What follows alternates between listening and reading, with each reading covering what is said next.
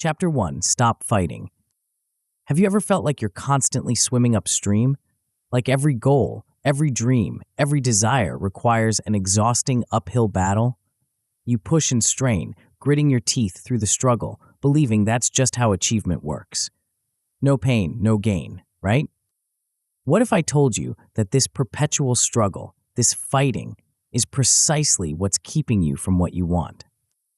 The truth is startling in its simplicity. The harder you fight for something, the more it tends to elude you. This isn't some mystical paradox, but a practical reality that plays out in careers, relationships, personal growth, and virtually every aspect of life where we desire progress. Think about it. When was the last time you achieved something meaningful through effortless flow rather than exhausting struggle? For most of us, these moments are rare exceptions rather than the rule. We've been conditioned to believe that achievement requires battle, that success demands we fight our way through obstacles, opposition, and our own limitations. But what if the opposite were true? This book challenges the fundamental assumption that fighting is the path to getting what you want. Instead, it presents a revolutionary approach based on alignment, ease, and flow. An approach that not only feels better, but produces superior results with less strain and burnout.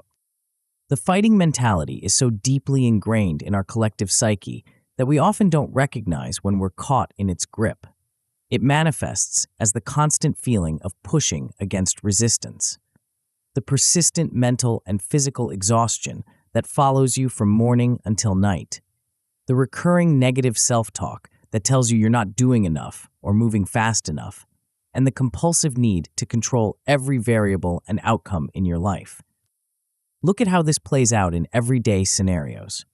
In your career, fighting might look like overworking to the point of exhaustion, aggressively pursuing promotions at the expense of your well-being, or viewing colleagues as competitors rather than collaborators. In relationships, it appears as trying to change others to meet your expectations, engaging in power struggles, or clinging to connections out of fear of loss. In personal growth, fighting manifests as harsh self-criticism and impatience with your progress. Even in health pursuits, the fighting mentality leads to extreme measures, pushing through pain, and viewing your body as something to be conquered rather than respected. Why do we adopt this exhausting approach? The reasons run deep. Society celebrates the hustle culture narrative, the glorification of struggle, and the belief that achievement only comes through hardship. We're bombarded with messages that valorize grinding, pushing limits, and sacrificing well-being for success. Social media feeds are filled with quotes like, "While you were sleeping, I was working," and "no excuses." This cultural conditioning shapes our understanding of what it takes to succeed. Our personal histories also play a significant role. Many of us have past experiences where fighting seemed to work, or perhaps it was the only approach we knew. Maybe you grew up in an environment where struggle was normalized, or you achieved early successes through sheer force of will. These experiences create powerful neural pathways that associate achievement with struggle. Perhaps most significantly, fear drives much of our fighting behavior. Fear of failure, fear of not being enough, fear of scarcity. These primal emotions trigger our fight-or-flight response, putting us in a constant state of battling against perceived threats to our success, security, or self-worth. When we operate from fear, we adopt a competitive, forceful mindset that sees the world as a place of limited resources where we must fight for our share. The irony is that this constant struggle creates the very resistance it's trying to overcome. Consider the basic physics of force. When you push against something, it naturally pushes back. This principle applies not just to physical objects, but to human psychology and energy. When you approach a goal with force and struggle, you create both internal and external resistance. Internally, this resistance manifests as self-sabotage and procrastination. Your subconscious mind, sensing the pressure and strain, creates diversions and obstacles. You might find yourself mysteriously unable to focus on that important project, or suddenly remembering other urgent tasks whenever you sit down to work on your primary goal. Externally, obstacles seem to multiply. The harder you push, the more the universe seems to push back. This isn't mystical thinking, but a reflection of how your strained energy affects your perceptions, decisions, and interactions with others. When you're in fight mode, you're more likely to notice problems, overlook opportunities, and create tension in your relationships with others. The energy cost of constant fighting is enormous. Mental and emotional resources become depleted as you pour them into struggle rather than creation. Stress and anxiety levels rise, increasing the risk of burnout. Your creativity and problem-solving abilities diminish precisely when you need them most. The fighting approach creates a self-perpetuating cycle. The more you struggle, the more depleted you become, making each subsequent effort even more difficult. This struggle profoundly affects your mental state. It reinforces negative thought patterns and limiting beliefs about how difficult achievement must be. The joy and satisfaction that should accompany progress get lost in the battle. You might achieve your goals, but at what cost? And how sustainable is this approach in the long run? Perhaps most insidiously, struggle breeds more struggle. The energy of fighting becomes your dominant frequency, attracting more situations that require fighting. It's like tuning a radio to the struggle station. That's all you'll hear. Meanwhile, opportunities for ease and flow pass by unnoticed because your attention is fixed on the battle. If fighting doesn't work, what's the alternative? This is where the path of alignment and ease enters, not as a passive surrender, but as a more intelligent and effective approach to achievement. It's crucial to understand what stopping fighting doesn't mean. It's not about giving up or becoming passive in the face of challenges. There's a profound difference between surrender to the process and resignation from your goals. Surrender involves releasing resistance while maintaining your intention and taking inspired action. Resignation, by contrast, means abandoning your desires out of defeat. Nor is it about avoiding challenges or difficult situations. Life will always present obstacles. That's part of the growth process. The difference lies in how you face these difficulties, with tense resistance or with a grounded, centered presence that allows you to find the path of least resistance through the challenge.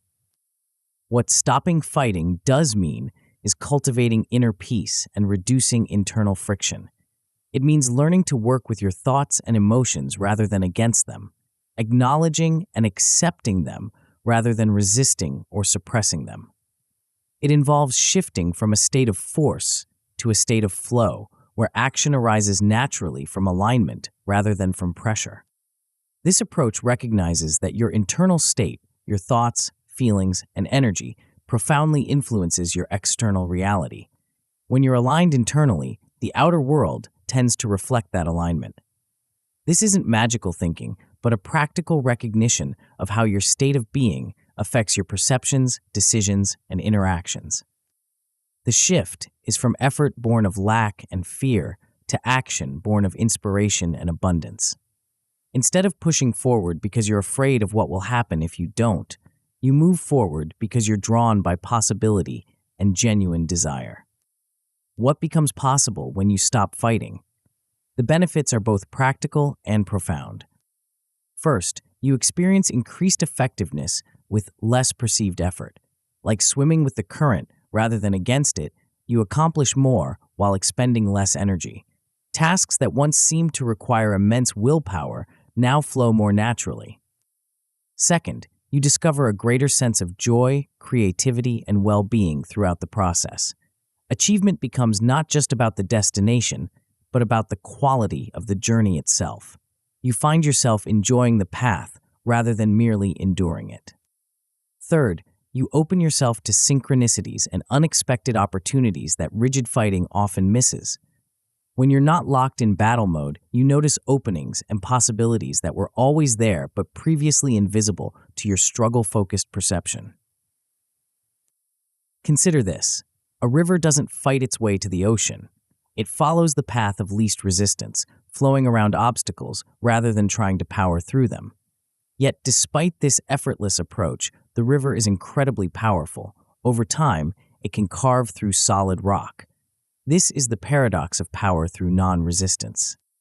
The shift from fighting to flowing doesn't happen overnight. It's a practice, one that begins with awareness of where and how you're currently fighting. The exercises at the end of this chapter will help you identify these areas and begin experimenting with a different approach. As you move through this book, you'll discover specific strategies for making this shift in every area of your life.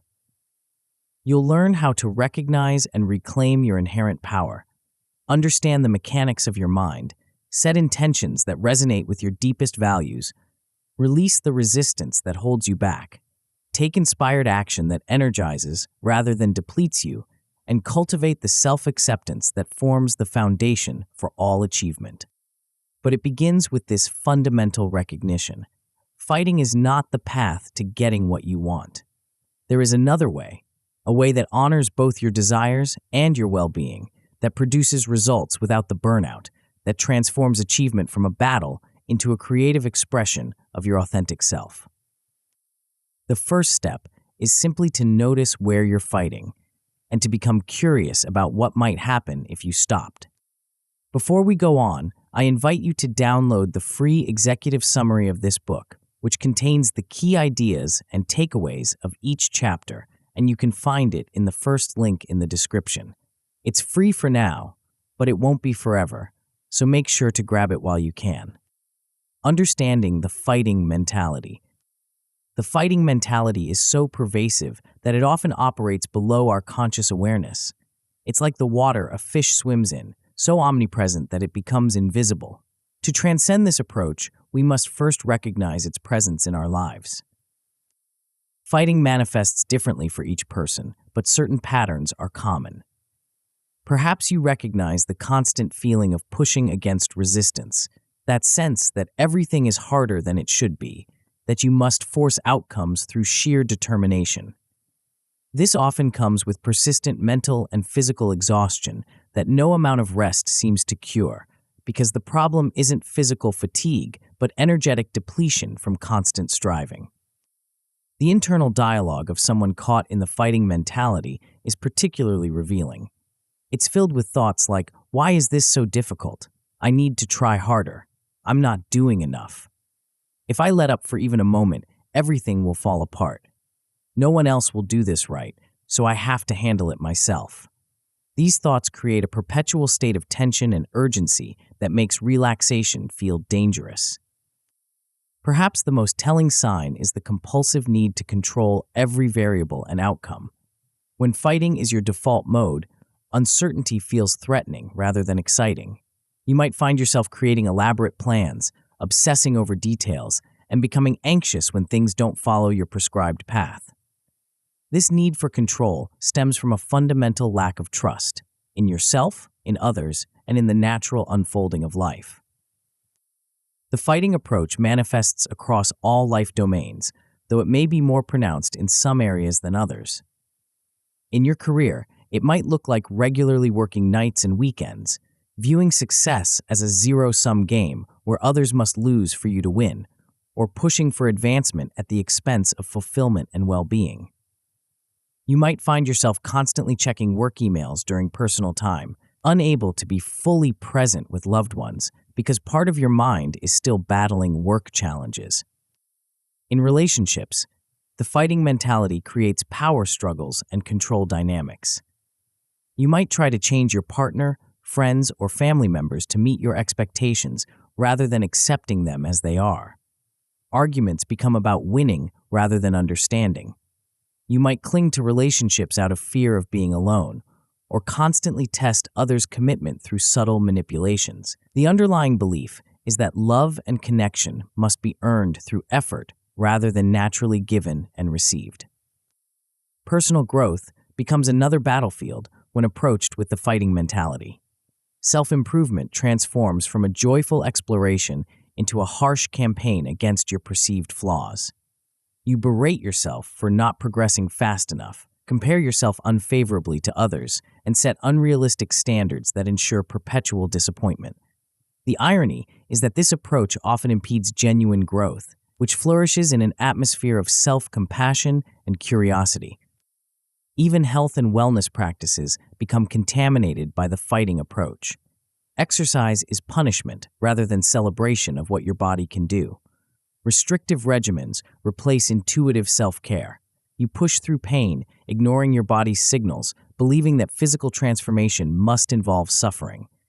The fighting mentality turns the body into an adversary to be conquered rather than a partner to be respected. Why do we adopt this exhausting approach to life and achievement? The reasons are both cultural and personal. Our society has normalized and even glorified struggle. We celebrate those who hustle, who sacrifice sleep, relationships, and well-being on the altar of achievement. Social media amplifies this narrative with carefully curated images of productive struggle and quotes that equate rest with laziness. The underlying message is clear. If you're not fighting, you're not trying hard enough. This cultural conditioning creates a distorted view of what achievement requires. We come to believe that success must involve hardship, that if something comes easily, it's somehow less valuable or meaningful. This belief becomes a self-fulfilling prophecy as we unconsciously create struggle where none is necessary, just to validate our efforts. Our personal histories further reinforce the fighting mentality. Many of us have experiences where fighting seemed to work, or at least it led to the outcomes we wanted. Perhaps you pushed through an academic challenge through sheer force of will and earned recognition. Maybe you fought for a relationship or opportunity and eventually succeeded. These experiences create powerful associations between struggle and achievement in our neural pathways. Family dynamics often play a significant role as well. If you grew up in an environment where love or approval seemed conditional on achievement, you likely internalize the belief that you must fight to be worthy. If your caregivers modeled a fighting approach to life, you absorb this as the normal way to pursue goals. These early imprints run deep and shape our adult approaches to achievement. Perhaps most fundamentally, fear drives our fighting behaviors. When we operate from fear, fear of failure, fear of inadequacy, fear of rejection, fear of scarcity, we naturally adopt a defensive, combative stance toward life. Fear activates our sympathetic nervous system, triggering the fight-or-flight response that was evolutionarily designed for physical threats, but now chronically activates in response to psychological pressures. Fear of failure keeps us pushing harder than necessary, afraid to trust the process or our own capabilities. Fear of not being enough drives us to prove our worth through constant striving. Fear of scarcity, the belief that there isn't enough to go around, creates a competitive, forceful mindset where we must fight for our share of limited resources, whether those resources are money, opportunities, recognition, or love. These fears are understandable, but ultimately misguided. They assume a hostile world where fighting is necessary for survival and success. But what if the opposite were true? What if fighting actually creates the very conditions we're trying to overcome? Before we continue, make sure to subscribe to Grow to the Top and activate notifications to receive more self-improvement tips that will supercharge your growth. And make sure to give this video a thumbs up and share it with your friends. It really helps the channel grow. Thank you for your support. The counterproductive nature of constant struggle. The fighting approach operates on a fundamental misconception that force is the most effective way to create change. In reality, force often generates equal or greater opposing force, a principle as true in human psychology as it is in physics. When you push against something, it naturally pushes back. This creates resistance, both internal and external. Internally, resistance manifests as self-sabotage and procrastination. Have you ever noticed that the harder you try to force yourself to complete a task, the stronger the urge to avoid it becomes? This isn't weakness or lack of discipline. It's your subconscious mind resisting the pressure and strain you're imposing. The fighting approach creates an internal split, part of you pushing forward, while another part resists. This internal conflict consumes enormous energy that could otherwise be directed toward creative solutions and inspired action. It's like driving with one foot on the gas and one on the brake. You burn fuel rapidly, but make limited progress. Externally, the fighting energy you project tends to create corresponding resistance in your environment. When you approach situations with tension and force, you often trigger defensive reactions in others. Opportunities that might have unfolded naturally become complicated by the very energy you're bringing to them. It's not that the universe is conspiring against you, rather, your fighting stance creates ripple effects that return to you as obstacles. The energy cost of constant fighting is enormous and often unsustainable. Mental and emotional resources become depleted as you pour them into struggle rather than creation. The chronic stress of perpetual battle activates your sympathetic nervous system, flooding your body with stress hormones that over time can lead to physical health problems and emotional burnout.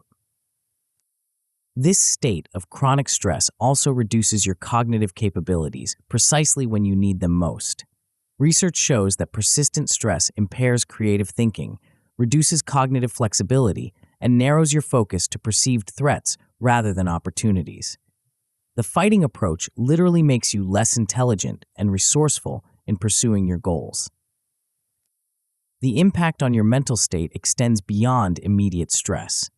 Constant struggle reinforces negative thought patterns and limiting beliefs about how difficult achievement must be. You begin to see obstacles everywhere because that's what you're primed to notice. The narrative becomes, "This is hard because everything worthwhile is a struggle," rather than, "This is challenging because I haven't yet found the path of ease." Joy and satisfaction, emotions that should accompany progress, get lost in the battle. Achievement becomes hollow when it arrives through exhausting struggle rather than aligned flow. You might reach your destination only to find yourself too depleted to enjoy it, already anxiously scanning the horizon for the next battle.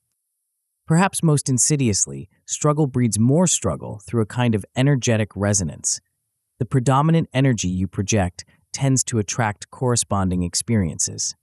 When fighting is your default mode, you unconsciously create and attract situations that require more fighting, perpetuating the cycle.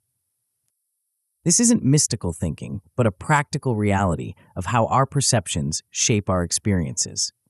When you're in fighting mode, you're more likely to notice problems than opportunities, to interpret neutral situations as threatening, and to approach interactions with defensiveness that triggers similar responses in others. You become locked in a self-reinforcing cycle of struggle that seems to confirm your belief that life is inherently difficult. Meanwhile, opportunities for ease and flow pass by unnoticed because your attention is fixed on the battle. It's like having your radio tuned to the struggle station. That's all you'll hear, even though many other frequencies are available. The fighting approach also tends to create tunnel vision, where you become so focused on your predetermined path that you miss alternative routes that might be more effective and enjoyable. When you're fighting to move forward on your chosen path, you're less likely to notice the side door that would lead you to your destination with half the effort. Consider how this plays out in practical scenarios. In career pursuits, the fighting approach might have you working longer hours, aggressively pursuing promotions, and viewing colleagues as competitors. This creates stress, damages relationships, and often leads to diminishing returns as your effectiveness decreases with exhaustion. The alternative, finding work that aligns with your natural talents, building collaborative relationships, and allowing your authentic contribution to be recognized, often produces better results with less strain. In relationships, fighting to change others or to maintain connections through force of will creates tension and resistance. The harder you push, the more the other person typically withdraws or pushes back.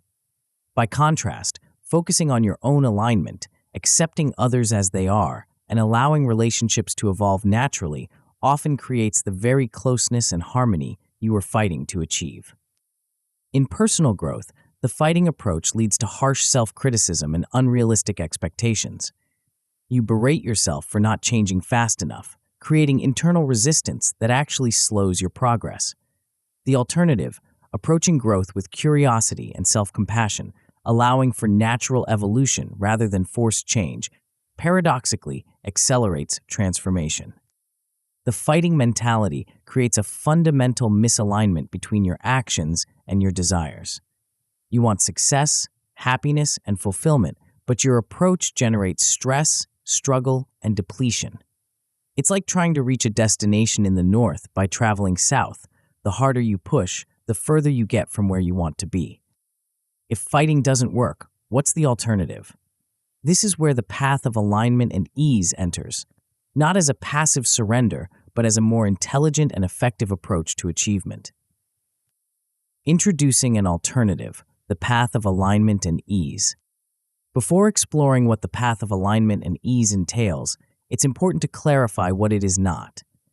Common misconceptions can prevent people from embracing this approach, fearing it means abandoning their ambitions or responsibilities. Stopping fighting does not mean giving up or becoming passive. There's a profound difference between surrender to the process and resignation from your goals. Surrender involves releasing resistance while maintaining your intention and taking inspired action. It's like a river that surrenders to gravity and the contours of the land, flowing around obstacles rather than trying to power through them, yet still inexorably moving toward its destination. Resignation, by contrast, means abandoning your desires out of defeat or apathy. This approach still involves action, often significant action, but the quality of that action is fundamentally different. Rather than action driven by fear, pressure, or desperation, it's action that arises naturally from alignment, inspiration, and genuine desire. We'll explore this distinction more deeply in later chapters. Nor does stopping fighting mean avoiding challenges or difficult situations. Life will always present obstacles. That's part of the growth process. The difference lies in how you face these difficulties, with tense resistance or with a grounded, centered presence that allows you to find the path of least resistance through the challenge. Think of martial arts like Aikido, which teach practitioners to blend with an opponent's energy rather than directly opposing it. This doesn't mean avoiding the confrontation. It means engaging with it in a way that uses the existing energy rather than fighting against it. Often, this approach is more effective than head-on opposition. What, then, does stopping fighting actually mean? At its core, it means cultivating inner peace and reducing internal friction. It involves learning to work with your thoughts and emotions rather than against them, acknowledging and accepting them rather than resisting or suppressing them. When a challenging emotion like fear or anger arises, the fighting approach tries to push it away or overcome it through force of will. This creates internal conflict that consumes energy and actually intensifies the emotion. The alternative is to acknowledge the emotion, allow it to be present without judgment, and then choose your response from a place of awareness rather than reactivity. Similarly, when negative thoughts arise, fighting them often makes them stronger. The alternative is to observe them with curiosity, recognize them as just thoughts rather than absolute truths, and gently redirect your focus to thoughts that better serve your intentions. This inner work facilitates a shift from a state of force to a state of flow. In flow, action feels effortless, not because you're not exerting energy, but because the energy moves smoothly without the friction of resistance. Athletes call this being in the zone, a state where performance is simultaneously at its peak and feels almost effortless. The path of alignment and ease recognizes that your internal state, your thoughts, feelings, and energy profoundly influences your external reality. When you're aligned internally, the outer world tends to reflect that alignment. This isn't magical thinking, but a practical recognition of how your state of being affects your perceptions, decisions, and interactions. When you're in a state of fear, tension, or lack, you perceive threats everywhere, make decisions from scarcity, and project an energy that often triggers defensive responses in others. When you're in a state of trust, ease, and abundance, you notice opportunities, make decisions from possibility, and project an energy that tends to elicit positive responses from others and situations. The shift is from effort born of lack and fear to action born of inspiration and abundance. Instead of pushing forward because you're afraid of what will happen if you don't, you move forward because you're drawn by possibility and genuine desire. This changes not just how you feel during the process, but the actual results you create. What becomes possible when you stop fighting? The benefits are both practical and profound. First, you experience increased effectiveness with less perceived effort. Like swimming with the current rather than against it, you accomplish more while expending less energy. Tasks that once seemed to require immense willpower now flow more naturally because they're aligned with your authentic desires and strengths. Second, you discover a greater sense of joy, creativity, and well-being throughout the process. Achievement becomes not just about the destination, but about the quality of the journey itself. You find yourself enjoying the path rather than merely enduring it. This positive emotional state further enhances your effectiveness, creating a virtuous cycle. Third, you open yourself to synchronicities and unexpected opportunities that rigid fighting often misses. When you're not locked in battle mode, you notice openings and possibilities that were always there but previously invisible to your struggle-focused perception. Solutions often appear from unexpected directions when you're not forcing a particular outcome. The path of alignment and ease doesn't mean that everything happens instantly or that challenges never arise. Rather, it means that you navigate the natural ebbs and flows of life with more grace, effectiveness, and enjoyment. You still take action toward your goals, but that action comes from a different internal place and therefore produces different results. Consider the metaphor of a sailboat. The fighting approach is like trying to power a sailboat directly into the wind. It requires enormous energy and makes little progress.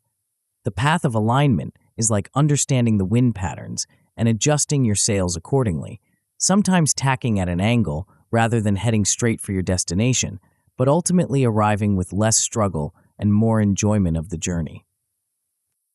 This approach requires a fundamental shift in how we understand achievement and success. Rather than seeing them as prizes to be won through battle, we begin to recognize them as natural expressions of alignment between our authentic selves and our actions in the world. Success becomes less about conquering external obstacles and more about removing internal ones, the limiting beliefs, fears, and misalignments that create unnecessary struggle. The path of alignment and ease isn't always easy, especially at first. It requires unlearning deeply ingrained patterns and developing new capacities. It asks us to trust in a process that may feel unfamiliar and sometimes uncomfortable. It demands courage of a different kind. Not the courage to fight harder, but the courage to surrender control and trust in our deeper wisdom. Yet the rewards of this approach extend far beyond the specific goals you achieve. You discover a way of living that honors both your desires and your well-being, that produces results without the burnout, that transforms achievement from a battle into a creative expression of your authentic self. The exercises that follow are designed to help you begin identifying where you're currently fighting and experimenting with a different approach.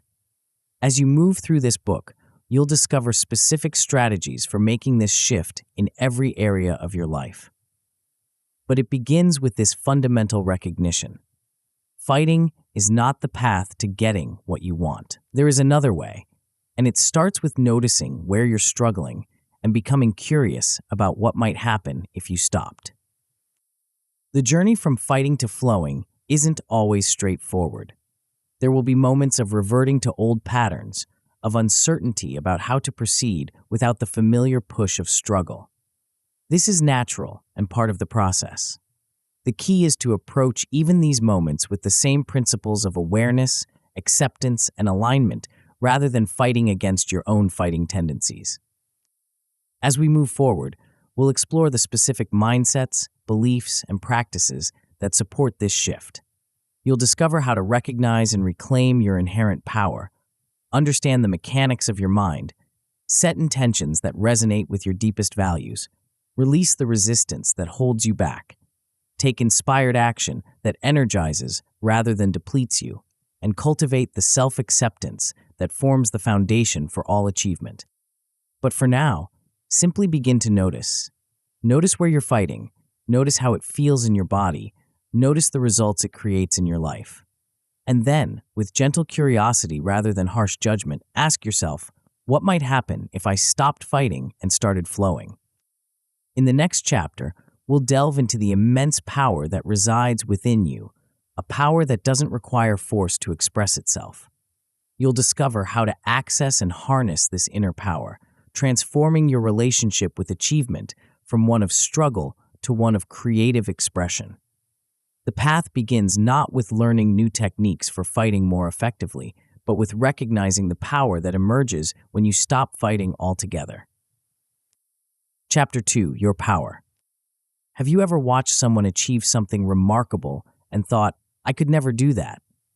Or perhaps you've looked at your own life circumstances, a job you dislike, relationships that drain you, financial struggles that seem endless, and felt powerless to change them?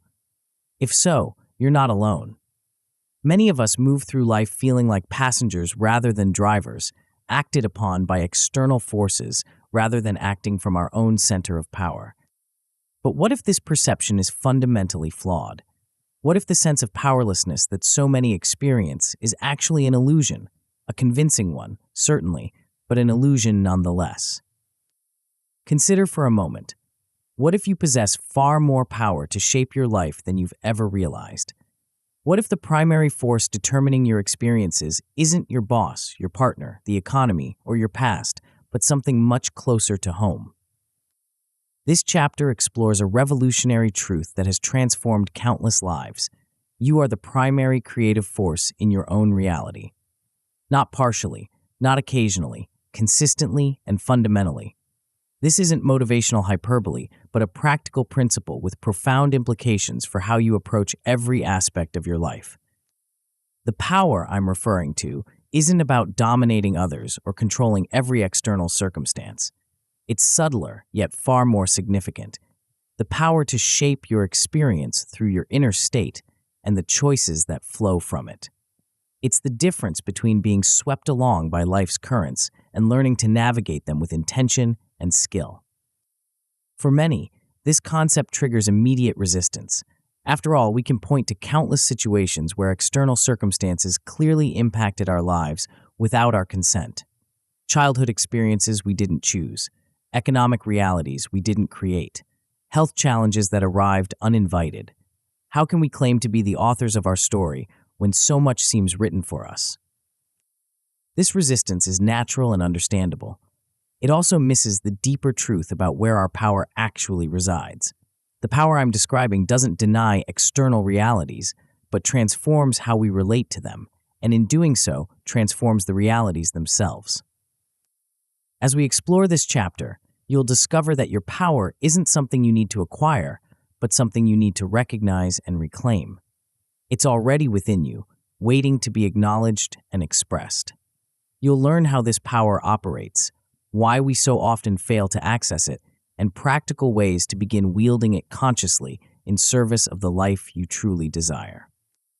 The journey begins with a fundamental shift in perspective, from seeing yourself as a victim of circumstances to recognizing yourself as the author of your experience.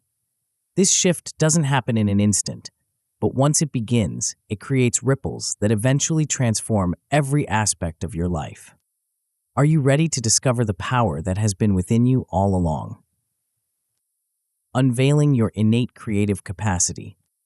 Let's begin with a simple but profound truth. You are the author of your life story. This doesn't mean you control every event that occurs, but it does mean you have the ultimate authority over how you interpret and respond to those events, and those interpretations and responses shape your reality far more powerfully than the events themselves. Think about it this way. Two people can experience the identical external circumstance, a job loss, for instance, and create entirely different realities from it. One person might collapse into victimhood, seeing the job loss as proof of their inadequacy and the world's unfairness. Another might view it as an opportunity to pursue work more aligned with their passions or as a chance to develop resilience. Same event, radically different experiences, because the internal author was writing a different story. This perspective directly challenges one of the most disempowering mindsets humans can adopt, the victim mentality. To be clear, This isn't about denying genuine victimization that occurs through abuse, violence, or injustice.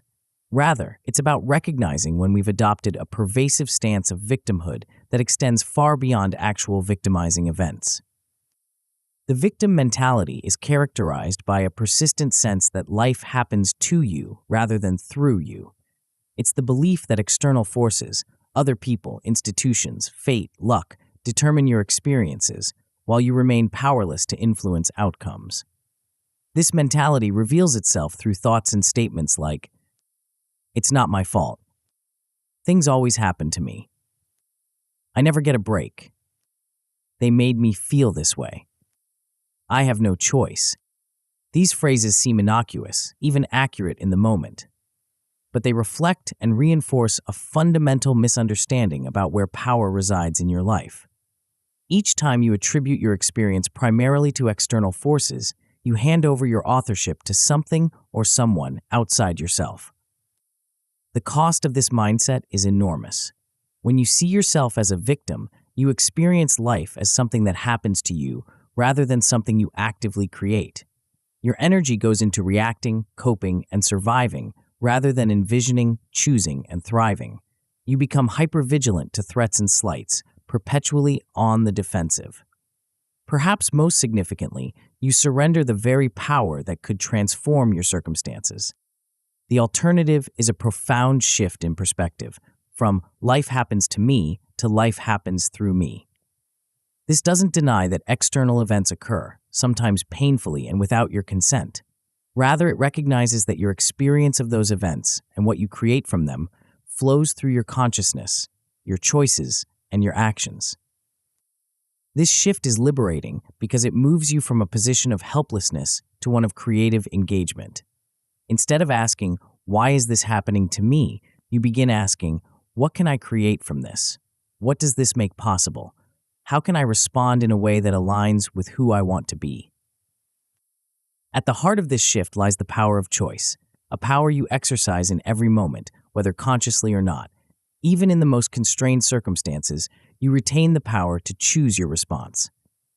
As Viktor Frankl, who survived the Nazi concentration camps, famously observed, "Between stimulus and response, there is a space. In that space is our power to choose our response. In our response lies our growth and our freedom." This power of choice operates at multiple levels. Most fundamentally, you choose your interpretation of events, the meaning you assign to what happens. You choose your emotional response, not the initial feeling that may arise automatically, but how you relate to that feeling and whether you amplify or transform it. You choose your focus, what you pay attention to and what you ignore. And you choose your actions, how you move in the world based on your interpretations and focus. These choices might seem small in isolation, but they accumulate to shape your reality. Like drops of water that eventually carve canyons through solid rock, your moment-by-moment choices create the contours of your life experience. The person you are today is largely the result of choices you've made in the past. Choices about what to believe, what to focus on, how to respond to challenges, what actions to take or avoid. Recognizing this can be both sobering and empowering. Sobering because it means we can't simply blame our circumstances on external factors. Empowering because it means we have far more influence over our future than we may have believed. This power of choice allows you to reclaim your authorship from external circumstances and other people's opinions. When you truly understand that you choose the meaning of events in your life, external approval or criticism loses much of its power over you. You no longer need everyone to agree with your choices because you recognize that only you can determine what those choices mean for your life. Of course, acknowledging your power as the author of your life doesn't mean denying the influence of external factors. We all operate within contexts that include constraints and advantages we didn't choose. Systemic factors like economic conditions, social structures, and access to resources create very real parameters within which we make our choices. The key distinction is this: while external circumstances influence the range of choices available to you, they don't determine how you interpret, respond to, and create from those circumstances. That power remains yours, regardless of external conditions. This brings us to a critical question. If we possess this innate creative capacity, why don't we consistently experience and express it? Why do we so often feel powerless rather than powerful? The answer lies in what I call the untapped reservoir, the immense power within you that remains largely unrecognized and unutilized. This power is like an underground spring that could nourish your entire life but remains hidden beneath layers of limiting beliefs, societal conditioning, and habitual patterns of thought and behavior. These limitations come from various sources. Some are societal, cultural messages about what's possible or appropriate for someone of your gender, age, background, or appearance. Some are familial, patterns and beliefs you absorbed from your family system about your capabilities and worth. Many are self-imposed, conclusions you've drawn from past experiences and hardened into beliefs about what you can and cannot do. Whatever their source, these perceived limitations share a common feature. They exist primarily in your mind, not in objective reality. They're stories you've accepted about yourself and your possibilities, not immutable facts. And because they're stories, they can be revised or replaced with new stories that better serve your growth and fulfillment. History is filled with individuals who defied perceived limitations to achieve what others considered impossible. People born into poverty who created abundance. People told they lacked talent who developed extraordinary skill. People with physical disabilities who accomplished remarkable physical feats. What distinguished these individuals wasn't superior natural ability, but a refusal to accept the limitations others placed on them, or that they placed on themselves. The most powerful creative tool you possess isn't external resources, connections, or even talents, though these certainly help. It's your inner state, the complex interplay of your thoughts, feelings, and beliefs that forms the template for your experience. Your thoughts, feelings, and beliefs function as blueprints for your experiences in several ways. First, they determine what you notice and what you overlook, effectively filtering the vast amount of information available to your senses at any moment. If you believe opportunities are scarce, you'll likely notice evidence that confirms this belief while missing contrary evidence. If you believe people are generally trustworthy, you'll tend to notice behaviors that align with this expectation. Second, your inner state influences how you interpret what you do notice. The same event, a colleague not responding to your email, for instance, can be interpreted in countless ways depending on your mental and emotional state. If you're feeling insecure, you might see it as rejection. If you're feeling confident, you might assume they're simply busy. Third, your inner state shapes your actions, which directly impact your external reality. If you believe you're capable of handling challenges, you'll approach difficult situations with confidence and resourcefulness, increasing the likelihood of positive outcomes. If you believe you'll inevitably fail, you'll approach the same situations with hesitation and fear, or avoid them altogether, creating very different results. This process reflects a principle sometimes called vibrational resonance, or like attracts like. While this concept has been popularized in ways that sometimes overstate its simplicity, at its core lies a psychological truth. We tend to attract experiences that resonate with our dominant thoughts, feelings, and beliefs. This isn't mystical but practical. Your inner state influences your perceptions, interpretations, and actions, which in turn shape the reality you experience. Understanding this principle shifts your focus from trying to manipulate external circumstances to cultivating an inner state that naturally attracts and creates the experiences you desire. Rather than fighting against what you don't want, you direct your energy toward embodying what you do want, becoming a vibrational match for your desires. This brings us to a crucial insight. Your power doesn't lie primarily in what you do, but in who you are being as you do it. External actions matter, certainly, but their impact is magnified or diminished by the inner state from which they arise. Action taken from a state of fear, desperation, or unworthiness creates very different results than the same action taken from a state of confidence, inspiration, or self-worth. Recognizing your inner state as your primary creative tool transforms how you approach change and achievement. Instead of focusing exclusively on changing your circumstances through external action, you begin by changing your inner relationship to those circumstances. This shift in perspective doesn't replace action, but precedes and informs it, ensuring that your actions arise from and reflect the reality you wish to create. The cornerstone: self-belief and worthiness. If your inner state is the primary creative force in your life, then two elements of that state deserve special attention: self-belief and worthiness.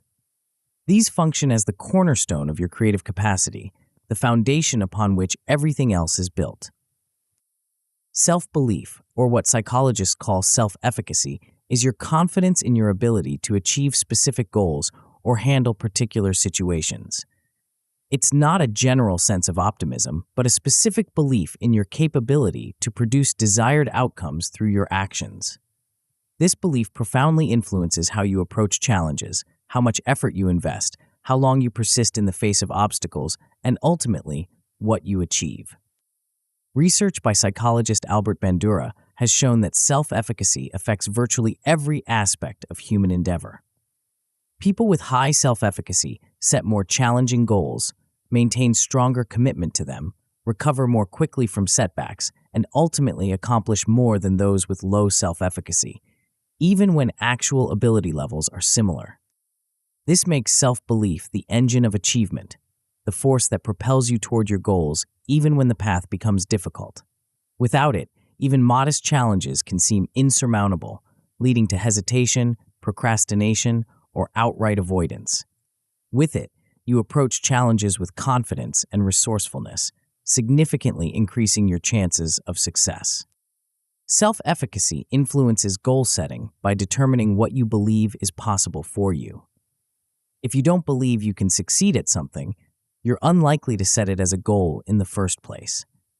This means that low self-efficacy doesn't just affect your performance, it limits the very possibilities you allow yourself to consider. It also influences effort and persistence. When you believe you can succeed, you're willing to invest significant energy and continue despite obstacles. When you doubt your ability, you're more likely to give up at the first sign of difficulty. This creates a self-fulfilling prophecy. Those who believe they can succeed put in the effort required to make success likely, while those who doubt themselves often ensure their own failure through insufficient effort or premature surrender. The good news is that self-efficacy isn't fixed. It can be developed through several means, with mastery experiences being the most powerful. Each time you successfully complete a challenging task, you build evidence for your capability, strengthening your belief in your ability to succeed at similar or even more difficult tasks in the future. Vicarious learning, observing others similar to you succeed through sustained effort, also builds self-efficacy. When you see someone like you accomplish something difficult, it challenges limiting beliefs about what's possible for someone like me. This is one reason representation matters in various fields. Seeing people who share your characteristics succeed makes it easier to believe you can succeed too. Verbal persuasion, encouragement, and expressions of confidence from others can also boost self-efficacy, especially when it comes from someone whose opinion you value. And your physiological and emotional states provide information you interpret about your capabilities. Learning to manage anxiety and maintain positive emotional states supports stronger self-belief. Despite these pathways to building self-efficacy, many people struggle with what might be called the "I'm not good enough" syndrome, a pervasive sense of inadequacy that undermines belief in their ability to achieve their desires.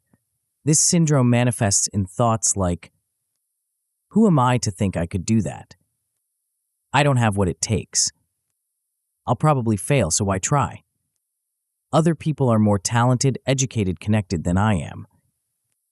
These thoughts reflect and reinforce a fundamental belief in your inadequacy, a belief that often has deep roots. For many, these roots extend into childhood experiences where love or approval seemed conditional on performance, creating the impression that your worth depends on your achievements. For others, they stem from painful experiences of failure or rejection that were interpreted as evidence of inherent deficiency rather than specific circumstances. Social comparison also fuels this syndrome, especially in the age of social media, where we're constantly exposed to carefully curated highlights of others' lives and achievements. Comparing your full reality, including all your doubts, struggles, and failures, to others' edited highlights naturally leaves you feeling inadequate. Perfectionism further compounds the problem by setting impossible standards that guarantee a sense of falling short. When nothing less than perfection is acceptable, even impressive achievements feel inadequate, reinforcing the belief that you're not good enough. Overcoming this syndrome requires identifying and challenging these negative self-perceptions. This begins with awareness, noticing when thoughts of inadequacy arise and recognizing them as beliefs, not facts. It continues with questioning, examining the evidence for and against these beliefs, considering alternative interpretations of past experiences, and recognizing the biases and distortions in your self-assessment. Reframing negative self-perceptions involves developing more balanced and compassionate ways of viewing yourself and your capabilities. This doesn't mean adopting unrealistic positive thinking, but developing a more accurate assessment that acknowledges both your strengths and areas for growth, your successes and your failures, without defining your worth by either. While self-belief concerns your capability, self-worth addresses your fundamental value as a human being. This distinction is crucial because many people conflate the two, believing their worth depends on their capabilities, achievements, or external validation. This creates a conditional relationship with yourself, where you're worthy of love, respect, and good things only when you perform well or meet certain standards. The alternative is recognizing that your value as a person is constant and not dependent on external validation or achievement. You are inherently worthy, not because of what you do, what you have, or what others think of you, but simply because you exist. This worth is your birthright, requiring no justification or proof. This perspective directly challenges the trap of "I'll be worthy when" thinking. You know this trap if you've ever thought, "I'll be worthy of love when I lose weight. I'll deserve success when I get another degree. I'll be good enough when my business makes 6 figures. I'll matter when I've accomplished something significant." This conditional approach to self-worth creates a perpetual state of unworthiness as the goalposts constantly shift. Once you achieve the condition you set for worthiness, another takes its place, leaving you forever chasing validation that never fully arrives. More insidiously, low self-worth actively sabotages your desires through a mechanism psychologists call self-verification. We all have a deep need for consistency between our self-concept and our experiences. When your self-concept includes a belief in your unworthiness, experiences that contradict this belief, like success, love, or abundance, create cognitive dissonance, a psychological discomfort arising from inconsistent beliefs or perceptions. To resolve this dissonance, you may unconsciously repel success if you don't feel you deserve it. This can happen in countless ways. Self-sabotage, just as you're about to achieve a goal, choosing partners who reinforce your sense of unworthiness, undermining relationships when they become too loving, or even experiencing physical symptoms when success arrives.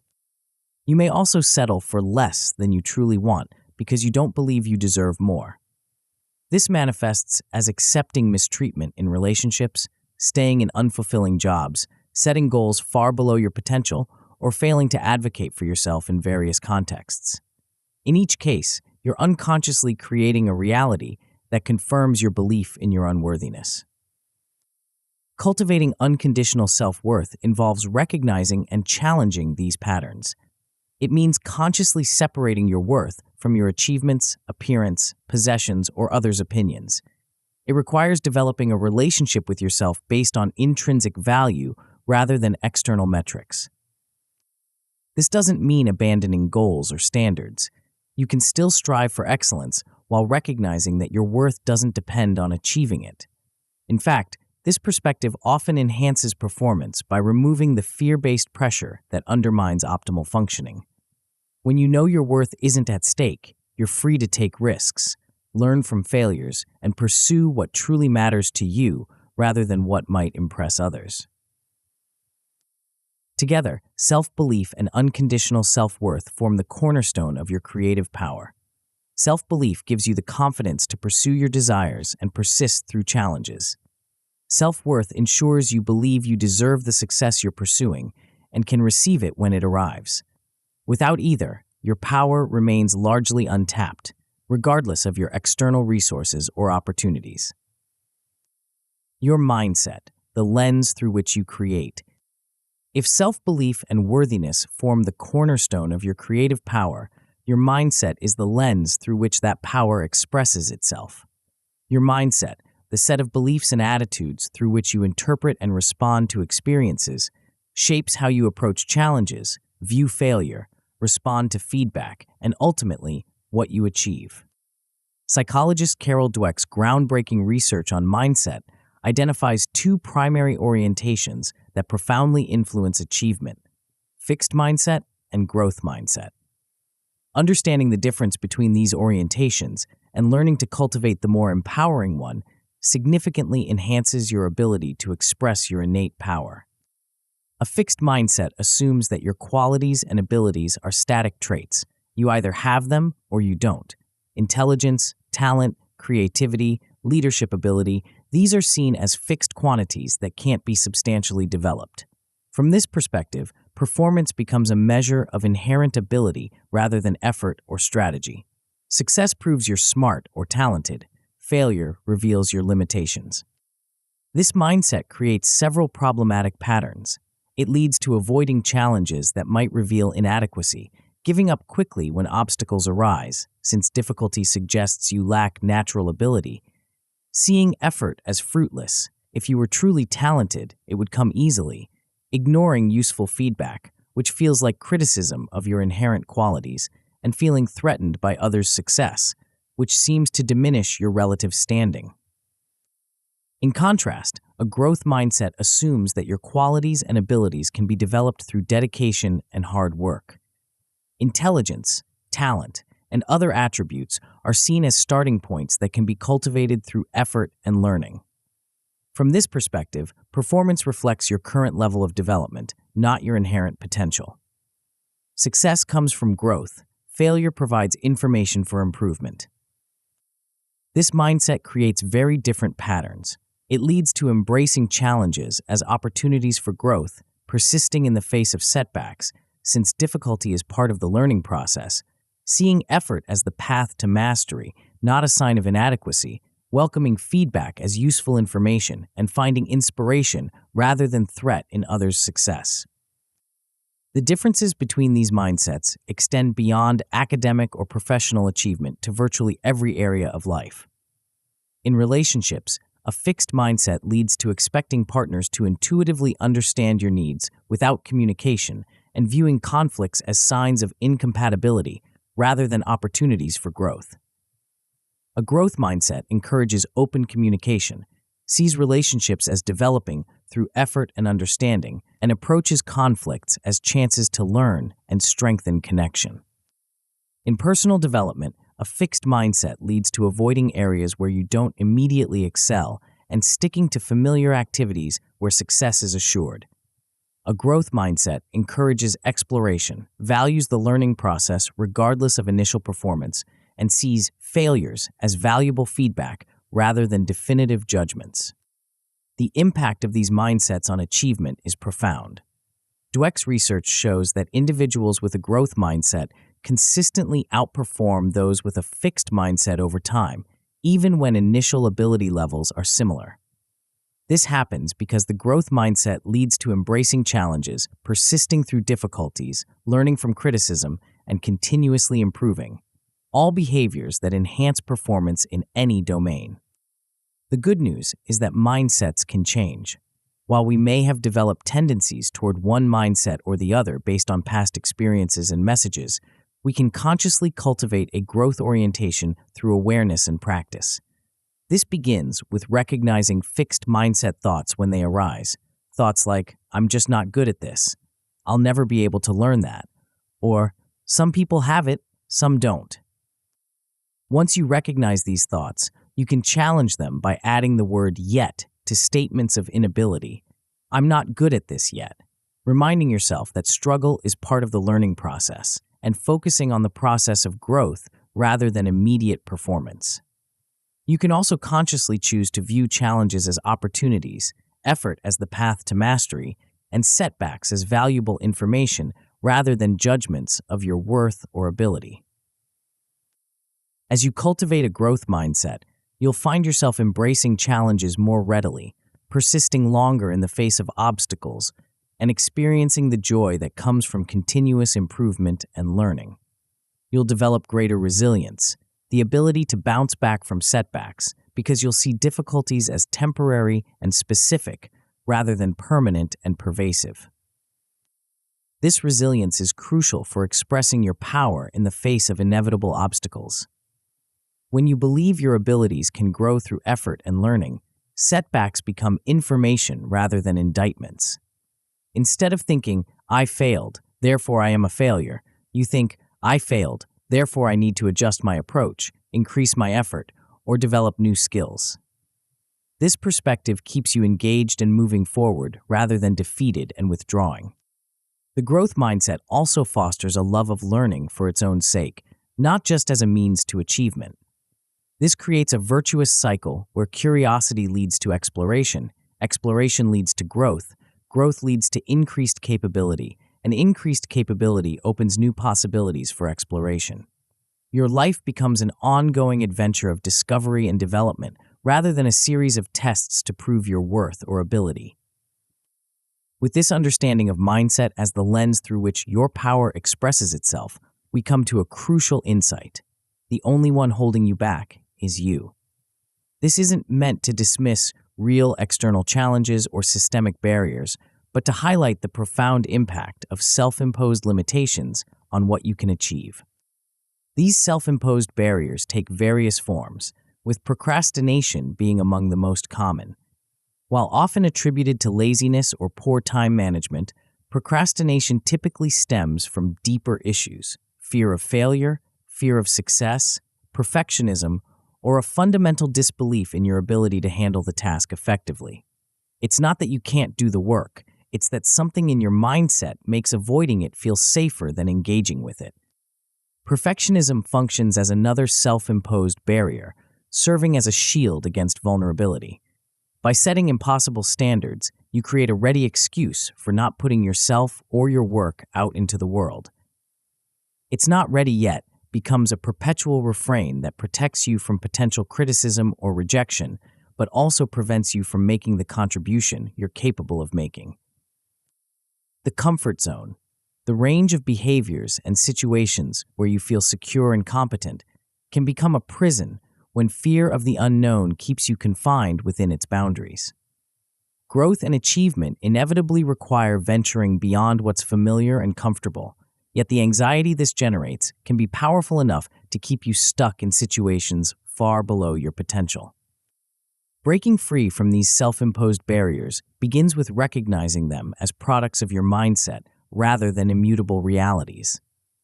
Once you see them clearly, you can begin dismantling them through practical steps that gradually expand your capacity and confidence. Taking small, consistent steps outside your comfort zone builds both capability and courage. Each time you do something that feels slightly uncomfortable but manageable, you demonstrate to yourself that you can handle more than you thought, expanding your comfort zone to include new behaviors and situations. Over time, these small steps accumulate into significant growth and achievement. Reframing failure as feedback transforms it from something to be feared into valuable information that guides your next steps. When you view each attempt as an experiment rather than a test of your worth or ability, you free yourself to try new approaches without the paralyzing fear of getting it wrong. This perspective makes failure a stepping stone to success rather than its opposite. Celebrating progress, not just perfection, keeps you motivated and engaged in the growth process. By acknowledging and appreciating each step forward, however small, you create positive reinforcement that encourages continued effort. This contrasts sharply with the fixed mindset approach of only valuing perfect performance, which creates a binary where you're either succeeding completely or failing utterly. As you implement these practices, you'll gradually dismantle the self-imposed barriers that have limited your expression of power. You'll recognize that the voice telling you, "I can't," or "I'm not ready," or "it's too risky," isn't the voice of reality, but of fear. And fear can be acknowledged, thanked for its protective intention, and gently set aside as you move forward anyway. This doesn't mean the process will be easy or linear. Old patterns have deep roots and tend to reassert themselves, especially under stress. You'll have moments of reverting to fixed mindset thinking, of procrastinating important tasks, of hiding behind perfectionism. The key is not to expect perfection in your growth, but to notice these patterns with compassion when they arise and gently redirect yourself toward the more empowering perspective. Over time, as you consistently practice these new ways of thinking and being, they become more natural and automatic. The growth mindset becomes your default orientation rather than something you have to consciously choose.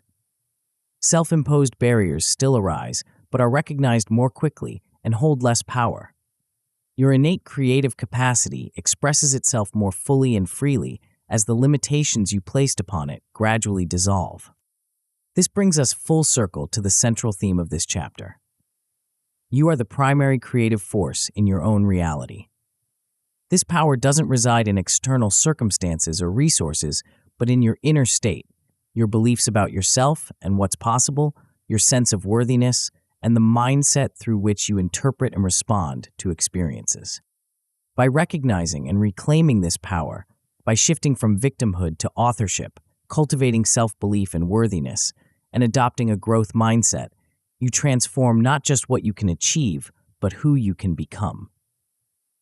You move from living at the mercy of circumstances to creating consciously from your center of power. This doesn't mean external factors cease to matter or that challenges disappear. Rather, it means you approach those factors and challenges from a fundamentally different place, not as evidence of your limitations, but as opportunities to express and expand your inherent power. The exercises that follow are designed to help you begin this process of recognition and reclamation.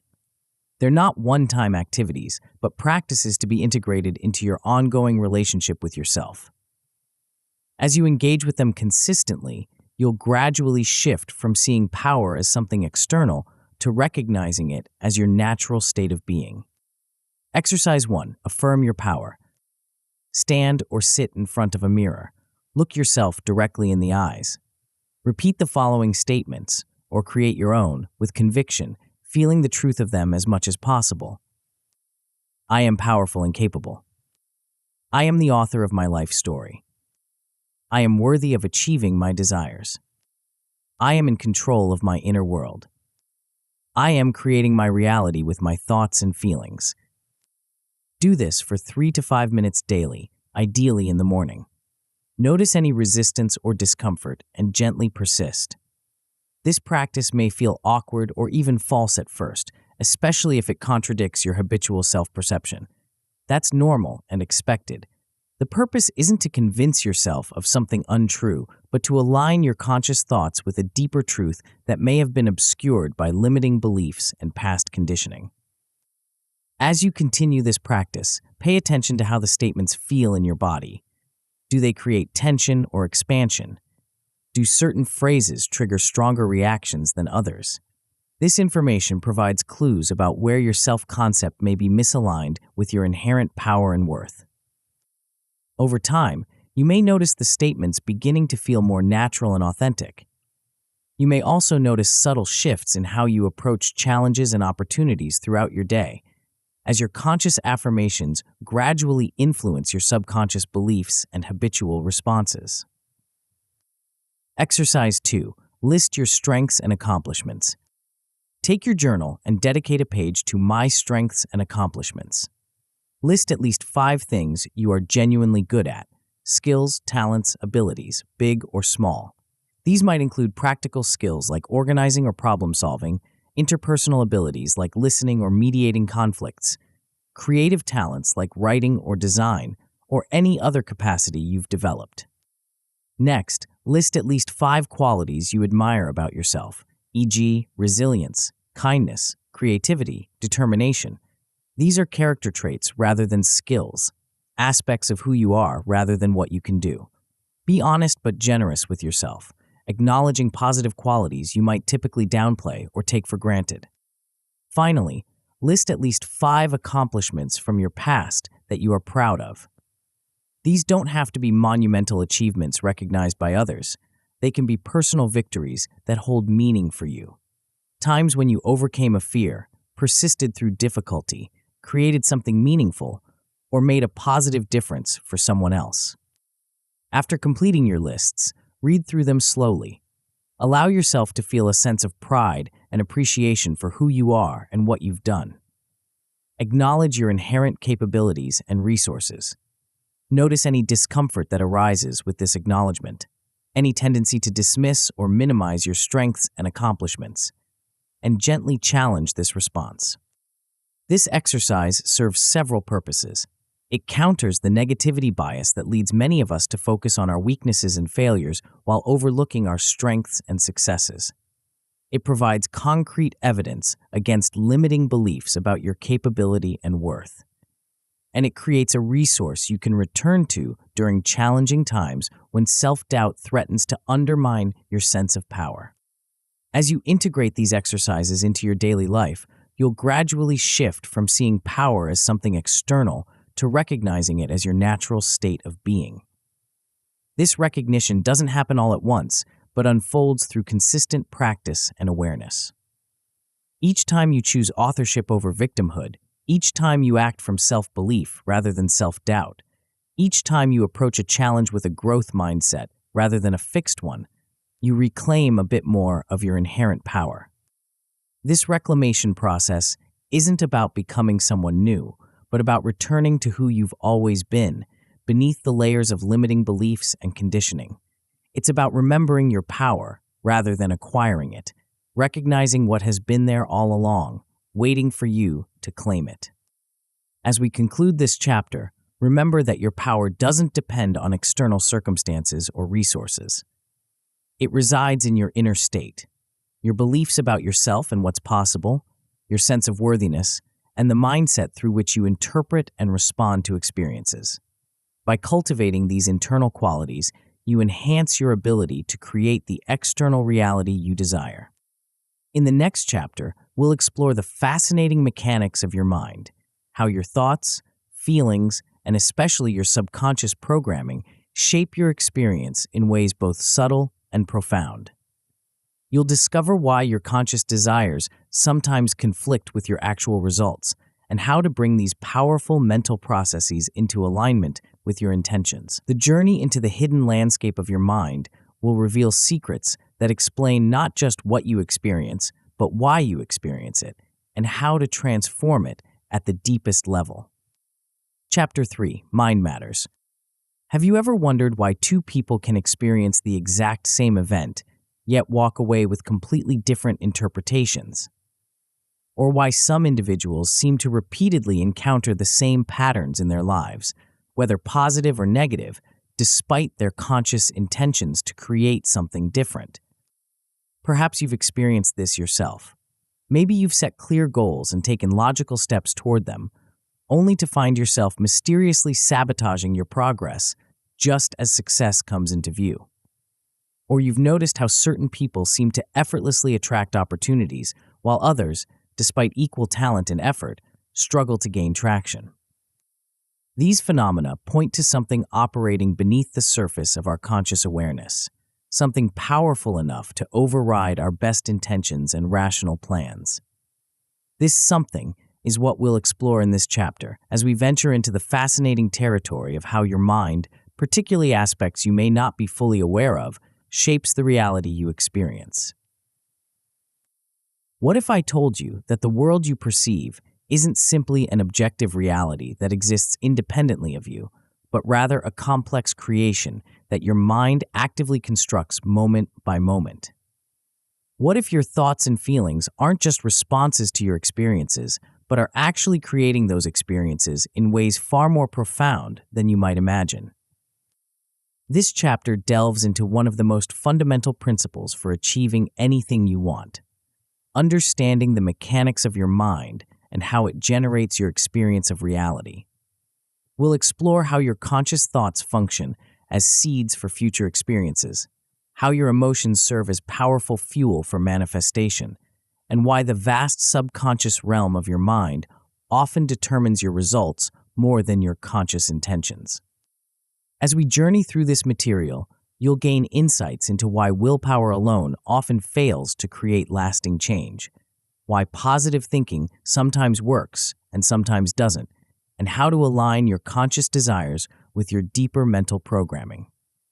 Most importantly, you'll discover practical ways to work with your mind rather than against it, to make this powerful creative force your ally rather than an obstacle. The principles we'll explore aren't merely theoretical. They're practical tools that, when applied consistently, can transform your relationship with yourself and your ability to create the experiences you desire. So let's begin our exploration of why and how mind truly matters. The creative engine, your thoughts and feelings. Every tangible thing you see around you, from the device you're using to read these words to the chair you're sitting in, began as a thought in someone's mind. The buildings that make up our cities, the technologies that connect our world, the institutions that structure our society, all originated first as ideas before manifesting in physical form. This principle extends beyond human creations to your personal experiences as well. The life you're currently living is, in many ways, the manifestation of thoughts you've consistently held in the past. Your relationships reflect your thoughts about yourself and others. Your career embodies your thoughts about your capabilities and worth. Your physical environment mirrors your thoughts about what you deserve and what's possible for you. This isn't magical thinking, but a practical recognition of how thought translates into experience through the medium of your perceptions, interpretations, decisions, and actions. Your thoughts aren't passive observers of reality, but active participants in creating it. The ancient wisdom, "As a man thinketh, so is he," captures this profound truth. Your prevailing mental attitude, the thoughts you habitually entertain, shapes your experience in multiple ways. First, it determines what you notice and what you overlook. If your mind is preoccupied with lack and limitation, you'll readily spot evidence that confirms these thoughts while missing opportunities and resources that contradict them. If your mental landscape is dominated by possibility and abundance, you'll naturally perceive openings and connections that someone with a different mental attitude would miss entirely. Second, your thoughts influence how you interpret what you do notice. The same event, a job interview where the interviewer seems distracted, for instance, can be interpreted in countless ways depending on your mental attitude. If your mind habitually gravitates towards self-doubt, you might interpret the interviewer's behavior as evidence of your inadequacy. If your thoughts typically center on confidence and worth, you might see the same behavior as reflecting the interviewer's preoccupation with other matters, having nothing to do with you. Third, your thoughts shape your emotions, which in turn influence your actions. Thoughts of inadequacy generate feelings of anxiety or resignation, leading to hesitant or self-sabotaging behaviors. Thoughts of capability create feelings of confidence and enthusiasm, producing bold, effective actions. These different actions naturally yield different results, seemingly confirming the original thoughts in a self-reinforcing cycle. This process isn't just psychological, but neurological. Consistent thoughts create neural pathways in your brain, physical connections between neurons that make those thought patterns more likely to recur.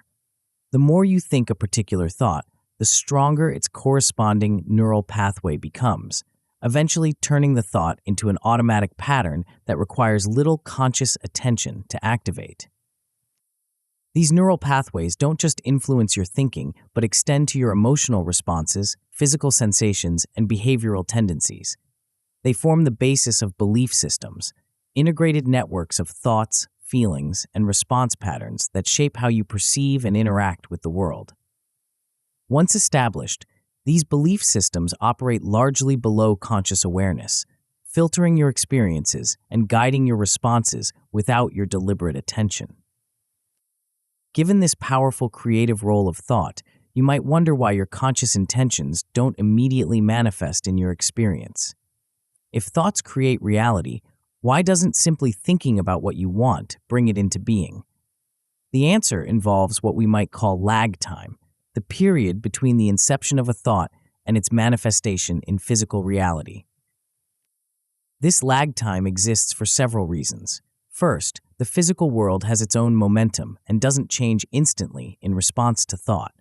Just as a large ship requires time and distance to change course, physical reality shifts gradually rather than immediately in response to new thought patterns. Second, and more significantly, most thoughts aren't held with sufficient consistency or emotional intensity to overcome existing mental and physical patterns. A single thought of financial abundance, for instance, makes little impact against years of habitual thoughts about scarcity, especially when those scarcity thoughts are reinforced by strong emotions and corresponding neural pathways. Creating meaningful change requires consistent focus over time, repeatedly directing your attention toward your desired outcome until the corresponding neural pathways strengthen enough to influence your perceptions, emotions, and behaviors. This is why patience and persistence are essential in nurturing your desired thought seeds into full manifestation. The process resembles planting a garden. You don't expect to see a fully grown plant the moment you place a seed in the soil.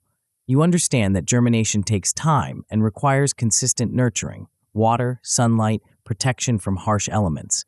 Similarly, your thought seeds need consistent attention and favorable conditions to develop into tangible experiences. While thoughts provide the blueprint for creation, feelings supply the energy that brings those blueprints to life. Your emotions aren't just reactions to your experiences, but powerful creative forces that accelerate or impede the manifestation of your thoughts. Different emotions carry different energetic frequencies or vibrations. Joy, love, enthusiasm, and gratitude vibrate at higher frequencies, creating expansive, flowing energy. Fear, anger, resentment, and shame vibrate at lower frequencies, generating contracted, resistant energy. These aren't moral judgments. Lower frequency emotions serve important purposes in certain contexts, but recognitions of their different qualities and effects.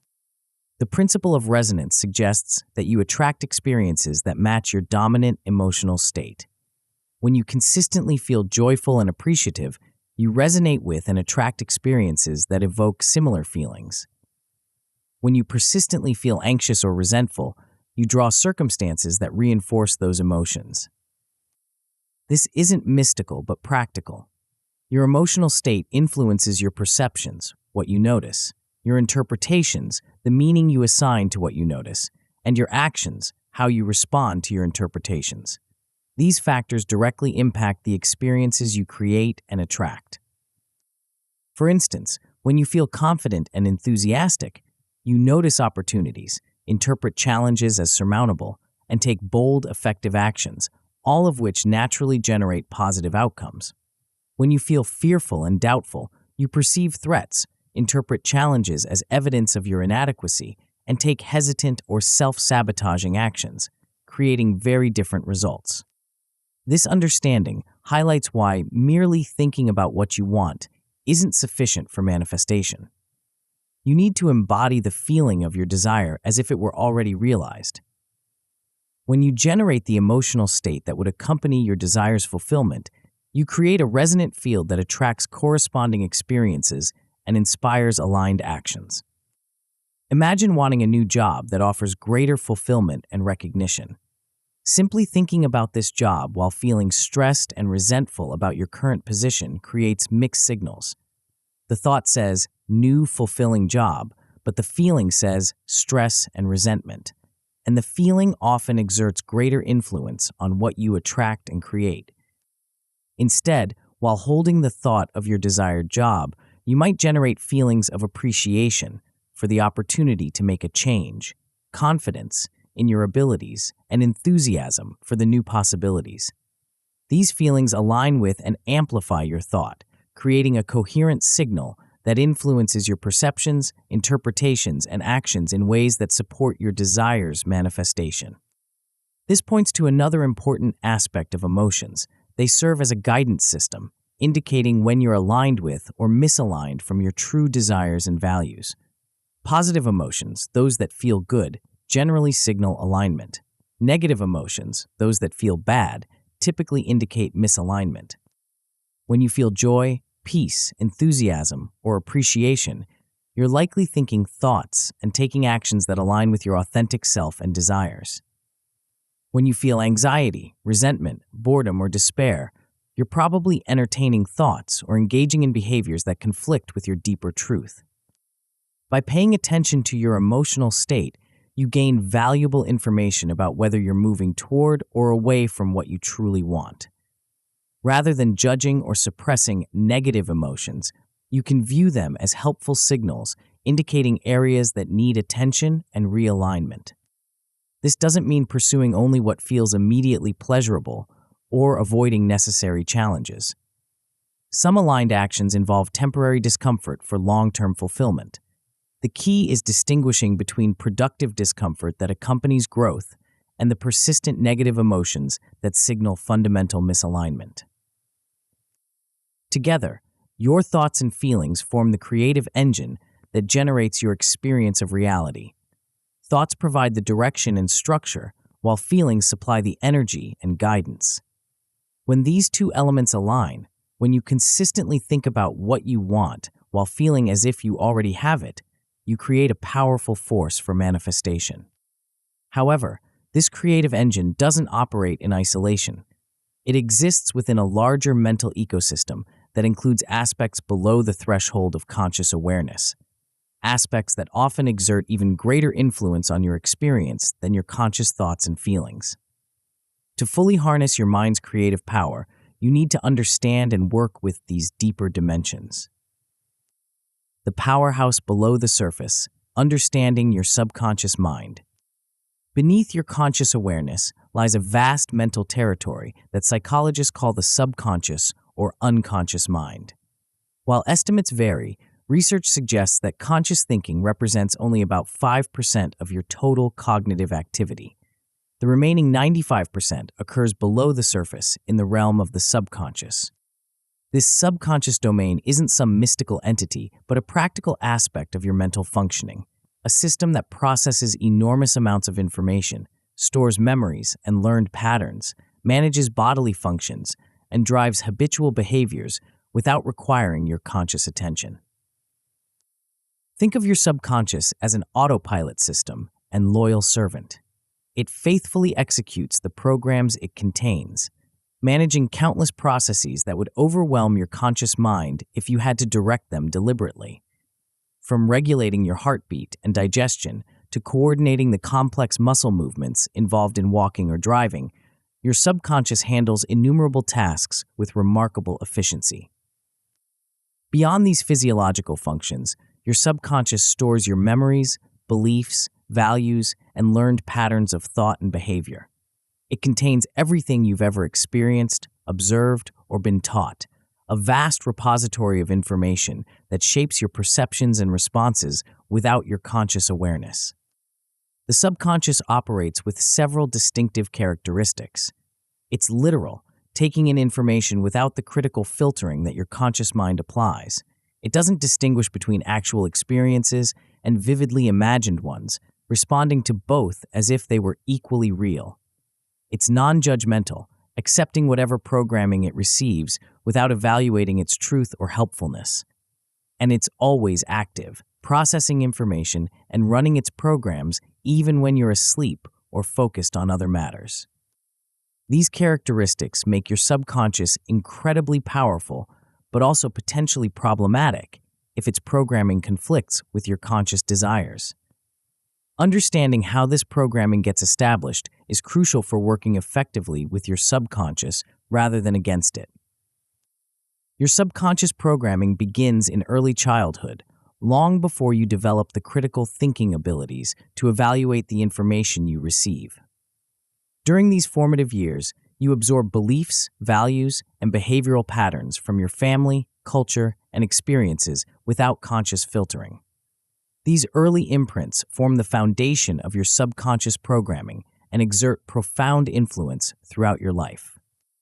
For instance, if you repeatedly observed your parents struggling financially while hearing statements like, "Money is hard to come by," or "We can't afford that," your subconscious likely absorbed the belief that financial struggle is normal and abundance is unattainable. This programming will influence your financial decisions and outcomes as an adult, regardless of your conscious intentions to create prosperity. Beyond early childhood, your subconscious continues to be programmed through repetitive thoughts, suggestions, and experiences. When you consistently think certain thoughts or hear particular messages, especially with emotional intensity, these patterns get encoded in your subconscious. This is why advertising works. Repeated exposure to messages, particularly those with emotional content, eventually influences your subconscious perceptions and behaviors. Strong emotional impacts also program your subconscious, sometimes in a single exposure. Traumatic experiences or moments of intense joy create powerful imprints that can shape your responses to similar situations for years afterward. Your subconscious records these emotional events as significant and develops protective or attractive patterns around them, depending on whether the emotion was negative or positive. This programming process explains why affirmations and visualization techniques sometimes work and sometimes don't.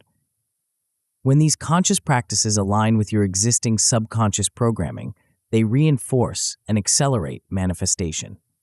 When they conflict with deeper programming, the subconscious typically overrides the conscious intention, creating frustration and apparent failure. Consider someone who consciously desires a loving relationship, but whose subconscious contains programming from childhood that relationships are painful or that they're unworthy of love. They might use affirmations like, "I am attracting my perfect partner," while visualizing a harmonious relationship. But if these conscious practices contradict their deeper programming, the subconscious will find ways to sabotage potential relationships or attract partners who confirm the existing belief in relationship pain or personal unworthiness. This dynamic explains why willpower often fails against subconscious beliefs. The subconscious mind is estimated to be thousands of times more powerful than the conscious mind in terms of information processing and influence on behavior. When these two aspects of mind conflict, the subconscious typically prevails through its control of automatic responses, emotional reactions, and habitual patterns. Examples of this conflict abound in everyday life. You might consciously want success while subconsciously fearing the responsibility or visibility it would bring. You might consciously desire health while subconsciously believing that illness provides needed rest or attention. You might consciously seek financial abundance while subconsciously equating wealth with greed or unworthiness. In each case, the conscious desire gets undermined by the subconscious programming, often in subtle ways that maintain the appearance of pursuing the goal while ensuring it remains unattained. You might sabotage success by missing deadlines or creating conflicts with key supporters. You might compromise health through forgetting to exercise or finding reasons to postpone medical care.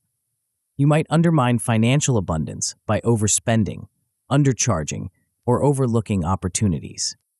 These self-sabotaging behaviors don't indicate weakness or lack of desire, but reflect the subconscious drive for congruence, the need to maintain consistency with existing programming. Your subconscious works tirelessly to create experiences that confirm its established beliefs, even when those beliefs create outcomes you consciously dislike. This drive for congruence explains why people often recreate familiar patterns despite conscious intentions to change them. If your subconscious believes relationships are painful, it will find ways to create or interpret relationship experiences that confirm this belief. If it believes success leads to rejection, it will generate behaviors that prevent success or create rejection when success occurs. The subconscious doesn't do this to sabotage you, but to maintain the coherence of your mental system based on what it knows to be true. It's actually trying to protect you by keeping your experiences consistent with your established beliefs about yourself and reality. Unfortunately, when those beliefs are limiting or negative, this protective function becomes counterproductive. Understanding this dynamic highlights why changing your conscious thoughts alone often fails to create lasting transformation. To manifest different experiences, you need to address the subconscious programming that may be contradicting your conscious intentions.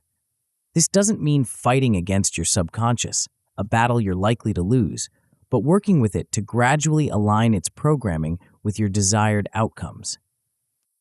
This alignment process involves several approaches. Repetition with emotional engagement can eventually create new neural pathways strong enough to override existing programming. Techniques like visualization, affirmation, and mental rehearsal, when practiced consistently with genuine feeling, gradually influence subconscious patterns. Hypnosis and other altered state practices can temporarily bypass the critical faculty of the conscious mind, allowing direct communication with the subconscious. Various energy psychology methods can release emotional charges from limiting beliefs, reducing their influence on your perceptions and behaviors. The key insight is that your subconscious isn't your enemy, but a powerful ally that needs updated information to support your conscious desires. By understanding its nature and working with its characteristics rather than against them, you can gradually bring your entire mental system into alignment with what you truly want to create and experience. The ego-rational mind, its role and its limitations. While the subconscious operates below the threshold of awareness, another aspect of mind functions very much in the foreground of your experience: the ego-rational mind, or what we might simply call the thinking mind. This is the aspect of consciousness that analyzes, categorizes, compares, judges, and constructs your sense of separate identity. The ego-rational mind serves several important purposes. It helps you navigate the physical world through logical analysis and problem solving. It assists in making sense of your experiences by organizing them into coherent narratives. It contributes to your safety by identifying potential threats and planning appropriate responses. And it plays a crucial role in forming and maintaining your sense of identity, your understanding of who you are as distinct from others and the world around you. These functions are valuable and necessary for human existence. Logic and reason help you make informed decisions, solve complex problems, and create technological innovations that enhance life. The ability to analyze situations, weigh options, and anticipate consequences supports effective action in a complex world. The capacity to form a coherent sense of self enables consistent behavior and meaningful relationships. The ego-rational mind also helps you make sense of your experiences by creating stories that explain why things happen and what they mean. When something occurs, this aspect of mind quickly generates interpretations based on past experiences, beliefs, and available information.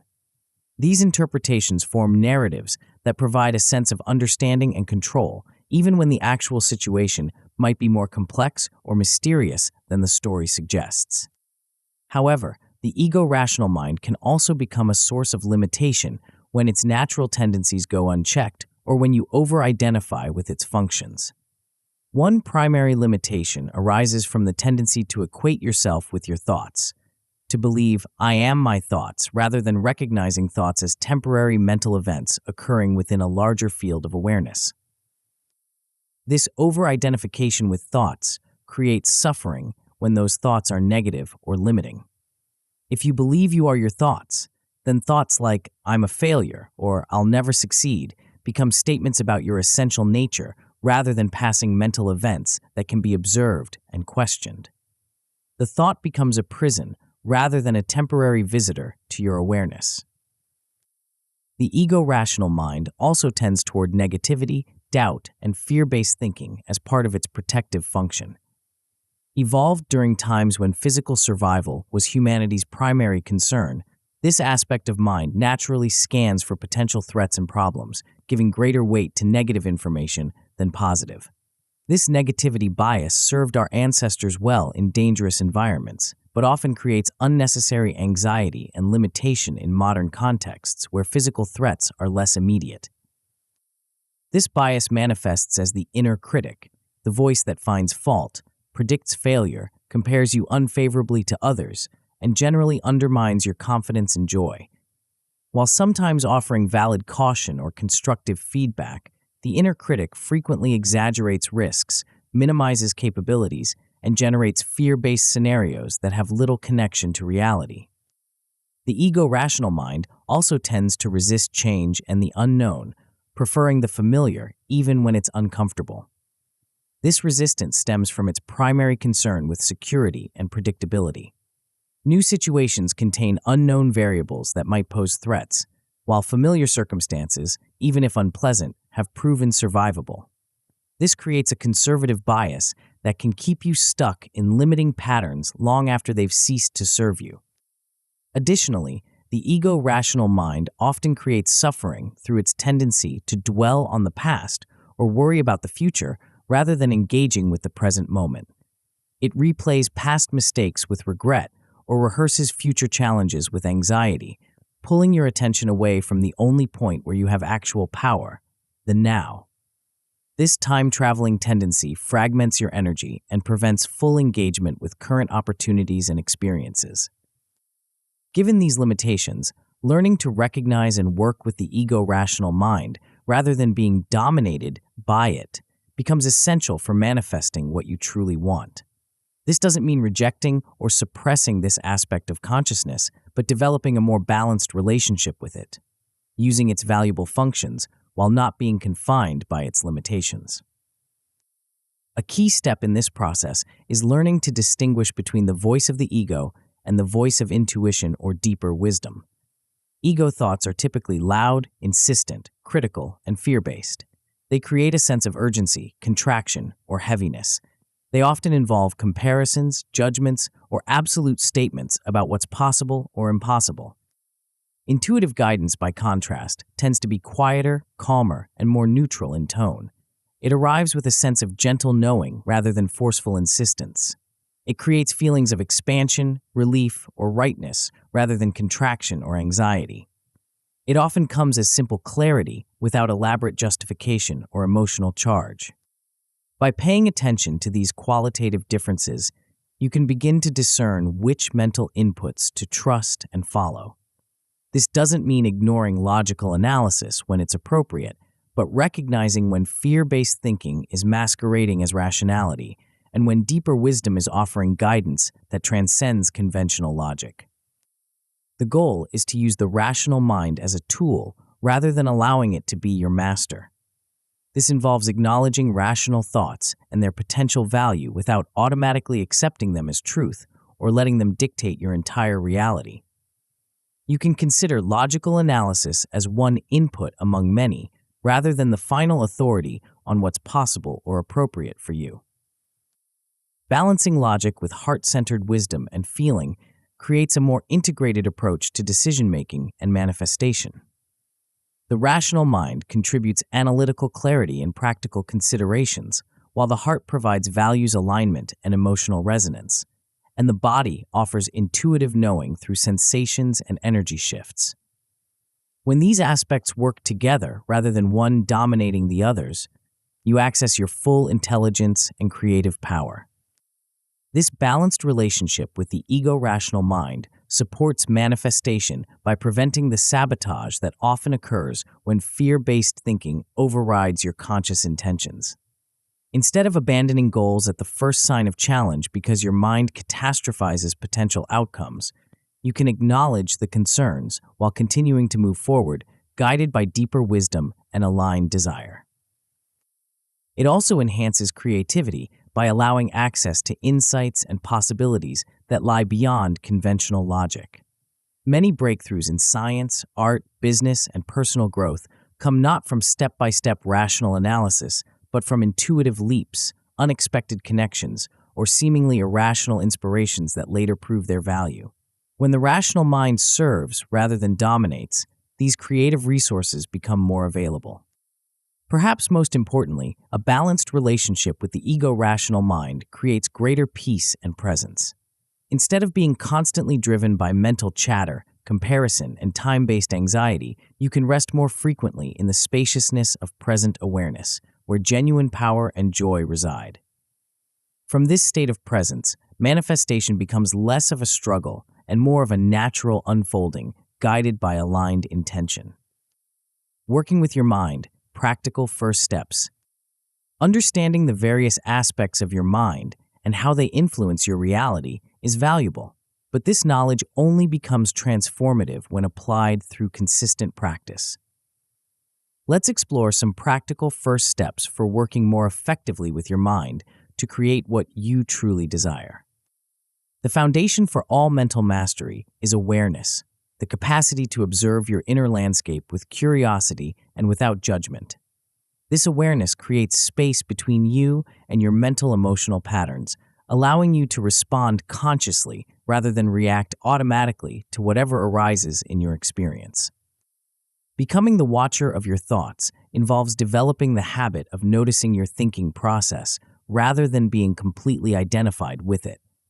This doesn't mean suppressing or controlling thoughts, but simply observing them as they arise, persist, and eventually dissolve, much as you might watch clouds moving across the sky. The practice of mindfulness, paying attention to your present experience with openness and acceptance, develops this watching capacity. By intentionally bringing your attention to current sensations, thoughts, and feelings without trying to change them, you strengthen the observer self that can witness mental activity without being consumed by it. As you develop this observational awareness, you'll begin to notice patterns in your thinking, recurring themes, habitual reactions, and dominant narratives that shape your perception and experience. You might notice a tendency toward worst-case scenarios, self-criticism, comparison with others, or other patterns that generate unnecessary suffering and limitation. The key is to notice these patterns without getting swept away by them or harshly judging yourself for having them. When you observe, there's my mind going into worst-case scenario thinking again, with curiosity rather than criticism, you've already created some freedom from the pattern. This noticing without attachment gradually diminishes the pattern's power over your perceptions and choices. Along with watching your thoughts, tuning into your dominant feelings provides crucial information about your current creative trajectory. Emotions serve as a guidance system, indicating whether you're moving toward or away from what you truly desire. By regularly checking in with, "How am I feeling right now?" you access this guidance and can adjust your course accordingly. This emotional awareness involves more than just naming feelings. It includes understanding the messages your emotions are trying to convey. Anxiety might be signaling that you're focusing on feared futures rather than present possibilities. Resentment might indicate that you're violating your own boundaries or values. Joy might confirm that you're aligned with your authentic desires and expression. By listening to these emotional messages rather than suppressing or acting out the feelings, you gain valuable information for conscious creation. You can address the underlying causes of negative emotions rather than just trying to feel better, and you can amplify positive emotions by recognizing and engaging more fully with what generates them. As your awareness of thoughts and feelings develops, you can begin more deliberately directing your attention, the most fundamental creative act within your power. What you focus on expands, not because focusing magically changes external reality, but because it directly influences what you perceive, how you interpret what you perceive, and how you respond to those interpretations. Selective attention, the brain's capacity to focus on certain stimuli while filtering out others, plays a crucial role in shaping your perception. Your brain receives millions of bits of sensory information every second, but can consciously process only a tiny fraction of this input. What gets through this filtering process depends largely on what you're primed to notice based on your beliefs, expectations, and habitual focus.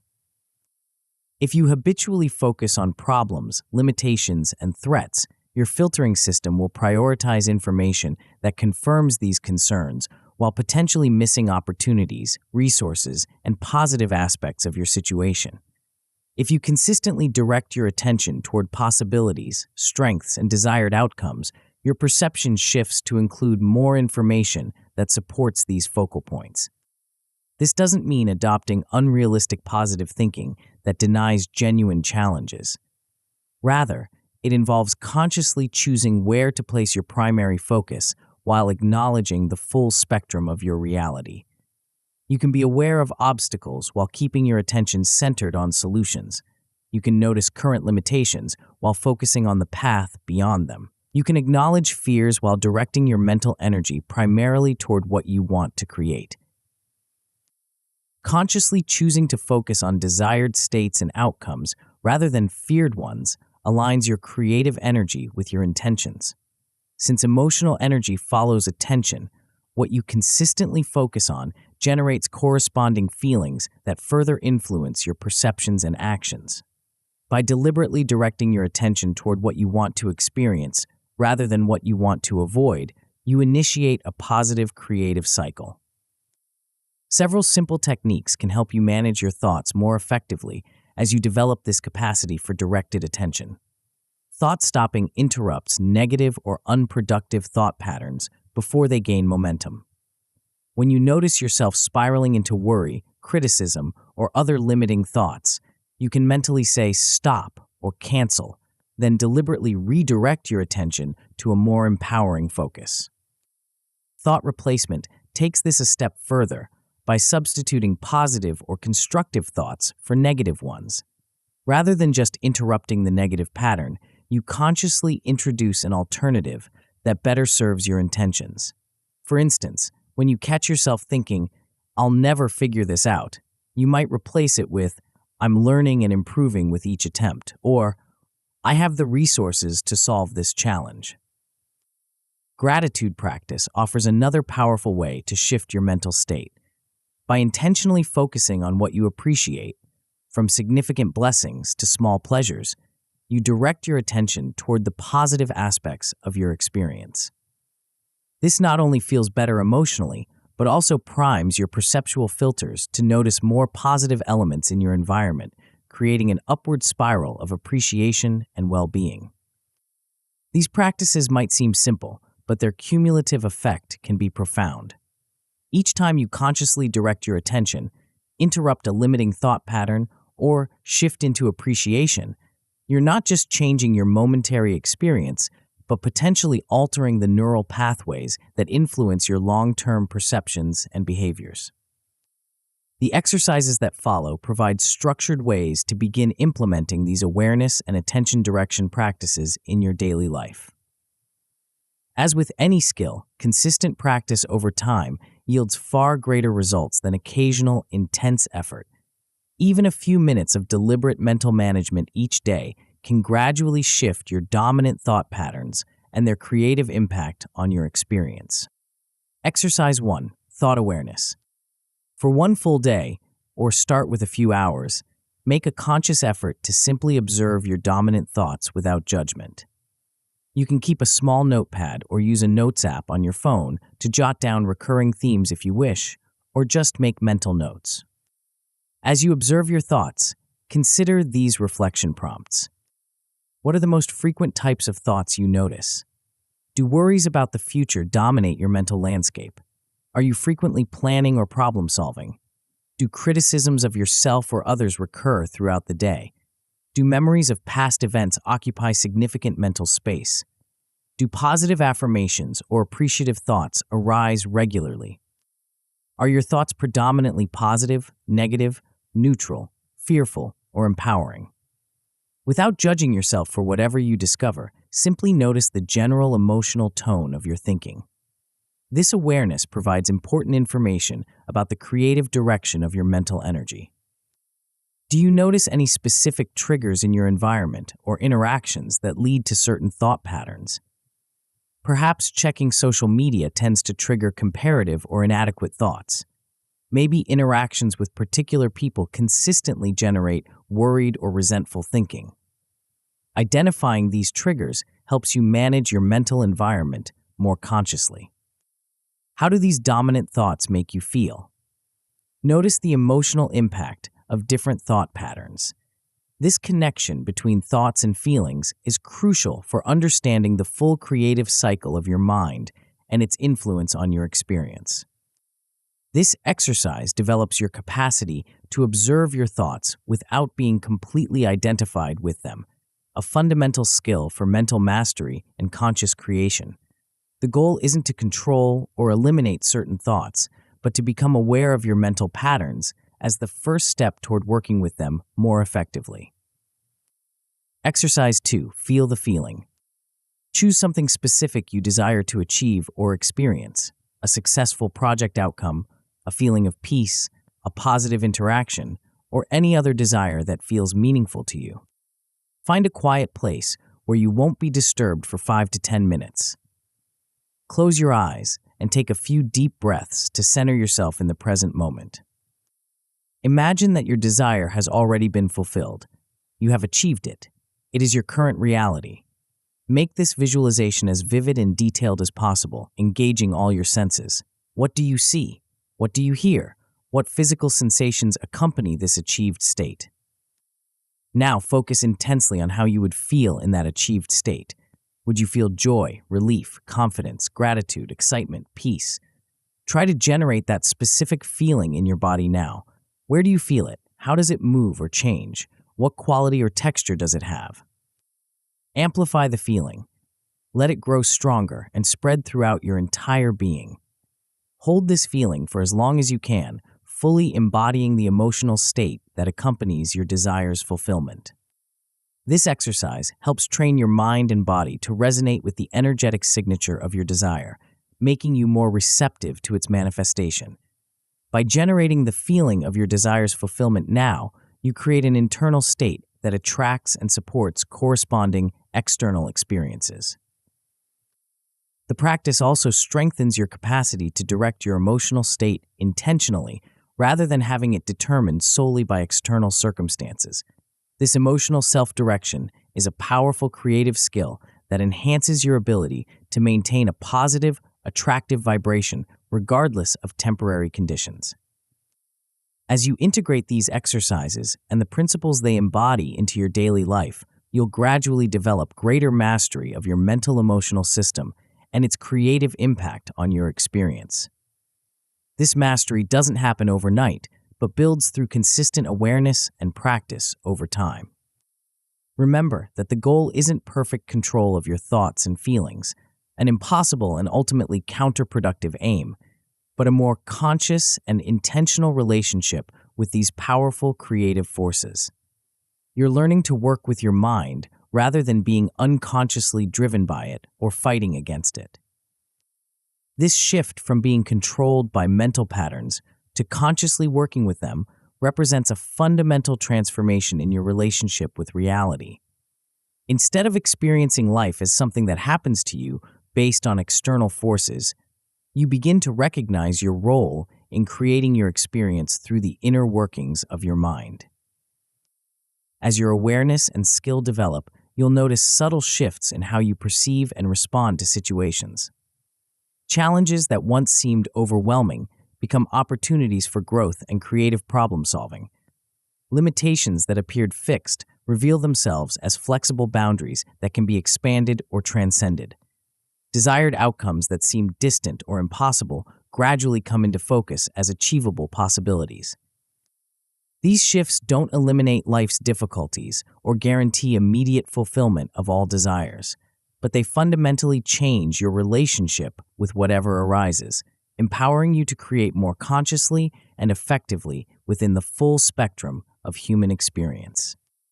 In the next chapter, we'll delve deeper into the specific beliefs that may be limiting your expression and experience, the unseen assumptions operating below conscious awareness that often determine what you can achieve and enjoy. You'll discover how to identify these hidden beliefs, understand their origins and impact, and begin the transformative process of replacing them with empowering alternatives that support your true desires. The journey into these unseen territories of your mind will reveal why certain patterns persist despite your best efforts to change them, and how to finally break free from their invisible constraints. Chapter 4: Unseen Beliefs. Have you ever felt like you're running into an invisible wall? Perhaps you've set clear goals, taken logical action steps, maintained positive thoughts, and still found yourself mysteriously stuck, unable to progress beyond a certain point despite your best efforts. Or maybe you've noticed patterns that keep repeating in your life, like attracting the same types of challenging relationships or hitting the same financial ceiling, regardless of how much you consciously try to create something different. If so, you're not alone.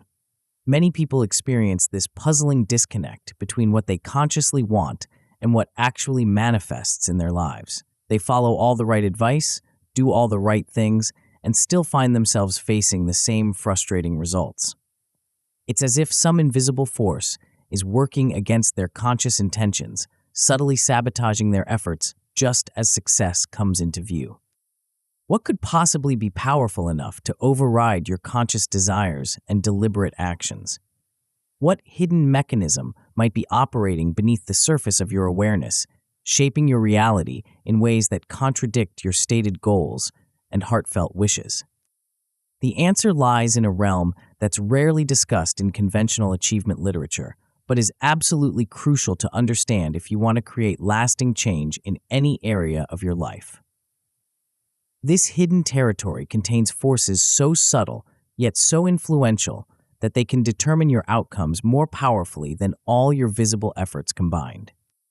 In this chapter, we'll venture into this territory together, exploring the unseen architects of your experience, the beliefs that operate below the threshold of conscious awareness, yet profoundly shape what you perceive, feel, and ultimately create in your life. We'll discover why willpower alone often fails to produce lasting change, why positive thinking sometimes works and sometimes doesn't, and most importantly, how to identify and transform the hidden beliefs that may be limiting your expression and experience. This exploration isn't merely theoretical, it's intensely practical. By understanding and working with your unseen beliefs, you'll gain access to one of the most powerful leverage points for transformation available to you. You'll discover how to remove invisible barriers that have been preventing you from achieving what you want, opening the way for more effortless manifestation of your true desires. The journey begins with understanding what beliefs actually are, not just intellectually, but experientially, and how they function as the invisible architecture of your reality. The invisible architects. What are beliefs? When you hear the word belief, what comes to mind? Perhaps you think of religious or political convictions, or maybe opinions about controversial topics. While these are certainly types of beliefs, they represent only the visible tip of a much larger iceberg, the conscious beliefs you can readily identify and articulate. Beneath the surface lie the vast majority of your beliefs, assumptions so fundamental to your worldview that you may never have questioned or even noticed them. These are not merely thoughts you have, they are lenses through which you perceive and interpret everything in your experience. They are, in the most literal sense, the invisible architects of your reality. But what exactly is a belief? At its core, a belief is a thought that you've accepted as true, a conclusion about reality that you've integrated into your understanding of how the world works, who you are, what's possible for you, and what you deserve. Unlike ordinary thoughts, which may come and go without much impact, beliefs are deeply ingrained truths that form the foundation of your perceptual framework. Beliefs are formed through various mechanisms. Repetition is perhaps the most common. When you hear or think something repeatedly, especially from trusted sources, it gradually becomes accepted as fact. Strong emotional experiences also create powerful beliefs, as the intensity of the emotion embeds the accompanying interpretation deeply in your psyche. Authority figures, particularly in childhood, install beliefs through their statements and reactions, which you absorb as truth before you've developed the critical thinking abilities to evaluate them. Once formed, beliefs function as filters that shape how you perceive and interpret the world. They determine what you notice and what you overlook, what seems significant and what appears irrelevant. They influence how you interpret ambiguous situations, what meaning you assign to others' behaviors, and what conclusions you draw from your experiences. This filtering function operates largely automatically and below conscious awareness. You don't decide to interpret events through your beliefs. It happens spontaneously as part of your perceptual process. This is why two people can witness the same event and come away with completely different understandings of what occurred. They're literally perceiving through different belief filters. A crucial distinction exists between conscious and subconscious beliefs. Conscious beliefs are those you know you hold, the opinions and convictions you could readily articulate if asked. These include your stated views on politics, religion, social issues, and other topics you've consciously considered and formed positions on. Subconscious beliefs, by contrast, are the underlying programs that truly drive your behavior and attraction patterns, often without your awareness. These include fundamental assumptions about your worth, capabilities, and place in the world, what you can expect from others and life in general, what's possible or impossible for someone like you, and countless other premises that shape your experience at a basic level. These subconscious beliefs often exert far greater influence on your life than your conscious beliefs. You might consciously believe in your capability and worthiness of success while subconsciously holding beliefs about your inadequacy or unworthiness that sabotage your efforts. You might consciously believe in abundance while subconsciously operating from scarcity assumptions that drive your financial decisions and outcomes. One way to identify discrepancies between your conscious and subconscious beliefs is to examine areas where your results don't match your conscious beliefs. If you consistently affirm abundance, but experience persistent financial struggle, or if you consciously believe in your attractiveness, but repeatedly face rejection in relationships, these gaps point to subconscious beliefs that contradict your conscious convictions. The power of beliefs to shape your potential cannot be overstated. Through what psychologists call the Pygmalion effect or self-fulfilling prophecy, your beliefs about what's possible for you directly influence your outcomes. When you believe you can succeed at something, you approach it with confidence, persistence, and resourcefulness, substantially increasing your chances of success. When you believe you'll fail, you approach the same task with hesitation, minimal effort, and readiness to give up at the first obstacle, virtually ensuring the failure you anticipated. This dynamic creates a circular pattern where beliefs create experiences that then reinforce the original beliefs. If you believe you're not good at public speaking, you'll approach speaking opportunities with anxiety and minimal preparation, perform poorly as a result, and take this as confirmation that you're just not a good speaker, strengthening the original belief and perpetuating the cycle. Others' beliefs about you can also impact your outcomes if you accept and internalize them. When someone significant in your life, a parent, teacher, partner, or boss, holds strong beliefs about your capabilities or character, their expectations can influence how they treat you, which in turn affects how you perceive and behave. If you accept their view as truth, it becomes part of your own belief system, shaping your self-concept and performance. This understanding reveals beliefs as either permission slips or roadblocks on your path to achievement and fulfillment.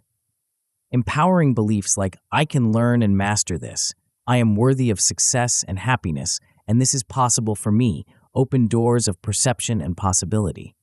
They generate positive emotions, inspire aligned action, and create receptivity to opportunities and resources that support your desires. Limiting beliefs like, "I can't do this," "I'm not good enough," and "this isn't possible for someone like me," function as invisible barriers, restricting what you can perceive, attempt, and achieve. They generate negative emotions, inhibit effective action, and create resistance to the very outcomes you consciously desire. The most insidious aspect of limiting beliefs is their invisibility. You don't experience them as beliefs, but as reality itself. When you believe, "I'm not creative," you don't think, "I hold a belief that I lack creativity." You simply experience yourself as inherently uncreative. The belief feels like an objective fact about yourself or the world, rather than an interpretation that could be questioned or changed. This invisibility makes limiting beliefs particularly challenging to identify and transform. Unlike external obstacles that you can readily perceive and address, these internal barriers operate below conscious awareness, shaping your experience in ways you may not recognize as stemming from beliefs rather than reality. Bringing these invisible architects into the light of consciousness is the first step toward changing their impact on your life. Unmasking your limiting beliefs. To transform limiting beliefs, you must first identify them. Bring them from the shadows of the subconscious into the light of conscious awareness. This process begins with understanding where these beliefs originate and how they become established as your truth. Limiting beliefs come from various sources, with childhood programming and early experiences being perhaps the most influential. During your formative years, your brain was in a highly receptive state, absorbing information and forming conclusions about yourself and reality with minimal critical filtering. Messages received from parents, teachers, and peers during this period became deeply embedded in your subconscious, forming the foundation of your belief system. These messages weren't always verbal or explicit. You absorbed beliefs from how others treated you, the emotional atmosphere of your environment, and the unspoken assumptions that permeated your family system. If your parents consistently showed anxiety around money, for instance, you likely internalized beliefs about financial scarcity or insecurity, regardless of what they explicitly told you about abundance. Your interpretations of past failures or traumas also generated powerful limiting beliefs. When something painful or disappointing happened, especially in childhood, you naturally sought to make sense of the experience by forming conclusions about its meaning. These conclusions, I failed because I'm not smart enough, they left because I'm unlovable, I was rejected because I don't fit in, became beliefs that continued to shape your perceptions and behaviors long after the original events. Societal and cultural conditioning represents another significant source of limiting beliefs. Common cultural narratives about success, money, relationships, and other important life domains create collective beliefs that you may have absorbed without questioning. Messages about what's realistic, appropriate, or possible for someone of your gender, age, background, or other characteristics form invisible boundaries around your aspirations and actions. Family beliefs and patterns, sometimes extending across generations, also influence your personal belief system. Attitudes toward money, success, relationships, health, and other areas often pass from generation to generation as part of family culture. These inherited beliefs can be so deeply ingrained that they feel like part of your identity rather than adopted perspectives that could be examined and potentially changed. Your own past evidence and conclusions further reinforce limiting beliefs through the mechanism of confirmation bias, the tendency to notice and remember information that confirms existing beliefs while overlooking or discounting contradictory evidence. Once you've formed a belief, you unconsciously seek validation for it, creating a self-reinforcing cycle that makes the belief seem increasingly proven over time. For instance, if you believe, I'm bad at math, you'll likely remember your mathematical errors while forgetting your successes, interpret challenges as confirmation of your inadequacy rather than normal learning experiences, and perhaps avoid mathematical situations altogether, preventing the opportunity to disprove the belief. The belief creates a perceptual filter that selectively admits confirming evidence while screening out contradictory information. Given these various sources and reinforcement mechanisms, how can you identify the specific limiting beliefs that might be operating in your life? Several telltale signs can help you recognize when unseen beliefs are at play. Recurring negative patterns provide one of the clearest indicators. If you consistently experience the same frustrating outcomes despite your conscious intentions and efforts to create something different, limiting beliefs are likely involved. Always struggling with money despite working hard and learning financial strategies, attracting similar types of unhealthy relationships despite consciously seeking healthier connections, or hitting an upper limit in success or happiness where things mysteriously start to go wrong just as you're about to reach a new level. These patterns point to subconscious programming that maintains the status quo. Areas where you feel stuck or powerless also reveal the presence of limiting beliefs. Procrastination or self-sabotage around specific goals often stems from hidden beliefs that contradict your conscious desires. If you consistently put off working on your business idea despite genuine interest, or if you find yourself creating problems in a promising relationship for no apparent reason, these behaviors suggest subconscious beliefs that oppose your stated intentions. Strong negative emotional reactions to certain triggers can likewise indicate limiting beliefs. When you respond with disproportionate anger, fear, shame, or other intense emotions to specific situations or comments, these reactions often point to underlying beliefs that feel threatened or exposed. The intensity of the emotion typically correlates with the significance of the belief being activated. The language you use provides another window into your limiting beliefs.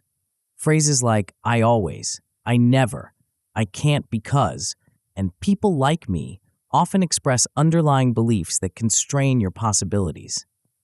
Absolute statements that leave no room for exception or growth. "I'm just not a creative person," "I'll never be good at public speaking," "That's impossible for someone with my background," directly articulate limiting beliefs that shape your reality. By paying attention to these signs, you can begin to identify the specific limiting beliefs that may be operating in your life. The next step involves strategies for uncovering the core beliefs that generate the patterns, feelings, and language you've observed. Strategies for identifying your core limiting beliefs. Identifying your core limiting beliefs requires a willingness to look beneath surface thoughts and behaviors to the underlying assumptions that drive them. Several strategies can help you uncover these hidden beliefs, bringing them into conscious awareness where they can be examined and potentially transformed. The digging down technique offers a powerful method for uncovering core beliefs by starting with a problem area and progressively deepening your inquiry. Begin by identifying a specific situation where you feel stuck or frustrated. "I want X, but Y keeps happening." This frames the discrepancy between your conscious desire and your actual experience, pointing to a potential limiting belief. Next, ask yourself why repeatedly to uncover deeper layers of belief. Each answer becomes the subject of the next why question, gradually leading you to more fundamental assumptions. For example, "I want more money, but I'm always broke." "Why? I don't earn enough." "Why? My job doesn't pay well." "Why don't you find a better paying job?" "I'm not qualified for a better job." "Why? I don't have the right skills or education." "Why haven't you acquired those?" "I'm not smart enough to learn them." In this example, the surface issue of financial struggle leads to a core limiting belief: "I'm not smart enough." This belief likely influences many areas beyond finances, affecting career choices, learning opportunities, and self-presentation in professional contexts. By identifying this core belief, you gain insight into a fundamental assumption that shapes your experience across multiple domains. As you engage in this process, pay attention to emotional charges that arise. Beliefs that evoke strong feelings, sadness, anger, fear, shame, when questioned or challenged, are often significant core beliefs.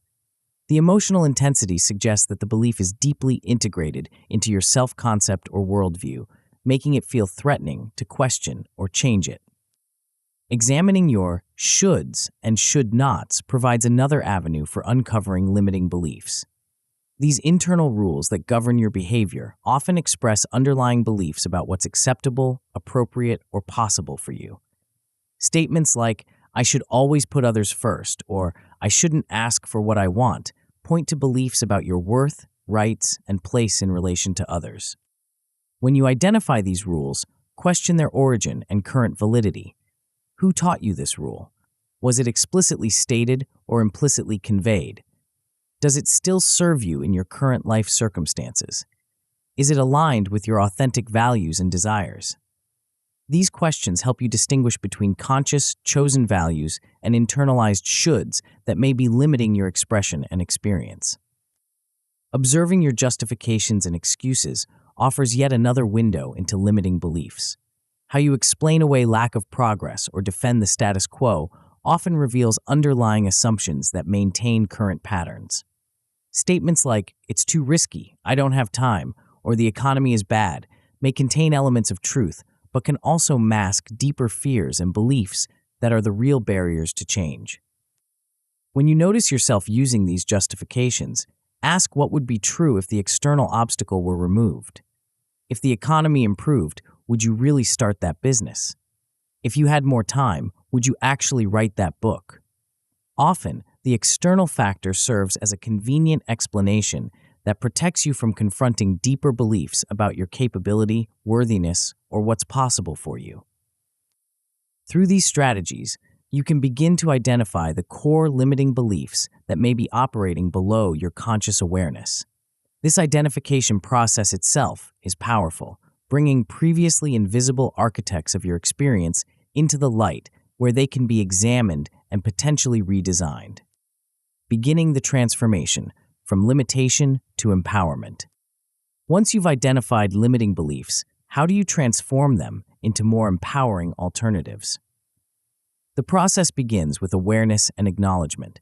Simply bringing a subconscious belief into conscious awareness reduces its power.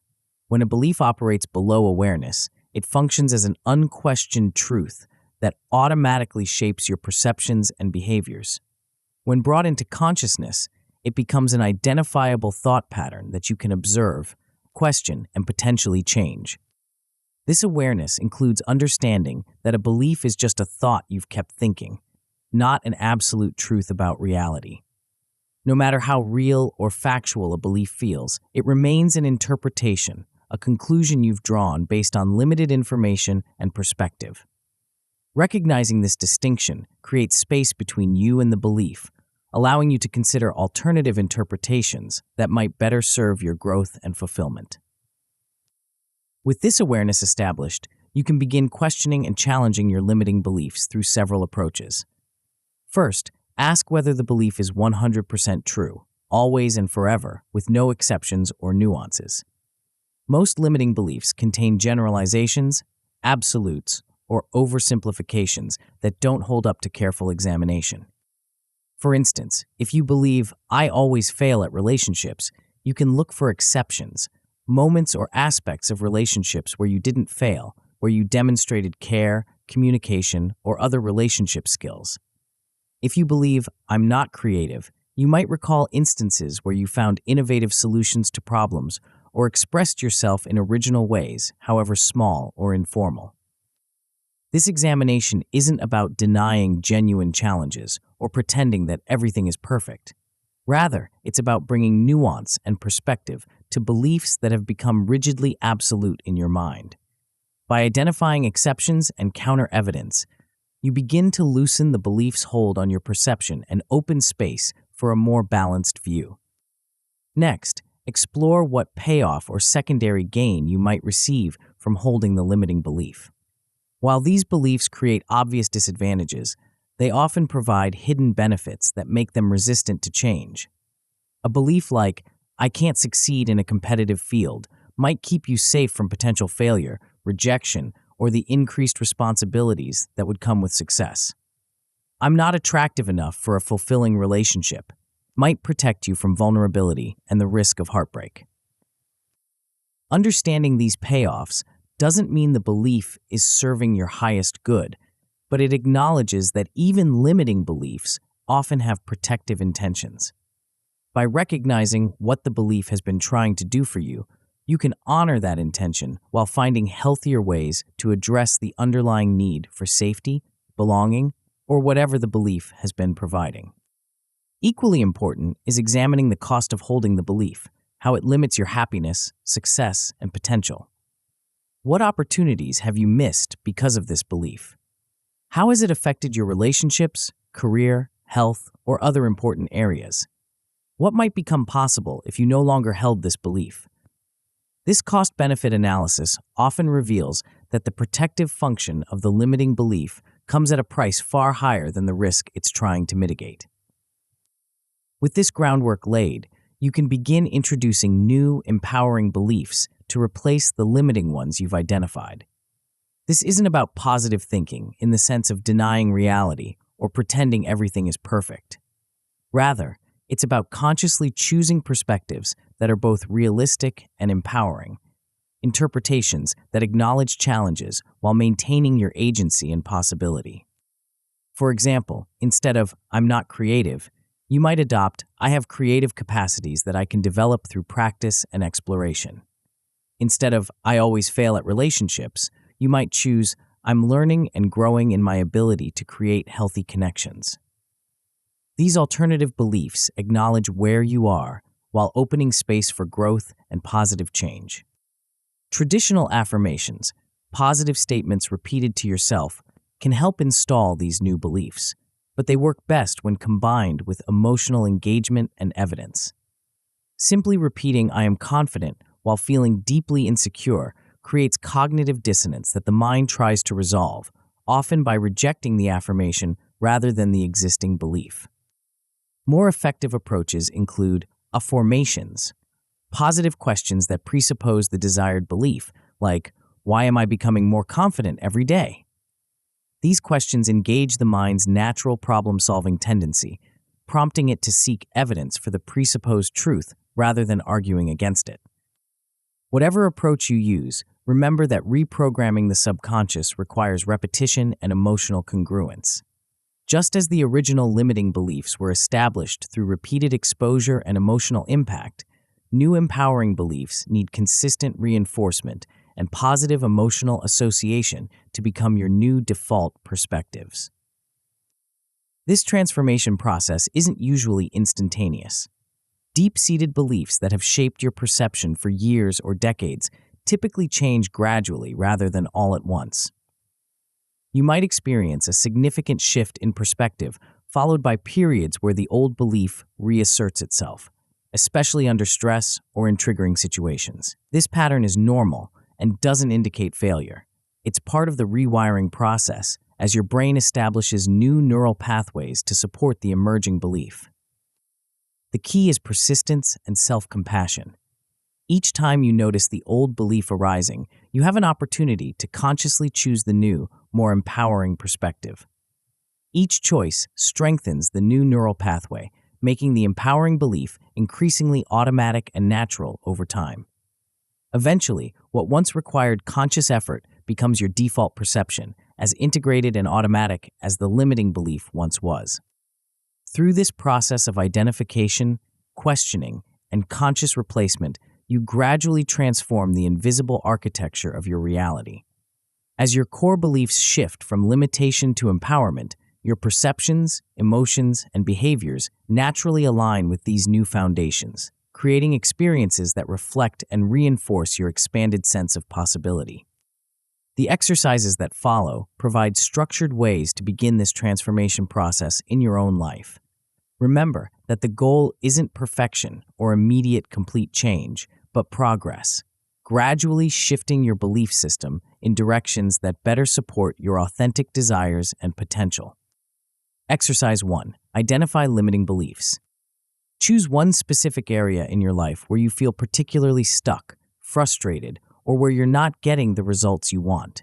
This might be finances, career advancement, a specific relationship, a creative project, or any other domain where you sense an invisible barrier between your desires and your experience. Once you've selected an area, explore your beliefs about it through these prompts.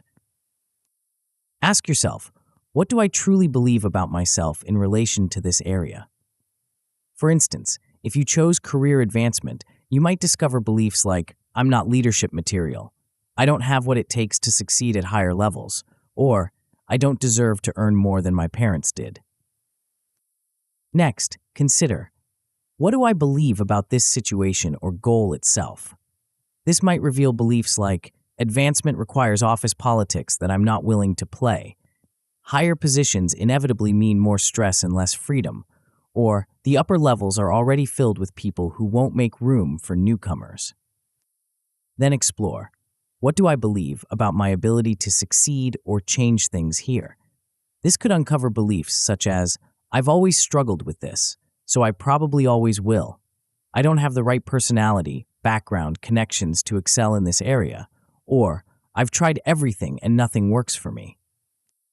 As you reflect on these questions, write down the first thoughts and statements that come to mind, especially those that feel negative, doubtful, or resigned.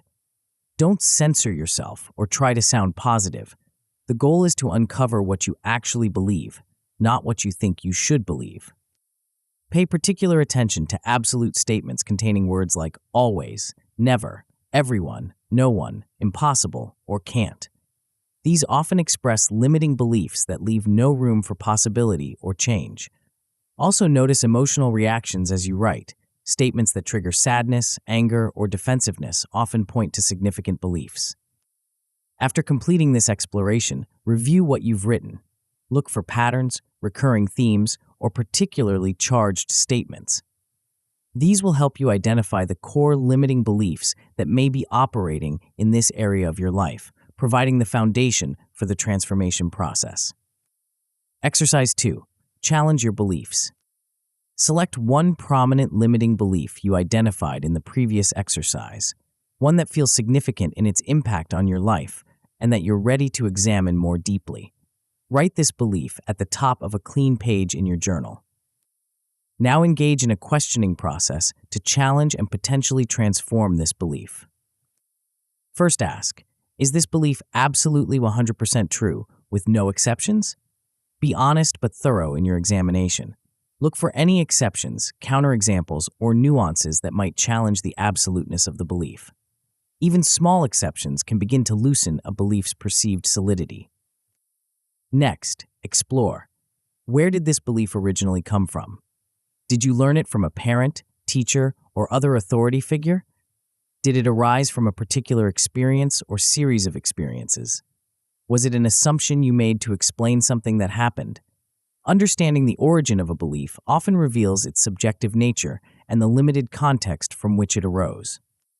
Then consider, what evidence exists in my life or in the world that contradicts this belief or shows it might not be entirely true? Look for examples from your own experience or others that demonstrate possibilities beyond what your belief allows. This isn't about denying genuine challenges, but about bringing balance to a perspective that may have become one-sided. Examine, what are the consequences of continuing to hold on to this belief? How does it limit me or cause me pain? Be specific about how this belief affects your choices, feelings, relationships, and opportunities. Understanding the full cost of a limiting belief often provides motivation for change that mere intellectual disagreement doesn't generate. Finally, ask yourself, what would I prefer to believe instead? What belief would empower me and support my desires in this area? Create an alternative belief that feels both realistic and empowering, one that acknowledges challenges while maintaining possibility and agency. Write this new, empowering belief down.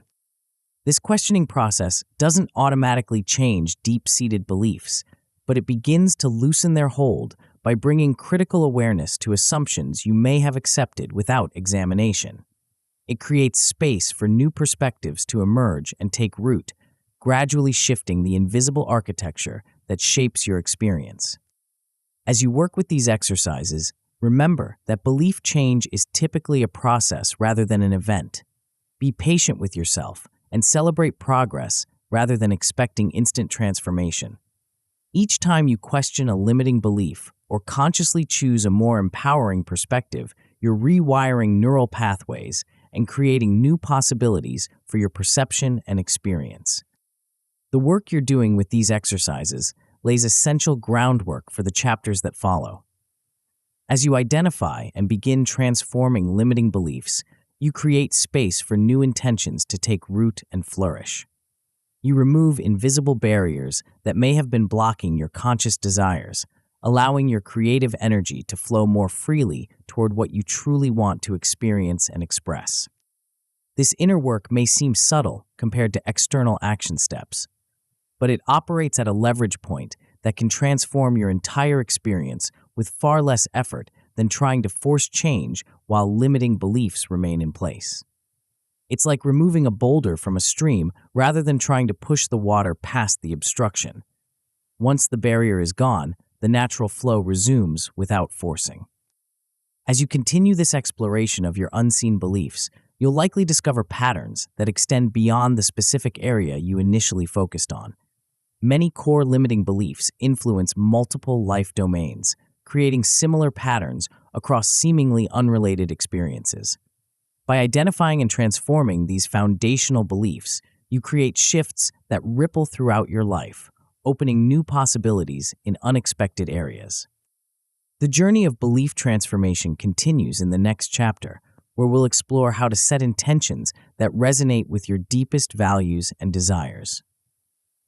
You'll discover how this practice differs from conventional goal setting and why it creates a more powerful foundation for manifestation. As you align your conscious intentions with your transforming belief system, you'll create an internal coherence that naturally attracts and creates experiences matching your authentic desires. The secret to setting intentions that actually manifest lies in a dimension beyond mere positive thinking, a dimension that harmonizes your conscious and subconscious mind in ways that conventional approaches often miss. Chapter 5. Set Intention. Have you ever achieved a goal you worked hard for, only to find that the accomplishment left you feeling strangely empty? Or perhaps you've experienced the opposite, moments of profound satisfaction that came not from reaching a specific target, but from how you showed up along the way. There's something curious about the nature of achievement and fulfillment that conventional wisdom often misses. We're taught from an early age to set clear goals, create detailed plans, and measure our progress relentlessly. This approach certainly has its merits. After all, how can you hit a target you can't see? Yet for many, this single-minded focus on outcomes creates a perpetual state of not there yet, where fulfillment always seems to wait just beyond the next achievement. What if there's a more powerful approach, one that doesn't replace goal setting but transforms it from the inside out? What if the secret to meaningful achievement isn't just about what you accomplish, but about who you become in the process? This chapter explores a subtle yet profound shift in how you approach your desires and aspirations. It's a shift that can transform not just your results, but your entire experience of the journey. Rather than abandoning the concept of having clear aims, we'll explore a deeper dimension that infuses your pursuits with meaning, alignment, and a sense of fulfillment that doesn't depend solely on external outcomes. The approach we'll explore works at a level beneath conscious planning and willpower. It taps into forces that shape your experience more fundamentally than mere to-do lists and action plans. It aligns your conscious desires with your deeper values and authentic self, creating a congruence that naturally generates both meaningful experiences and tangible results. As we venture into this territory, you'll discover why some goals energize while others deplete, why certain achievements satisfy deeply while others leave you wanting, and how to create a relationship with your aspirations that feels both purposeful and liberating. You'll learn a practice that can transform not just what you achieve, but how you experience every step of the journey. This isn't about lowering your ambitions or avoiding clear targets. Rather, it's about enriching your approach to achievement with a dimension that conventional goal setting often overlooks, a dimension that makes the difference between hollow accomplishment and genuine fulfillment. Let's begin exploring this powerful practice that can transform your relationship with achievement and indeed with life itself. Beyond goals, the power of intention. Most of us are familiar with goal setting. We've been taught to create SMART goals: specific, measurable, achievable, relevant, and time-bound. We've learned to break big objectives into smaller milestones, to track our progress, and to celebrate our wins. These are valuable practices that have helped countless people achieve significant results. Yet something important often gets lost in this conventional approach. When we focus exclusively on external outcomes, the promotion, the relationship, the financial target, we can inadvertently create a subtle but pervasive sense of lack. The very structure of goal setting implies that something is missing, that will be complete or satisfied once we reach the specified target. This creates a persistent experience of not enough yet that can undermine our well-being and, ironically, our effectiveness. This outcome-focused approach can also lead to tunnel vision, where we become so fixated on a particular result that we miss other opportunities or ignore important feedback along the way. We might push forward with a specific career goal even as our interests evolve, or cling to a particular vision of relationship success even when our authentic needs point in a different direction. Perhaps most significantly, traditional goal setting often separates the outcome from the process, treating the journey as merely a means to an end rather than a significant part of the experience itself. This separation can lead to choices that sacrifice present well-being for future achievement, creating a pattern where fulfillment is perpetually deferred. What if there's an approach that addresses these limitations while retaining the clarity and direction that make goals valuable? This is where the practice of setting intentions comes in, not as a replacement for goals, but as a powerful complement that transforms how you relate to your aspirations and the path toward them. Intentions differ from goals in several important ways. While goals focus on the what, specific, measurable outcomes you want to achieve, intentions address the how and why, the quality of your being and actions as you move toward those outcomes. Goals are primarily future-oriented and external. Intentions are rooted in the present moment and your internal state. For example, a goal might be, get a promotion to senior manager within 12 months. The corresponding intention might be, I intend to lead with integrity, develop my team members' strengths, and contribute creative solutions to organizational challenges. The goal specifies the desired outcome. The intention describes how you choose to show up on the path toward that outcome. Similarly, a goal might be, find a life partner within the next 2 years. The related intention could be, I intend to cultivate self-love, authentic expression, and open-hearted connection in all my relationships. Again, the goal defines the external result. The intention focuses on the quality of being that both enriches the journey and makes the desired outcome more likely. Intentions are deeply rooted in your core values and desired feelings. They express what matters most to you, not just what you want to achieve, but how you want to experience and express yourself in the process. They provide a guiding compass for your journey, informing your choices and actions regardless of whether specific outcomes unfold exactly as planned. This focus on the journey, rather than just the destination, represents one of the most powerful aspects of intention setting. By defining how you want to show up and what qualities you want to embody, you create the opportunity for fulfillment and meaning throughout the process, not just upon reaching a particular outcome. When you set and live by intentions, you cultivate desired states of being, peace, joy, confidence, creativity, compassion, along the way. These states become part of your daily experience rather than rewards contingent on future achievement. The process itself becomes more fulfilling because it's aligned with what matters most to you. Intentions also offer greater flexibility and adaptability than rigid goals. Because they focus on qualities of being and core values rather than specific external outcomes, they remain relevant even when circumstances change or particular paths close.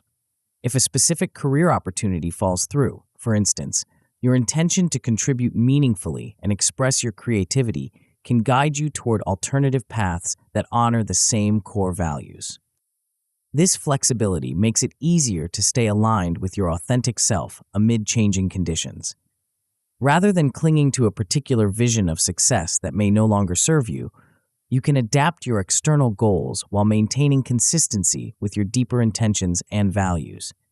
This creates resilience in the face of setbacks and openness to unexpected opportunities. Perhaps most powerfully, intentions align your energy and mindset with your desired experience.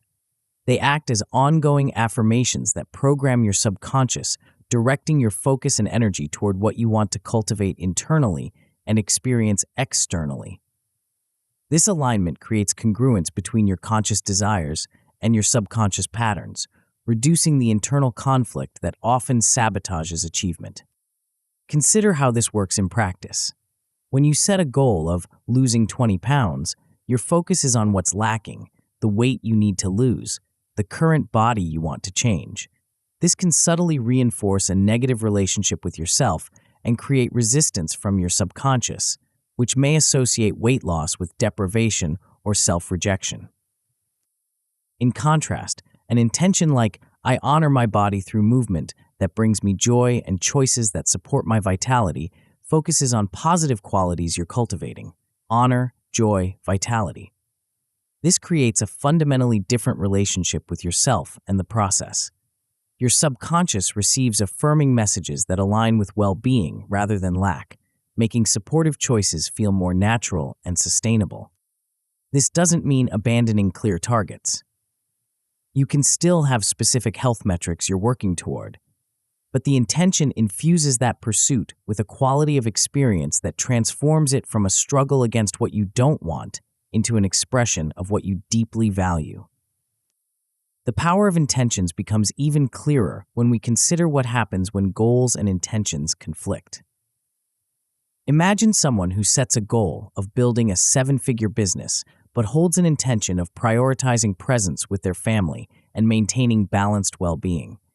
If they pursue the business goal through 80-hour work weeks, constant stress, and minimal family time, they're honoring the goal but violating the intention. This incongruence typically creates internal conflict, diminished satisfaction even when goals are achieved, and often self-sabotage as the subconscious resists actions that contradict core values. When goals and intentions align, however, they create a powerful synergy, the clear direction of specific goals combined with the meaningful, value-aligned experience that intentions provide. This synergy explains why intentions can be more powerful than goals alone, or at minimum, a crucial complement to traditional goal setting. By addressing both the external outcomes you seek and the internal experience you desire, intentions create wholeness and congruence that goals alone often lack. They bridge the gap between achievement and fulfillment, making the journey itself a meaningful expression of what matters most to you. Connecting with your deepest desires and values.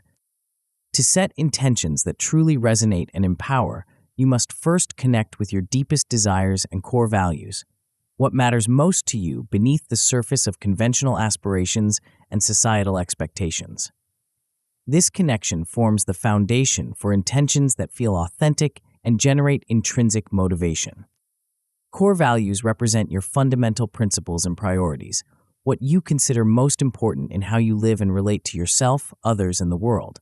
They might include concepts like love, connection, freedom, creativity, growth, contribution, peace, adventure, integrity, or many other qualities that can define a meaningful life. Uncovering your core values involves looking beneath surface wants to the deeper qualities you seek to experience and express. For instance, the desire for a prestigious job might reflect underlying values of recognition, impact, or mastery. The wish for a romantic relationship might connect to deeper values of intimacy, belonging, or shared growth. This exploration requires distinguishing between societal values, what your culture, family, or peer group suggests you should prioritize, and your authentic personal values, which may align with or differ from these external influences. Many people unconsciously adopt values from their environment without examining whether these truly resonate with their authentic self. For example, someone might pursue financial wealth because their family or culture equates money with success, even if their personal fulfillment comes more from creative expression or meaningful relationships. Another might follow a conventional career path because it's expected, despite feeling called to more unconventional work that aligns with their authentic interests. Clarifying your genuine values involves questioning inherited assumptions and listening to your deeper responses to different life experiences. When have you felt most alive, fulfilled, or in flow? What qualities were present in those moments? What makes you feel a sense of meaning or purpose? What would you regret not expressing or experiencing if your life ended sooner than expected? These reflections help you identify what truly matters to you, beyond what you've been told should matter. This distinction is crucial because values that aren't authentically yours won't generate the intrinsic motivation and fulfillment that come from living in alignment with your genuine priorities.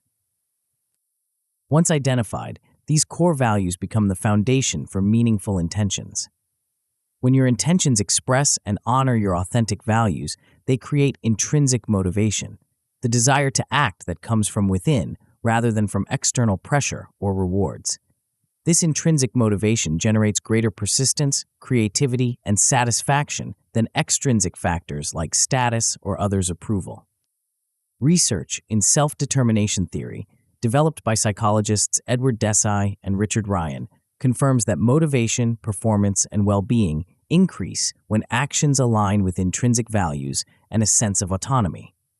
When you set intentions based on what genuinely matters to you, you're more likely to follow through consistently and experience fulfillment in the process. This alignment creates what psychologists call value congruence, consistency between your stated values and your lived experience. Living a value-congruent life leads to greater psychological well-being, reduced internal conflict, and a stronger sense of integrity and authenticity. Your actions feel like expressions of your true self rather than obligations or compromises. Beyond identifying core values, setting meaningful intentions requires listening to the whispers of your heart, the subtle signals of your authentic desires beneath layers of shoulds and external expectations. Many of us become so accustomed to considering others' opinions and societal norms that we lose touch with what we genuinely want for ourselves. Moving beyond these external influences involves asking, what do I want when I strip away others' opinions and societal pressures? What would I choose if no one would judge my decision? What calls to me even when it doesn't make logical sense or fit conventional success models? This exploration often reveals desires different from what you thought you wanted, simpler in some ways, more bold in others, and frequently more aligned with your authentic nature than goals adopted from external sources. These genuine desires provide direction for intentions that feel deeply resonant and energizing. As you connect with these authentic desires, pay particular attention to feelings of joy, expansion, and excitement. These emotional responses often signal alignment with your authentic path. When considering a potential direction or intention, notice how your body and emotions respond. A sense of expansion, lightness, or quiet excitement typically indicates resonance with your true desires, while contraction, heaviness, or anxiety beyond normal growth-related nervousness may signal misalignment. These feelings serve as your internal guidance system, helping you distinguish between intentions that reflect your authentic self and those adopted from external sources or limiting beliefs. By honoring these internal signals, you develop intentions that generate genuine enthusiasm and sustainable motivation rather than the forced effort that comes from pursuing goals disconnected from your deeper values. The connection between values, desires, and intentions creates a powerful foundation for meaningful achievement. When your intentions express what truly matters to you and what you authentically desire to experience, they generate an internal coherence that naturally supports consistent action and fulfillment throughout the journey. Crafting powerful and effective intentions. With a clear understanding of your core values and authentic desires, you can craft intentions that powerfully shape your experience and guide your actions. The specific language and focus of your intentions significantly influence their effectiveness in programming your subconscious and directing your energy. Several key characteristics distinguish well-formed intentions that create meaningful impact. First, effective intentions are stated in the present tense, as if already true, rather than as future possibilities. Instead of "I will be creative" or "I'm going to express myself authentically," you might say, "I am joyfully expressing my creativity," or "I am authentic in my self-expression." This present tense phrasing signals to your subconscious that the intended state is a current reality rather than a distant aspiration. Your subconscious responds to the images and feelings generated by your words, beginning to align your perceptions and behaviors with the stated intention even before it's fully manifested in your external experience. This approach leverages the brain's difficulty in distinguishing between vividly imagined experiences and actual ones.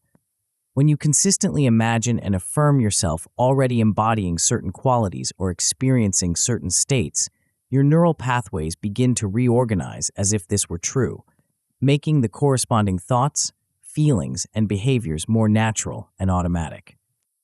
Second, powerful intentions use positive phrasing, focusing on what you want rather than what you don't want. The subconscious doesn't process negatives well. When you try not to think of something, you typically end up thinking about it more. Stating what you want to move away from keeps your attention on the unwanted condition rather than the desired alternative. For example, instead of "I intend to stop procrastinating," you might say, "I take prompt, decisive action on my priorities." Instead of "I intend to avoid conflict in my relationships," you might say, "I communicate clearly and compassionately to create understanding." These positive formulations direct your focus and energy toward what you want to create rather than what you want to eliminate. Third, effective intentions are infused with feeling and emotion, connecting the intention to the desired emotional state it will bring. Emotions provide the energetic fuel that brings intentions to life, making them more than mere words or concepts. When you generate the feelings associated with your intention, whether peace, joy, confidence, love, or other positive states, you create a vibrational resonance that attracts corresponding experiences. For instance, an intention like "I cultivate peaceful and harmonious relationships" carries the emotional qualities of peace and harmony. As you state this intention, you can consciously generate these feelings within yourself, experiencing them as present realities rather than future possibilities. This emotional embodiment accelerates the manifestation of your intention by aligning your energetic state with what you desire to create. Fourth, powerful intentions align with your values and deepest desires, ensuring they resonate with your core being rather than reflecting superficial wants or external pressures. This alignment creates the intrinsic motivation and authentic engagement that sustain your commitment through challenges and setbacks. When crafting intentions, regularly check whether they feel genuinely meaningful and energizing to you. If an intention feels flat, obligatory, or disconnected from what truly matters to you, it likely doesn't align with your authentic values and desires. Revise it until it creates a sense of resonance and rightness that signals authentic alignment. Beyond these key characteristics, effective intentions balance clarity and specificity with openness to how they manifest. Being clear about the essence of what you want to experience provides direction and focus for your energy and actions. Without this clarity, intentions can become vague wishes that generate little practical impact. At the same time, leaving room for the how to unfold in unexpected ways allows for possibilities beyond what your conscious mind might envision. When you specify exactly how your intention must manifest, you limit yourself to what you can currently imagine, potentially missing more elegant or expansive possibilities that might emerge through the creative process. For example, an intention like, "I am expressing my creativity through writing that impacts others positively," provides clear direction while allowing for various forms this might take, perhaps a novel, a blog, a screenplay, or something you haven't yet considered. This balance of clarity and openness creates focused energy while maintaining receptivity to unexpected opportunities and inspirations. Your intentions also contribute to an overarching vision for your life, a general sense of direction and purpose that guides your choices and priorities. This vision isn't necessarily a detailed plan, but a compelling sense of what you're moving toward and why it matters. Your specific intentions represent aspects of this larger vision, expressing how you choose to embody your values and desires in particular life domains. Using your vision to inspire and guide your intention setting creates coherence across different areas of your life. Rather than setting disconnected intentions for various domains, you create an integrated approach where intentions for your career, relationships, health, and personal development all express facets of your core values and overarching purpose. This integration prevents the fragmentation that occurs when different life areas pull you in conflicting directions. Instead, your intentions across all domains work together, creating a sense of wholeness and congruence that enhances both your effectiveness and your well-being. As you craft your intentions, remember that this isn't a one-time exercise, but an evolving practice that grows and refines as you do. Your initial attempts may feel awkward or uncertain, and that's perfectly normal. Like any skill, setting powerful intentions develops through practice, reflection, and ongoing adjustment based on your experience. Start with areas that feel most important or where you sense the greatest opportunity for meaningful change. Craft intentions that express how you want to show up in these domains, focusing on qualities of being rather than specific external outcomes. As you gain comfort with the process, you can expand to additional life areas, creating a comprehensive set of intentions that guide your overall life experience. Integrating intentions into daily life. For intentions to create meaningful impact, they must move beyond occasional consideration to become integrated into your daily awareness and choices. This integration transforms intentions from abstract concepts into living forces that actively shape your experience and actions. One powerful practice for this integration is a morning intention-setting ritual that starts your day with clarity and purpose. Taking even a few minutes each morning to connect with your intentions establishes a conscious foundation for the day ahead, priming your awareness and energy before you engage with external demands and distractions. This ritual might begin with a moment of centering, a few deep breaths, a brief meditation, or simply bringing your attention fully to the present moment. From this centered state, review your core intentions, either by reading them from where you've written them down or recalling them from memory. As you consider each intention, visualize yourself embodying it throughout your day, feeling the associated emotional states and imagining how it will inform your choices and interactions. You might also set specific intentions for the particular day ahead based on your schedule and priorities. These daily intentions apply your core intentions to specific circumstances you anticipate. For instance, if you have a challenging meeting scheduled, you might set an intention like, "Today, I approach challenges with curiosity and openness rather than defensiveness." If you're working on an important project, your intention might be, "Today, I bring my full presence and creativity to my work, focusing on quality rather than perfection." These daily intentions create bridges between your broader intentions and the specific contexts of your day. They help you anticipate potential challenges and consciously choose how you want to respond, rather than reacting from habitual patterns. They also bring your attention to opportunities for expressing your values and desired states of being in everyday situations that might otherwise pass without conscious engagement. Throughout your day, use your intentions as a guide for choices and actions by regularly checking in with them. When facing decisions or responding to situations, ask yourself, "Is this action aligned with my intention?" This simple question brings your conscious awareness to the congruence or disconnect between your stated intentions and your actual choices, creating opportunities to realign when you notice divergence.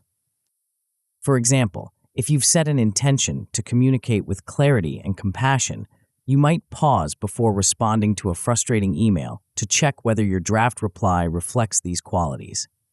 If you've intended to approach your work with creativity and excellence, you might assess whether your current task focus and energy align with this intention, or whether you've slipped into mindless busywork or perfectionism. These check-ins needn't be elaborate or time-consuming. A brief moment of awareness can be sufficient to notice whether you're aligned with your intentions and make adjustments if needed. Over time, this practice of conscious checking becomes more automatic, creating an ongoing awareness of congruence between your intentions and actions. Let your intentions inform your decisions throughout the day, using them as reference points for choices large and small. When considering options, ask which choice best expresses or supports your intentions. This guidance applies to everything from how you spend your time to how you respond to others. from what projects you prioritize to how you care for yourself. This ongoing reference to your intentions transforms them from abstract statements into practical decision-making tools that shape your experience in real time. Rather than making choices based solely on external factors or habitual reactions, you create a life increasingly aligned with what matters most to you. As your life evolves, regularly revisit and renew your intentions to ensure they still feel resonant and meaningful. What served you in one phase of life may need adjustment as you grow and your circumstances change. Set aside time periodically, perhaps monthly, quarterly, or around significant life transitions, to review your intentions and consider whether they continue to express your authentic values and desires. During these reviews, ask yourself, do these intentions still feel energizing and meaningful to me? Do they reflect my current priorities and values? Are there new dimensions of experience I want to cultivate that aren't expressed in my current intentions? This reflection keeps your intentions fresh and relevant rather than becoming stale formulas disconnected from your evolving self. Adjust your intentions as needed based on this reflection. This doesn't mean abandoning consistency or commitment, but recognizing that genuine growth sometimes requires revising how you express your core values. The underlying values may remain constant, while the specific qualities or experiences you want to cultivate evolve as you do. For instance, an intention focused on developing new skills might shift toward mentoring others as you master those skills. An intention centered on healing might evolve toward thriving as the healing progresses. These adjustments reflect your growth while maintaining connection to your fundamental values and authentic desires. Through these practices of morning setting, ongoing checking, decision guidance, and periodic review, intentions become integrated into the fabric of your daily life rather than remaining abstract concepts. This integration creates a lived experience increasingly aligned with what matters most to you, generating both meaningful fulfillment and tangible results that reflect your authentic values and desires. Exercise 1. Identify core values. Take your journal and find a quiet space where you can reflect without interruption. Begin by recalling moments in your life when you felt truly happy, fulfilled, proud, or authentically yourself. These might be significant achievements, meaningful connections, creative expressions, moments of insight, or simple experiences of presence and joy. For each of these meaningful moments, ask yourself, what was important to me in this experience? What qualities was I expressing or experiencing? Consider values like connection, learning, freedom, impact, creativity, security, love, adventure, integrity, peace, growth, or others that resonate with your experience. Look for patterns across different meaningful experiences.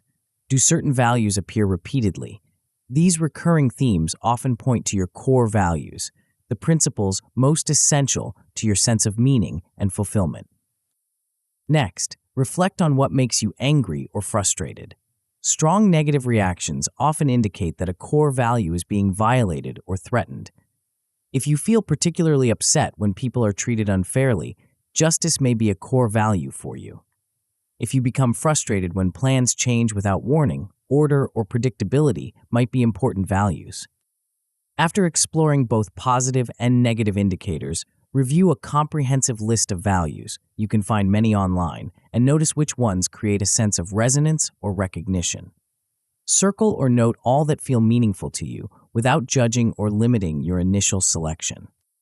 From this broader list, begin narrowing down to your most essential values, the principles that feel most central to how you want to live. Aim for 3 to 5 core values that represent your highest priorities and most authentic expression. These aren't the only values that matter to you, but they're the ones that form the foundation of your sense of meaning and purpose. As you select these core values, check how they feel in your body and emotions. Authentic core values typically create a sense of expansion, rightness, or quiet excitement when you connect with them. If a value feels obligatory or flat, it may reflect an adopted should rather than an authentic priority. Once you've identified your core values, write them in your journal, along with a brief description of what each means to you personally. Values like freedom or connection can mean different things to different people, so clarifying your personal understanding creates greater precision for guiding your intentions. These core values will serve as the foundation for intentions that genuinely resonate with your authentic self, generating the intrinsic motivation and alignment that support both meaningful experience and effective manifestation. Exercise 2. Formulate intentions. Choose one or two important areas of your life right now where you'd like to create more conscious intention. This might be your work, a specific relationship, your personal well-being, a creative project, or any other domain that feels significant in your current experience. Using your identified core values for inspiration, craft 1 to 3 intentions for each chosen area. Ensure these intentions are positive, stated in the present tense, and embody a desired way of being or quality of experience rather than just external outcomes. For example, if growth is a core value and you're focusing on your career, instead of the goal, get a promotion, which focuses solely on the external outcome, you might create an intention like, I embrace new learning opportunities with enthusiasm and consistently expand my skills and contribution. This intention expresses how you want to show up in your work, regardless of exactly when or how advancement occurs. Similarly, if connection is a core value and you're focusing on relationships rather than the goal, find a partner, external outcome, your intention might be, I cultivate open, authentic, and loving connections in all my interactions. This intention guides how you engage with others generally, creating a foundation for meaningful relationships of all kinds, including potentially a partnership. As you formulate each intention, check whether it meets these criteria. Is it stated positively, focusing on what you want rather than what you don't want? Is it phrased in the present tense, as if already occurring? Does it express a quality of being or experience rather than just an external outcome? Does it feel aligned with your authentic values and desires? Does it create a sense of expansion, energy, or rightness when you connect with it? Refine your wording until the intention feels clear, resonant, and energizing. The specific language matters less than the feeling and clarity the words evoke for you. Choose phrasing that creates the strongest sense of connection and alignment with your authentic self. After writing your intentions, take time to embody them through visualization. Close your eyes for a few minutes, repeating each intention to yourself and imagining yourself living it fully. See yourself expressing the qualities and experiencing the states described in your intentions. Notice the environments, interactions, and activities that would characterize a life aligned with these intentions. Most importantly, feel the emotions associated with embodying these intentions.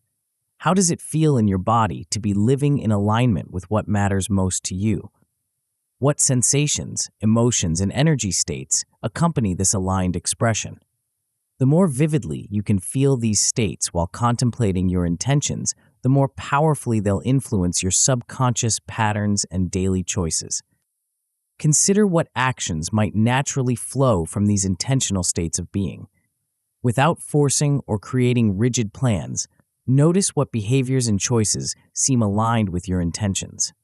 These insights can guide your practical steps while maintaining focus on the qualities of being that form the heart of your intentions. Finally, decide how you'll integrate these intentions into your daily awareness. Will you review them each morning? Post them where you'll see them regularly? Set reminders to check in with them throughout your day? Create a system that works with your natural rhythms and preferences, making it as easy as possible to maintain conscious connection with your intentions. Through these exercises, you create intentions that express your authentic values and desires, establishing a foundation for both meaningful experience and effective manifestation. These intentions serve as internal guidance systems that align your energy, awareness, and actions with what matters most to you, transforming how you approach achievement and, indeed, life itself. The practice of setting and living by intentions represents a profound shift from conventional approaches to achievement. Rather than focusing exclusively on external outcomes and future targets, you create a conscious relationship with how you show up in each moment, infusing your journey with meaning and alignment regardless of exactly when or how specific results manifest. This doesn't mean abandoning clarity about what you want to create or experience. Rather, it means complementing that clarity with an equally important focus on who you're being in the process. This balanced approach addresses both the external and internal dimensions of achievement, creating wholeness and congruence that conventional goal setting often lacks. As you integrate intention setting into your life, you may notice subtle but significant shifts in your experience. The sense of not there yet that often accompanies goal-focused approaches begins to transform into an appreciation of the present journey. The pressure to control exactly how outcomes unfold relaxes into a trust in the process guided by your authentic intentions. The fragmentation that can occur when different life areas pull in conflicting directions evolves into a more integrated experience aligned with your core values across all domains. These shifts don't happen overnight or without occasional challenges. Like any meaningful practice, living by intention develops through consistent attention and refinement based on experience. You'll have moments of forgetting or falling into old patterns, and that's a natural part of the process. What matters is your willingness to notice when this happens and gently return to intentional awareness rather than unconscious reaction. The power of this practice lies in its integration of being and doing, internal and external, process and outcome. By addressing both dimensions simultaneously, you create a wholeness that generates both meaningful fulfillment and tangible results aligned with your authentic self. As we move into the next chapter, we'll explore a complementary practice that further enhances your ability to manifest what matters most to you. While setting intention establishes the direction and quality of your creative energy, the next principle addresses what often blocks that energy from flowing freely toward your desires. You'll discover why even the clearest intentions sometimes fail to manifest, and how a counterintuitive approach can remove the invisible barriers between you and what you truly want. The secret lies not in trying harder, but in mastering the subtle art of letting go, a practice that transforms your relationship with both the process and outcomes of creation in ways that may surprise you. Chapter 6: Release Resistance. Have you ever noticed how some people seem to effortlessly attract what they want, while others struggle endlessly despite working twice as hard? Or perhaps you've experienced this contrast within your own life, certain achievements flowing to you naturally, while others remain frustratingly out of reach despite your best efforts. What makes the difference? Is it just luck, timing, or inherent talent? Or could there be a hidden factor at play, something that determines whether your path feels like swimming upstream or flowing with a current? Consider for a moment, what if the very effort you're exerting to make something happen is actually pushing it away? What if your intense focus on achieving a specific outcome in a specific way at a specific time is creating an invisible barrier between you and what you desire? This chapter explores a counterintuitive principle that challenges much of what we've been taught about achievement. While conventional wisdom emphasizes effort, control, and persistence, pushing harder when you encounter obstacles, we'll examine a complementary approach that often proves more powerful precisely because it seems to contradict everything we think we know about success. The practice we'll explore operates at a subtle level that's easily overlooked in traditional achievement strategies. It addresses not what you do, but how you hold what you're doing, your internal relationship with your desires, efforts, and outcomes. This subtle shift can transform experiences of struggle into states of flow, often without changing your external actions at all. What exactly is this practice, and why does it matter so much? The answer lies in understanding a hidden dynamic that operates beneath the surface of all your pursuits, a dynamic that can either facilitate or obstruct the manifestation of your intentions, regardless of how clear they are or how diligently you act upon them. As we venture into this territory, you'll discover why even the most positive intentions sometimes fail to materialize, why pushing harder often yields diminishing returns, and how a seemingly paradoxical approach can unlock doors that have remained stubbornly closed despite your best efforts. You'll learn a practice that doesn't replace action but transforms its quality and effectiveness, allowing you to achieve more with less struggle. This isn't about abandoning your desires or becoming passive. Rather, it's about engaging with your aspirations in a way that aligns with deeper principles of creation and manifestation, principles that operate whether you're aware of them or not. By understanding and working with these principles instead of inadvertently opposing them, you can dramatically enhance your ability to create what matters most to you. Let's begin exploring this powerful practice that might just be the missing piece in your approach to achievement and fulfillment. Understanding resistance, the hidden saboteur. At the heart of many struggles with manifestation lies a subtle but powerful force: resistance. This isn't the external resistance of obstacles or opposition, but an internal friction that occurs when part of you fights against what is, what might be, or even what you consciously want. Resistance manifests as the internal battle against what is, the arguing with reality that creates tension and consumes energy. It appears when you resist unwanted thoughts, trying to push them out of your mind only to find them returning with greater intensity. It emerges when you fight against uncomfortable feelings, attempting to suppress or escape emotions that seem threatening or unpleasant. It arises when you reject physical sensations, tensing against pain or discomfort rather than allowing it to be present. This internal friction extends beyond resisting present experiences to include wishing things were different when they are not. The mental argument with a situation that has already occurred, the persistent thought that this shouldn't be happening, the emotional rejection of circumstances beyond your control, all represent forms of resistance that create internal conflict without changing external reality. Resistance appears in various common forms that you might recognize in your own experience. Fear and anxiety about the future represent one prevalent form, where you resist potential outcomes by worrying about them, attempting to control them through mental rehearsal of worst-case scenarios, or becoming paralyzed by what might happen. This future-oriented resistance creates suffering in the present without actually preparing you effectively for what's to come. Doubt and worry about your abilities or outcomes constitute another form of resistance. When you question whether you're capable enough, whether you deserve success, or whether your efforts will yield results, you create an internal conflict that divides your energy and undermines your effectiveness. Part of you moves toward your goal, while another part holds back, creating a split that impedes progress. Perfectionism and the need to control every detail represent particularly subtle forms of resistance.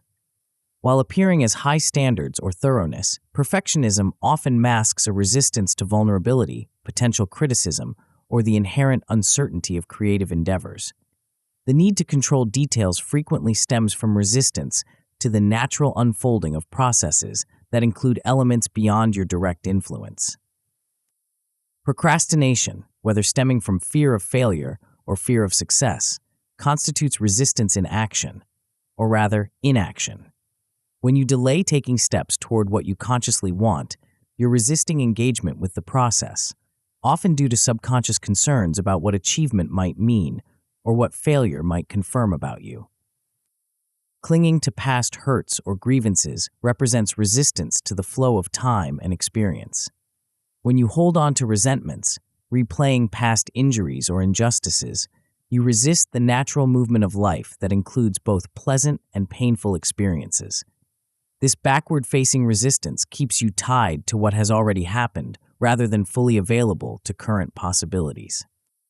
These various forms of resistance share a common impact. They block your flow and impede manifestation. The energetic impact of resistance creates what might be described as kinks or blockages in your creative energy. Like a garden hose with a twist that restricts water flow, resistance constricts the flow of your life force, limiting what you can express and experience. This constriction occurs partly because resistance divides your energy. Instead of your full vitality moving in one direction, part of it pushes forward while another part pulls back, creating internal conflict that diminishes your overall power. This division appears in statements like, "I want this, but," where the "but" introduces the resistant counterforce to your desire. Resistance also pushes away what you desire by focusing on its absence or the struggle to attain it. When you concentrate on the lack of what you want or the difficulty of achieving it, you orient your creative energy toward those experiences rather than toward the fulfillment of your intention. What you resist persists. What you focus on expands. Resistance keeps your attention on what you don't want rather than what you do. Despite these negative impacts, resistance serves as a valuable signpost, pointing to areas that need attention and healing. Resistance often indicates underlying fears or limiting beliefs that require acknowledgement and release. When you notice yourself resisting a particular experience, outcome, or aspect of reality, you can use this awareness to identify what deeper concerns might be operating beneath the surface. For instance, resistance to receiving help might point to a belief that you should be self-sufficient or that depending on others is dangerous. Resistance to public visibility might indicate a fear of judgment or a belief that it's not safe to be seen. Resistance to financial success might reflect concerns about how wealth would change your relationships or identity. In this way, resistance offers an opportunity to look within and release what's no longer serving you. Rather than fighting against your resistance, which creates meta-resistance, or resistance to resistance, you can view it as valuable information about where healing and growth are possible. Each point of resistance becomes an invitation to greater self-awareness and freedom. Understanding resistance as both a barrier to manifestation and a signpost for growth transforms your relationship with it. Instead of seeing resistance as an enemy to be conquered, you recognize it as a messenger bearing important information about your internal landscape. This shift allows you to work with resistance rather than against it, beginning the process of release that opens new possibilities for flow and creation. The power of letting go, more than just giving up. Given the restrictive impact of resistance, releasing it becomes essential for manifestation and well-being. But what does letting go actually mean, and how does it differ from simply giving up on what matters to you? Contrary to common misconceptions, letting go isn't about passivity or resignation. There's a profound difference between surrender and defeat. Defeat involves abandoning your desires and intentions out of hopelessness or exhaustion. It comes with feelings of failure, disappointment, and disempowerment. Surrender, by contrast, involves releasing resistance while maintaining your intention and engagement. It's accompanied by feelings of peace, openness, and trust in the unfolding process. True letting go combines active engagement with non-attachment to the specific form of the outcome.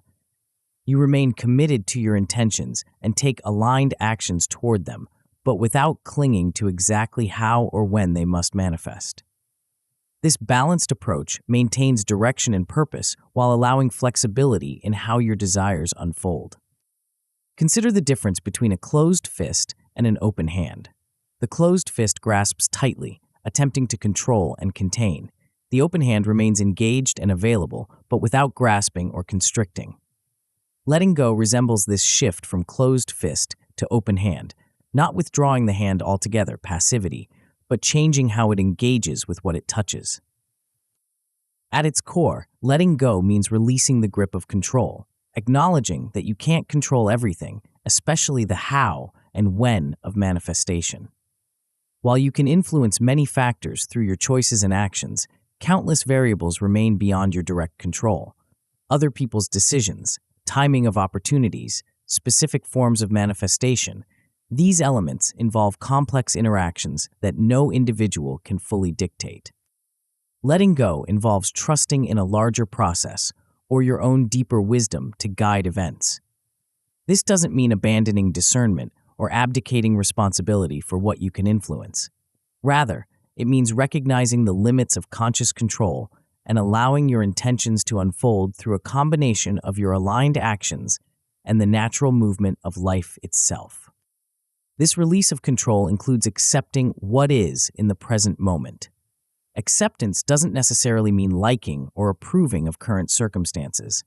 It simply means acknowledging reality as it exists right now, without wasting energy fighting against what has already occurred or currently exists. As the saying goes, what you resist persists. Accepting what is doesn't mean you can't work to change it. It means you stop arguing with the fact of its current existence. This acceptance frees up energy to make conscious choices moving forward. When you stop expending vitality on resisting what already is, you have more resources available for creating what you desire next. Acceptance becomes the foundation for effective action rather than an alternative to it. Letting go proves essential for manifestation for several reasons. First, it creates space for your desires to enter. When your mind and energy are filled with resistance, worry, doubt, control, attachment to specific outcomes, there's little room for new possibilities to emerge. Like trying to pour fresh water into an already full cup, new experiences can't enter a consciousness filled with resistance to what is or attachment to what should be. The metaphor of opening your hand to receive illustrates this principle. If your hand is clenched tightly around something else, perhaps around the idea of how things should be or fears about what might happen, it cannot receive what's being offered now. Letting go creates the open space necessary for receiving. This openness allows for solutions and opportunities you haven't conceived of. When you release attachment to specific forms or pathways, you become receptive to possibilities beyond what your conscious mind has imagined. Often, your desires can manifest in ways more elegant, efficient, or expansive than what you would have planned or controlled. Beyond enhancing manifestation, letting go significantly benefits your well-being by reducing stress and increasing inner peace. Resistance creates and maintains much of the mental and emotional suffering humans experience. When you resist what is, worry about what might be, or cling to specific outcomes, you generate stress, anxiety, and frustration regardless of external circumstances. Letting go frees you from what might be called the tyranny of uncontrolled emotions, like worry and anxiety. These emotions arise largely from resistance to uncertainty and attachment to particular outcomes. When you release this resistance and attachment, these distressing emotional states naturally diminish, replaced by greater calm and presence. This shift cultivates equanimity, a state of mental calmness and composure, especially in difficult situations. Equanimity doesn't mean emotional flatness or detachment from caring. Rather, it represents emotional balance and stability that allows you to respond effectively to life's challenges without being overwhelmed by reactivity. With this understanding of what letting go truly means and why it matters, we can explore specific areas where release particularly enhances manifestation and well-being. Key areas for letting go. While letting go applies to many aspects of experience, certain areas particularly benefit from this practice. Let's explore key domains where releasing resistance creates significant positive impacts on both manifestation and well-being. Letting go of negative emotions and thought patterns represents a fundamental area for practice. This doesn't mean suppressing or denying these experiences, but approaching them with acknowledgement and allowing rather than resistance or identification. The practice involves developing what some traditions call the observing self, the aspect of consciousness that can notice thoughts and emotions without becoming completely identified with them. From this witnessing perspective, you can watch emotions arise, peak, and pass without being swept away by them or fighting against their presence. For example, when anxiety appears, rather than either becoming consumed by anxious thoughts or trying to force them away, you might notice, "I'm experiencing anxiety right now. I can feel the sensation in my chest and the racing thoughts." This acknowledgement creates space between you and the emotion. You have anxiety rather than being anxiety. Techniques like mindful breathing help create this space around emotions. By bringing attention to your breath, you anchor awareness in present physical sensation, rather than being carried away by emotional currents. This doesn't eliminate the emotion, but changes your relationship with it from identification or resistance to witnessing and allowing. This approach applies equally to releasing past grievances and resentments. Holding on to anger about past injuries creates ongoing suffering without changing what happened. Forgiveness of yourself and others represents a powerful act of letting go that frees you from this self-created suffering. Importantly, forgiveness doesn't mean condoning harmful actions or maintaining relationships with those who continue harmful behavior. It means releasing the internal grip of resentment that primarily hurts you rather than affecting the person you're angry with. As one saying expresses it, holding on to anger is like drinking poison and expecting the other person to die. Another crucial area for letting go involves releasing the need to control how and when manifestation occurs. After setting clear intentions and taking aligned actions, there comes a point where continuing to micromanage the process creates resistance rather than progress. Trusting the process after setting your intention means focusing on your aligned actions while releasing the micromanagement of the universe. You do what's within your power, taking steps consistent with your intention, maintaining the emotional state that matches your desire, remaining open to guidance and opportunity, while allowing the specific pathway and timing to unfold naturally. This trust opens you to unexpected pathways and synchronicities that often prove more effective than what you might have consciously planned. Many of the most significant opportunities and connections in life come through routes we couldn't have anticipated or orchestrated. Letting go of rigid expectations about how things must happen creates receptivity to these unexpected gifts. The ego-rational mind particularly struggles with this aspect of letting go because it desires certainty and control. It wants to have everything figured out in advance, to know exactly how and when your intentions will manifest. This desire for complete certainty reflects the ego's attempt to create security in an inherently uncertain world. Recognizing this tendency of the ego-rational mind helps you hold its concerns more lightly. You can acknowledge the desire for certainty while gently reminding yourself that the most beautiful and significant experiences in life often emerge from embracing rather than resisting the unknown. Cultivating comfort with uncertainty doesn't happen overnight. It develops gradually through experiences of surrendering control and discovering that life unfolds more elegantly than you could have planned. Each time you let go and find that your needs are met in unexpected ways, your capacity for trust expands, making the next surrender easier. Perhaps the most challenging and powerful area for letting go involves releasing attachment to specific outcomes. This creates a seeming paradox. How can you care deeply about your intentions while not clinging desperately to their manifestation in a particular form? This paradox resolves through understanding the difference between commitment and attachment. Commitment means remaining dedicated to your vision and values, taking consistent, aligned action, and maintaining focus on what matters to you. Attachment means fixating on a specific form or timeline, generating suffering when reality doesn't match your expectations. Being committed to your vision while flexible on the details allows for manifestation that may exceed what you initially imagined. When you focus on the essence of your desire, the core experience or value you're seeking, rather than a rigid picture of how it must appear, you open to possibilities beyond your current conception. For instance, the essence of a desire for a particular job might be meaningful work, financial security, and using your talents. By focusing on this essence rather than the specific position, you remain open to various forms that might fulfill these core desires. Perhaps a different role, entrepreneurial opportunity, or creative collaboration that better matches your authentic needs than the specific job you initially fixated on. This flexibility raises the question, what if it doesn't happen exactly as planned?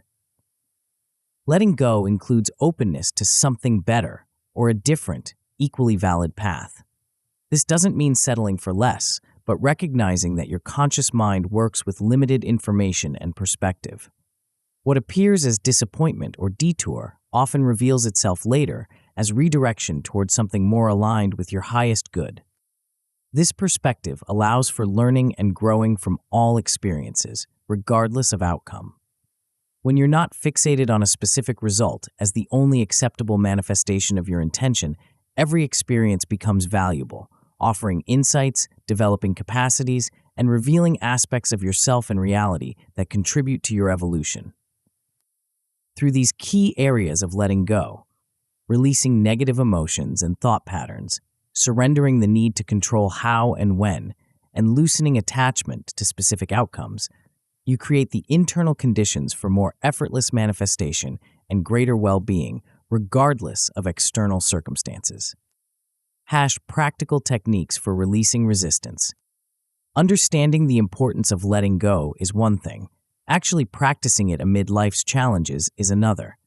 Fortunately, various practical techniques can help you develop this capacity, making release more accessible even when resistance feels strong.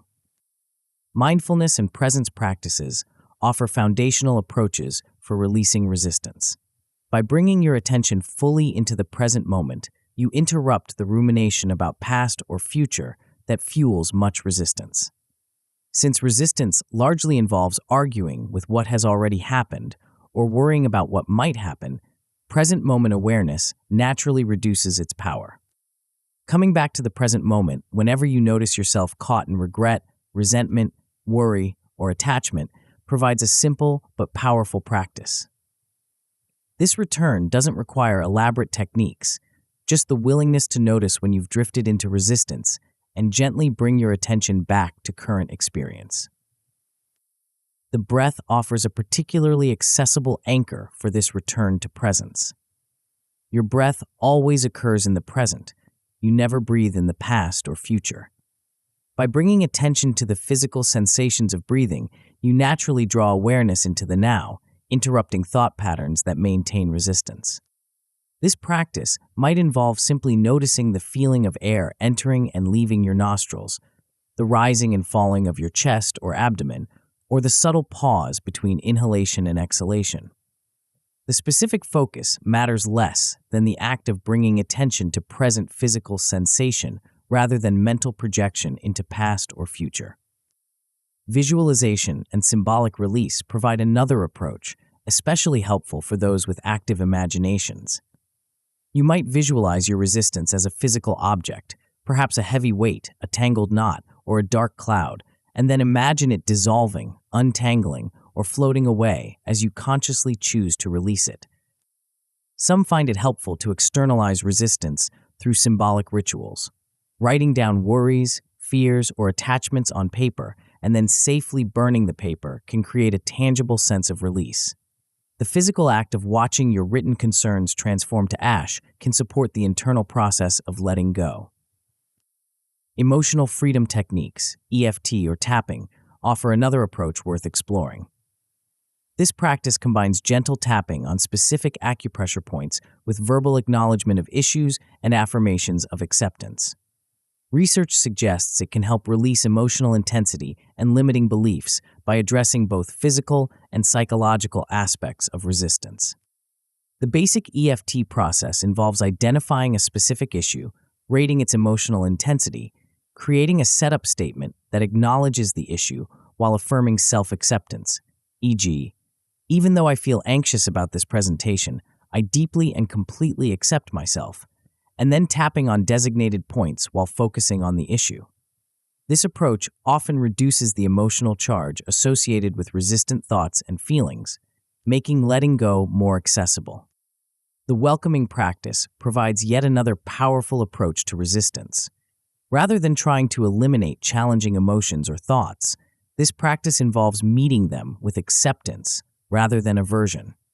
When difficult feelings arise, instead of resisting or identifying with them, you welcome them as temporary visitors, bringing curiosity to their presence.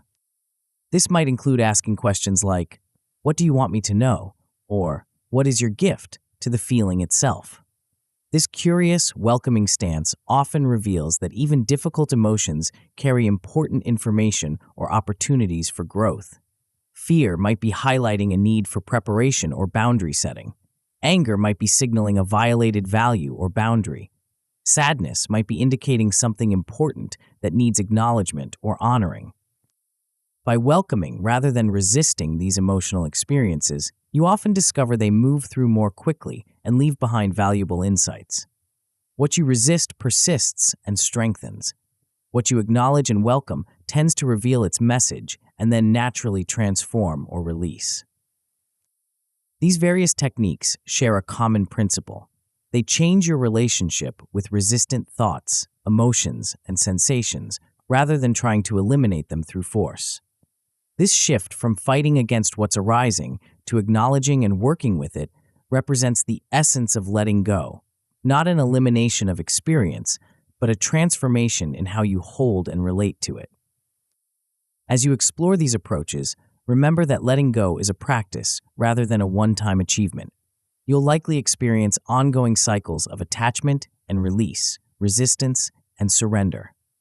The goal isn't perfection, but developing greater capacity for release when you notice yourself caught in resistance. Start with small, everyday resistances rather than your most challenging attachments. Practice letting go of minor irritations, small worries, or slight disappointments. As your capacity develops through these more manageable situations, you'll build the muscles needed for releasing more significant resistances. The exercises that follow provide structured ways to begin this practice in your daily life, developing your capacity for letting go in practical, accessible steps. Exercise 1. Acknowledge and release. Throughout your day, pay attention to moments when you feel resistance, tension, fear, worry, or the urge to control a situation or outcome. These feelings serve as signals that you're holding on to something that might benefit from conscious release. When you notice such a feeling or thought pattern, take a brief pause. This pause interrupts the automatic momentum of resistance and creates space for a different response. Even a moment of stopping can make a significant difference in breaking habitual patterns. Next, acknowledge what you're experiencing without judgment. Silently or softly say to yourself, I am noticing the specific feeling or thought. For example, I am noticing fear about the presentation. I am noticing worry about finances, or I am noticing the urge to control this conversation. This acknowledgement names your experience without identifying with it completely. There's a profound difference between I am afraid and I am noticing fear. The first statement equates you with the emotion. The second creates space between your awareness and the temporary experience passing through it. After acknowledging, take a few conscious, deep breaths. With each exhale, imagine you are gently releasing the intensity of the feeling or the grip of the thought. You might visualize it as a balloon floating away, a leaf drifting down a stream, or tension melting from your body. Whatever image resonates with your sense of gentle, intentional release. Repeat this process as needed throughout your day. The goal isn't to eliminate the feeling instantly, but to stop fighting it and allow it to move through you. By acknowledging without judgment and consciously choosing to release rather than resist, you create space for the natural flow of experience without getting caught in struggle against what's already arising. This practice develops your capacity to work with resistance in real time, in the midst of daily life, rather than only in dedicated meditation or reflection periods. It builds the habit of noticing, acknowledging, and releasing, gradually transforming your default response to challenging thoughts and feelings. Exercise 2, Worst-Case Scenario and Could I Survive It? This exercise addresses one of the most common sources of resistance, fear of what might happen if things don't go as desired. By bringing these fears into conscious awareness and examining them directly, you often discover they have less power than they exert when left as vague, unexamined anxieties. Begin by identifying a specific goal, desire, or situation where you feel significant fear, anxiety, or attachment to a particular outcome. This might be a work project, relationship situation, financial decision, creative endeavor, or any other area where you notice yourself caught in worry or rigid attachment. Once you've identified the situation, take out your journal and write down, in detail, the absolute worst-case scenario if things don't go your way or if your fear comes true. Don't hold back. Let your imagination fully explore the catastrophe your mind has been avoiding directly confronting. Be specific and thorough. What exactly are you afraid might happen? What would the consequences be? How would it affect different areas of your life?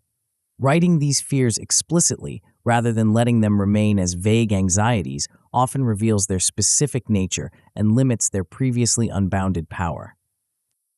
After detailing the worst-case scenario, ask yourself honestly, if this absolute worst thing happened, would I ultimately survive it? Could I cope with it? Would life go on? In most non-life-threatening situations, which constitute the vast majority of our fears, the answer is yes. You would survive, adapt, and eventually find a way forward, even if the path looked different than you'd hoped.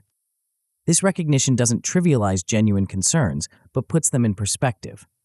Many of our most gripping fears, when examined directly, reveal themselves as challenging but ultimately survivable experiences, rather than the catastrophic, unendurable scenarios our resistance makes them seem. Next, explore what resources, internal or external, you could draw upon to cope if the worst did happen. These might include your resilience, problem-solving abilities, and capacity to learn and adapt. They might involve support from friends, family, or professional resources. They might include financial reserves, transferable skills, or other practical assets. This exploration often reveals that you have far more resources for handling difficulties than your fearful mind acknowledges when caught in resistance. Recognizing these resources further reduces the power of worst-case scenarios to generate rigid attachment to specific outcomes. The purpose of this exercise isn't to dismiss legitimate concerns or preparation, but to diminish the power of catastrophic thinking that fuels resistance. Often, bringing your worst fears into the light and acknowledging your capacity to cope with them significantly reduces their hold over you, making it easier to let go of anxious attachment to particular outcomes. Through these exercises and the principles they embody, you develop your capacity for letting go, not as a passive surrender, but as an active release of what doesn't serve your highest good.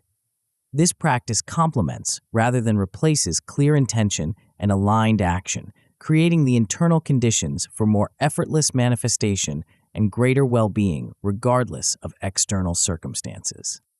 The journey of letting go continues throughout life, offering ongoing opportunities to release what no longer serves and open to new possibilities.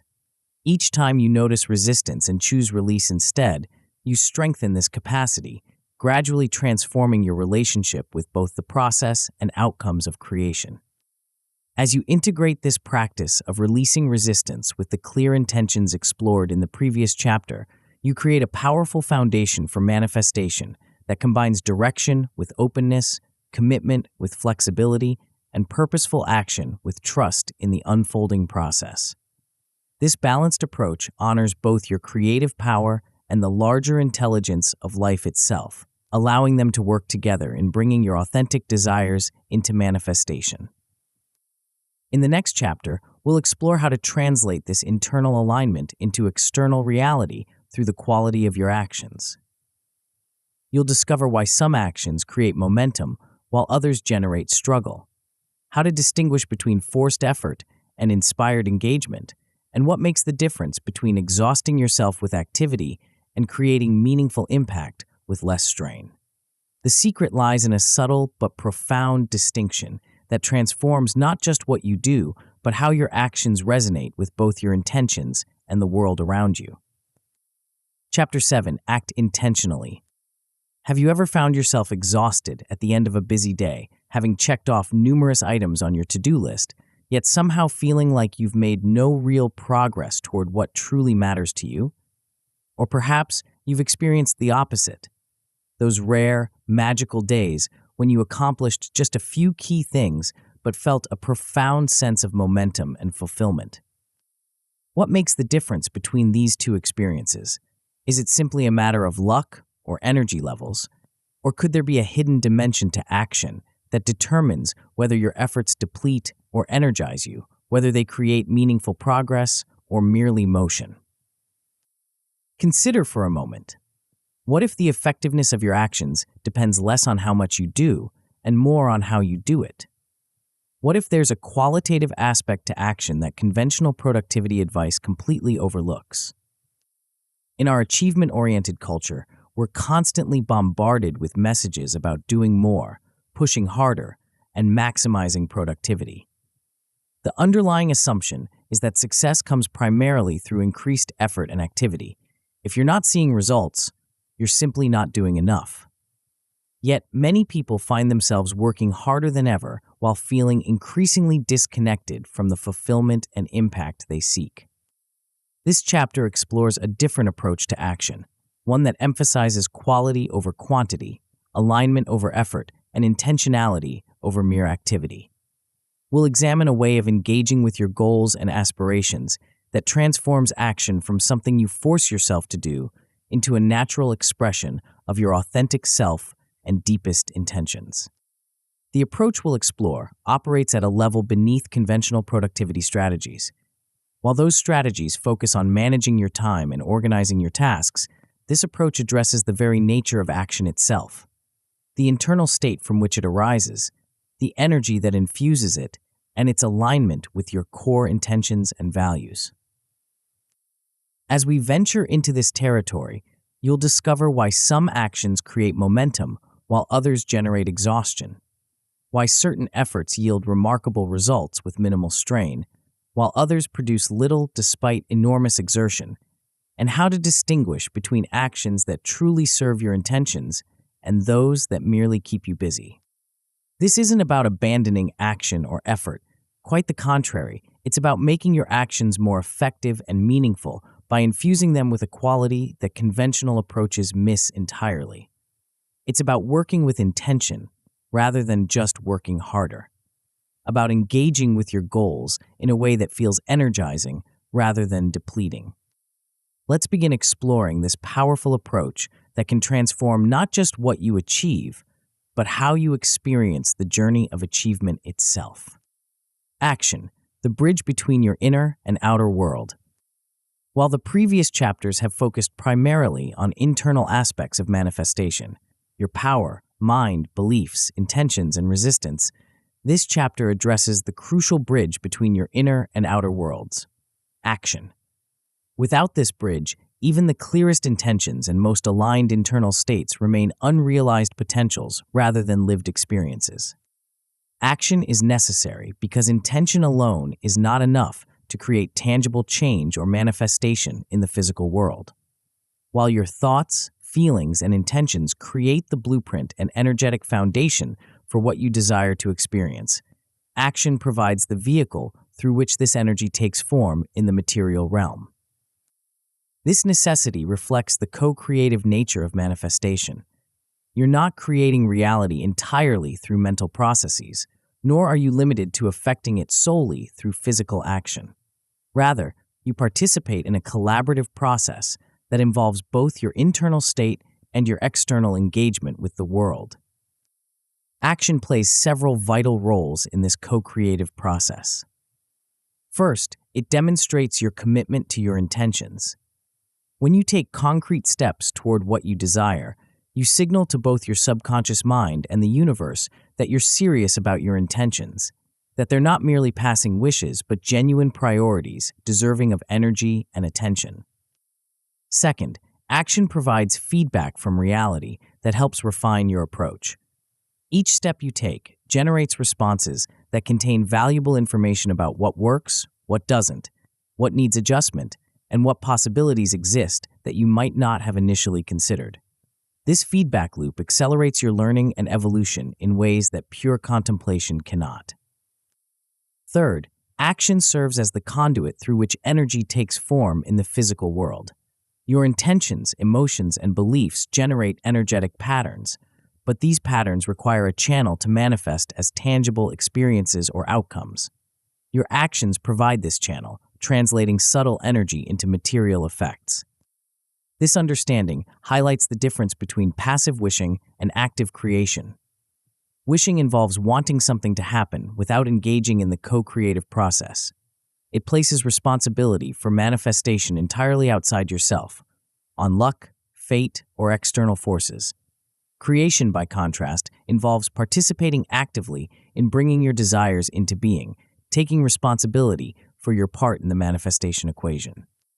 This doesn't mean forcing outcomes through sheer will or effort. As we've explored in previous chapters, attachment to specific outcomes and resistance to what is can actually impede manifestation. Rather, it means engaging consciously with the process, doing your part, while remaining open to how your intentions unfold. The key distinction lies not in whether you take action, but in the quality of that action, whether it arises from alignment or struggle, from inspiration or force. This qualitative dimension makes all the difference between action that depletes and action that energizes, between effort that feels like pushing against resistance and engagement that feels like flowing with a current.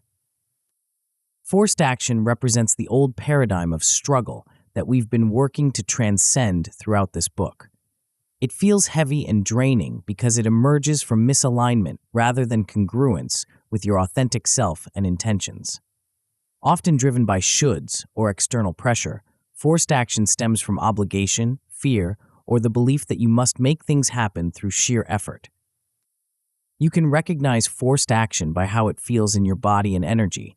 It creates tension, constriction, and often resentment. You find yourself having to use willpower to initiate and sustain it. It leaves you feeling depleted rather than energized, even when you accomplish the task. Over time, this type of action leads to burnout and diminished effectiveness, regardless of how important the activities might be. Inspired action, by contrast, represents the new paradigm of flow that aligns with your authentic power and intentions. It feels lighter and more energizing because it emerges from alignment with your true desires and values. Rather than being driven by external pressure or fear, it arises from genuine desire and internal congruence. This type of action feels different in your body and energy.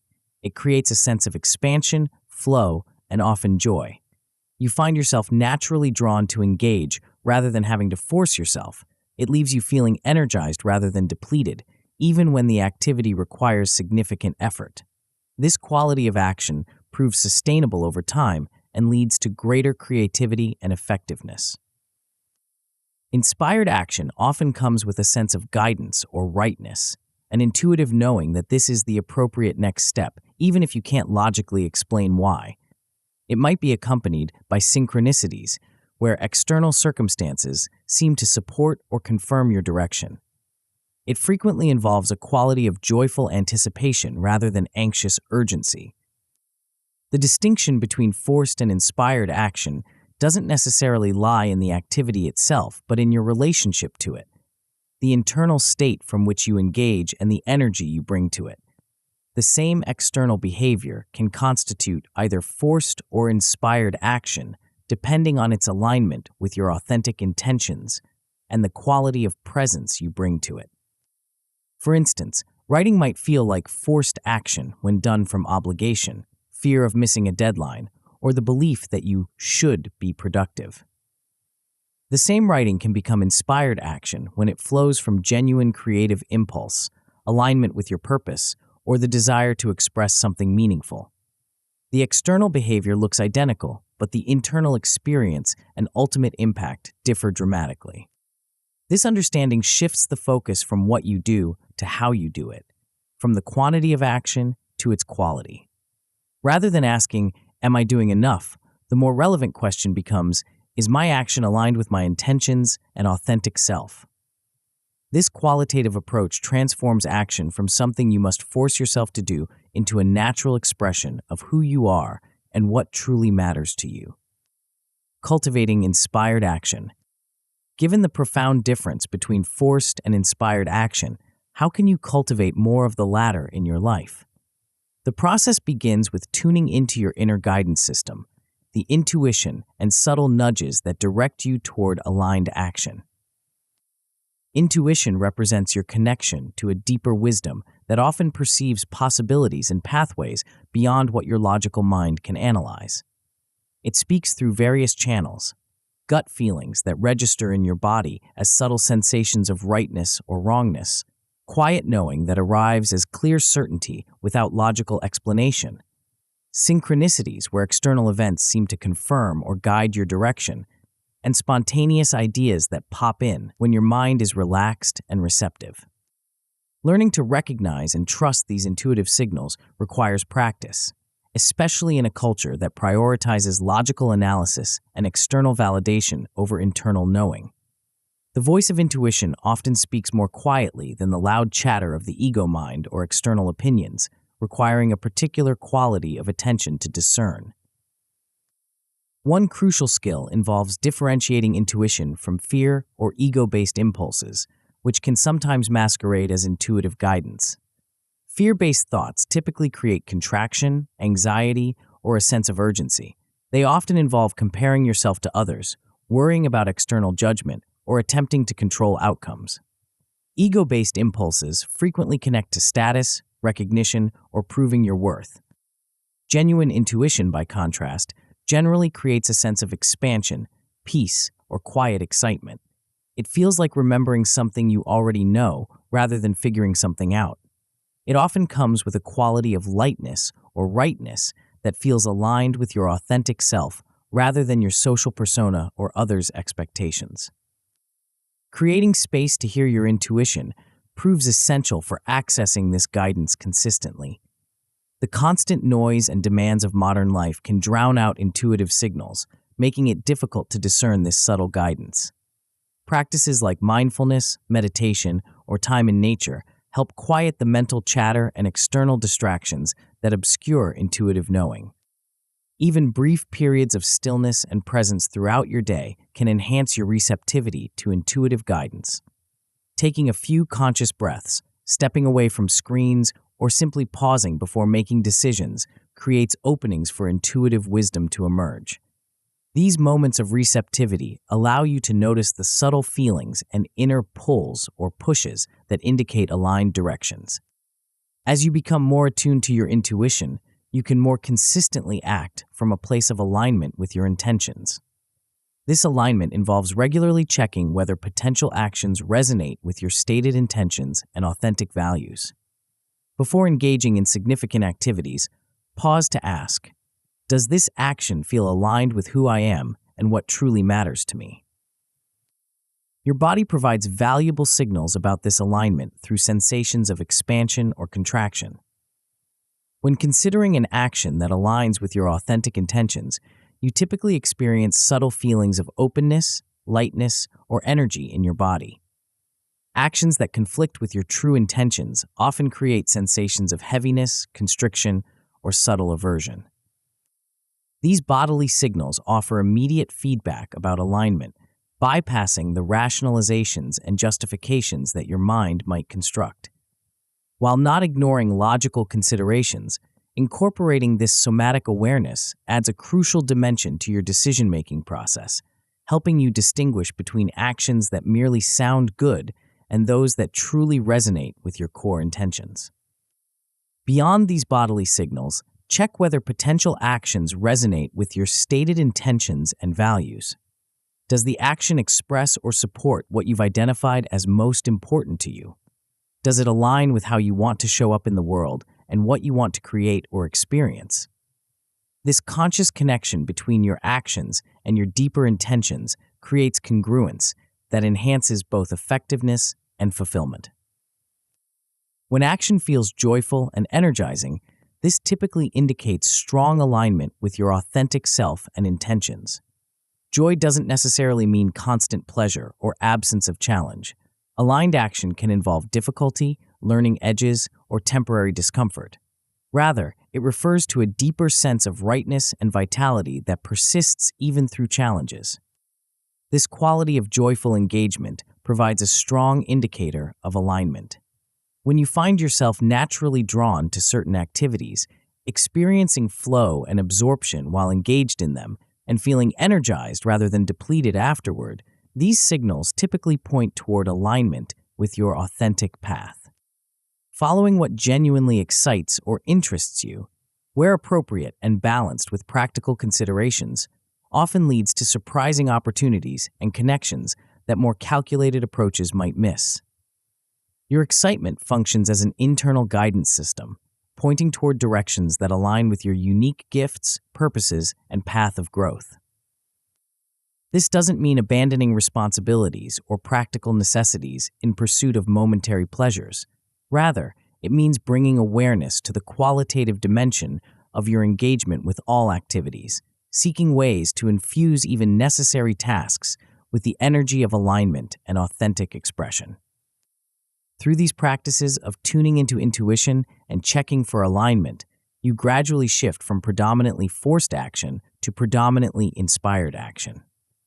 This shift transforms your experience of effort and achievement, creating greater effectiveness with less struggle and more fulfillment throughout the process, rather than just upon reaching goals. Working with intention, not just working harder. The quality of your action matters more than its quantity. This principle directly challenges the prevalent belief that success primarily requires doing more, working longer hours, taking on more projects, or constantly increasing your output. While consistent effort certainly plays a role in achievement, the alignment and focus of that effort often prove more decisive than its sheer volume. This understanding highlights the power of focused, relevant action, identifying and prioritizing the activities that create the greatest impact toward your intentions. The Pareto principle, or 80-20 rule, suggests that roughly 80% of effects come from 20% of causes. Applied to action, this means that a small portion of your activities likely generates the majority of your meaningful results. Identifying these high-impact actions involves asking, what are the 20% of actions that will yield 80% of the results I seek? These vary depending on your specific intentions and circumstances, but they typically involve activities that directly express your core values, utilize your unique strengths, address root causes rather than symptoms, or create compound benefits over time. This discernment helps you avoid busy work that doesn't meaningfully move you toward your core intentions. Many activities can seem important or necessary while actually contributing little to what truly matters to you. These might include excessive planning without implementation, perfectionist polishing of details that few will notice, or tasks you've habitually done that no longer serve your current intentions. Distinguishing between high-impact actions and mere activity requires honest assessment of how different activities connect to your authentic intentions. This doesn't mean ignoring necessary maintenance tasks or responsibilities, but rather bringing consciousness to how you allocate your limited time and energy, ensuring that significant portions go toward what genuinely matters rather than being consumed by the merely urgent or habitual. The power of single tasking and deep work further enhances the effectiveness of focused action. While multitasking creates an illusion of productivity, research consistently shows that it diminishes the quality of attention and results in most activities. By contrast, bringing your full presence and focus to one task at a time typically yields better outcomes with less total time and energy expended. This focused engagement involves minimizing distractions that fragment your attention and dilute your effectiveness. External distractions include interruptions, notifications, and environmental factors that pull your focus away from your primary task. Internal distractions include wandering thoughts, worries about other tasks, or the impulse to switch activities when the current one becomes challenging or uncomfortable. Creating conditions that support sustained focus, whether through environmental adjustments, time blocking, technology management, or agreements with others, enhances your capacity for deep work. This concentrated engagement allows you to bring your full intelligence and creativity to important tasks rather than offering them diminished, fragmented attention. Beyond focus, bringing full presence and intention to each task transforms its quality and impact. When you engage with an activity not merely to complete it, but as an expression of your deeper intentions and values, you infuse it with a different energy. This quality of presence often manifests in greater creativity, insight, and effectiveness, as well as a more fulfilling experience of the activity itself.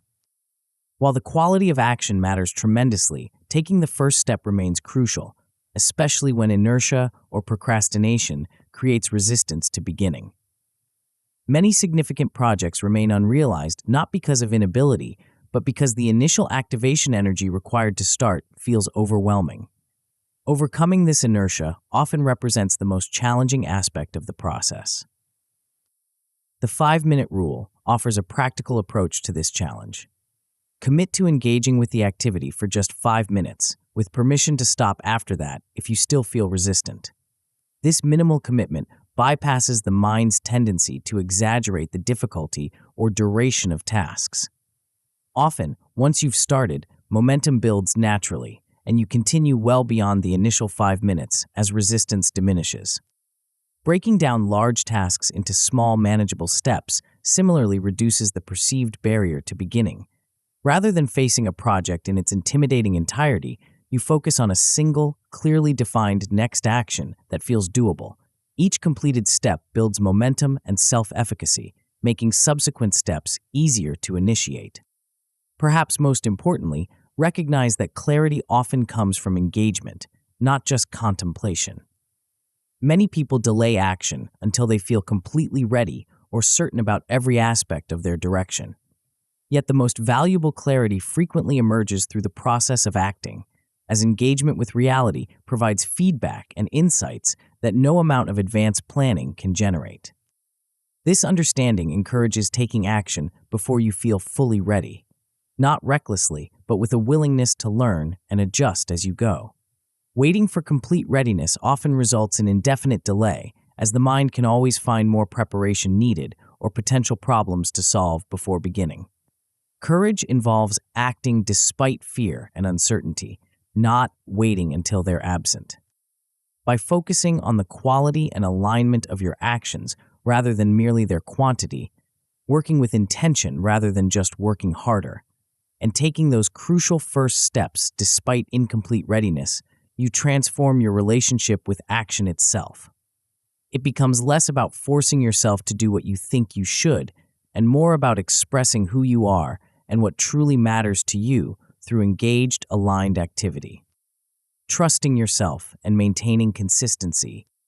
Developing trust in yourself and your inner guidance forms a crucial foundation for sustained intentional action. This self-trust grows primarily through action and follow-through. By acting on your intuitive nudges and keeping commitments to yourself, you build confidence in both your inner wisdom and your capacity to implement it. Each time you act on an inspired impulse or intuitive guidance, you strengthen the connection between your deeper knowing and your lived experience. Whether the action leads to immediate success or provides valuable learning through apparent failure, the very act of following through on your inner prompting builds trust in this guidance system. Similarly, keeping promises to yourself, doing what you've committed to doing, especially when no one else would know if you didn't, strengthens your self-efficacy and sense of personal integrity. This reliability to yourself matters as much as reliability to others, perhaps more, as it forms the foundation of your relationship with yourself and your capacity to manifest intentions. When you consistently honor your commitments to yourself, you develop trust that you'll show up for your own intentions and values. This trust creates a positive cycle where you become more willing to commit to meaningful actions because you know from experience that you'll follow through, which in turn builds further self-trust as you continue to honor these commitments. This consistency doesn't require perfection. Everyone experiences moments of not following through or honoring commitments. What builds self-trust is not flawless performance, but honest acknowledgement when you fall short, compassionate understanding of the factors involved, and renewed commitment to alignment moving forward. This process of stumbling, learning, and recommitting actually builds more robust self-trust than never facing or acknowledging challenges. The power of consistent, aligned effort manifests through what might be called the compound effect, the principle that small actions, repeated consistently over time, create significant results that far exceed what might be expected from each individual action. Just as compound interest transforms modest financial investments into substantial sums over time, compound action transforms modest, consistent efforts into remarkable achievements. This compounding effect highlights the importance of patience and persistence in the manifestation process. Meaningful change and creation rarely happen overnight. They emerge through sustained engagement over time, as consistent aligned action gradually shifts patterns, builds momentum, and creates new realities. Understanding this temporal dimension helps maintain motivation when immediate results aren't apparent. Showing up for your intentions day after day, especially when external validation or visible progress seems minimal, requires a particular kind of faith. Not blind belief, but grounded trust in the process of consistent, aligned action. This persistence doesn't mean rigid adherence to specific methods regardless of feedback, but rather unwavering commitment to your core intentions while remaining flexible about pathways and approaches. Creating empowering habits and routines further supports this consistency by reducing the need for constant decision-making and willpower. When aligned actions become habitual, integrated into your regular rhythms and routines, they require less conscious effort to maintain. You no longer need to decide whether to engage in these activities. They become simply what you do as part of your normal patterns. These supportive habits effectively automate actions that align with your vision, ensuring they happen consistently without requiring significant decision-making energy each time. Whether through morning routines that include practices supporting your intentions, scheduled blocks for important but not urgent activities, or environmental setups that make aligned actions easier than misaligned ones, these structures create pathways of least resistance toward what matters most to you. Beyond their direct benefits, these routines free up mental energy for more creative and challenging tasks. The brain expends significant energy on decision-making, especially decisions involving competing priorities or delayed gratification. By reducing the number of daily decisions through supportive routines, you conserve mental resources for activities requiring deeper thought, creativity, or presence. Despite the power of consistent, aligned action, results don't always manifest according to expected timelines. When action doesn't yield immediate results, several perspectives help maintain both persistence and peace. Detaching from rigid expectations about when, viewing setbacks as feedback rather than failure, and maintaining faith in your intentions and capacity for manifestation. Detaching from the when involves releasing attachment to specific timelines while maintaining commitment to your intentions. Many factors influencing manifestation operate on their own natural timing that doesn't necessarily align with your preferred schedule. Trusting this timing, sometimes called divine timing or universal timing, reduces frustration and allows for possibilities that might not emerge within more rigid timeframes. This detachment doesn't mean abandoning timeliness or accountability, but rather holding timeframes as helpful structures rather than rigid demands. It involves continuing aligned action without the anxious energy of "it should have happened by now" that often creates resistance to the very outcomes you seek. Viewing setbacks as feedback and opportunities for recalibration transforms apparent failures into valuable guidance. When actions don't produce expected results, this feedback contains important information about what adjustments might be needed, perhaps in your approach, timing, understanding of the situation, or even in the specificity of your intention itself. This perspective shifts setbacks from discouraging obstacles to helpful course corrections in your ongoing creative process. Rather than indicating personal inadequacy or the impossibility of your intentions, challenges provide refinement that ultimately leads to more aligned and effective manifestation. Maintaining faith in your intentions and ability to manifest them provides the foundation for persistent, aligned action regardless of apparent results or timeframes.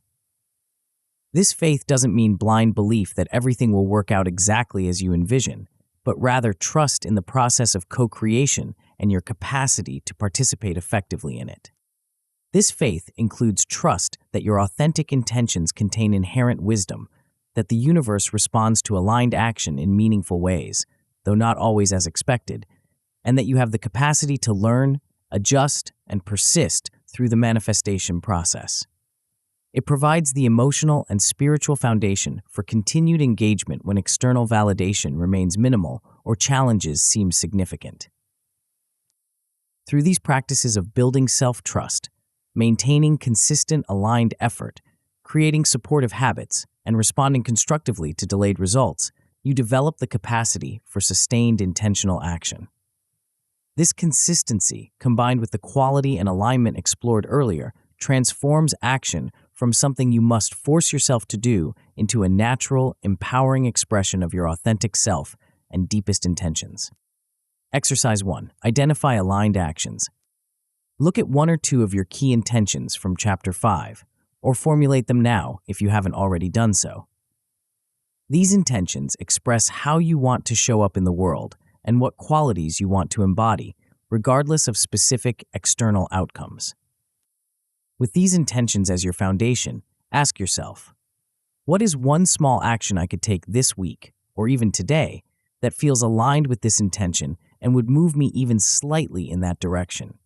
Focus on actions that feel relatively easy, natural, or even a little exciting, rather than overwhelming or draining.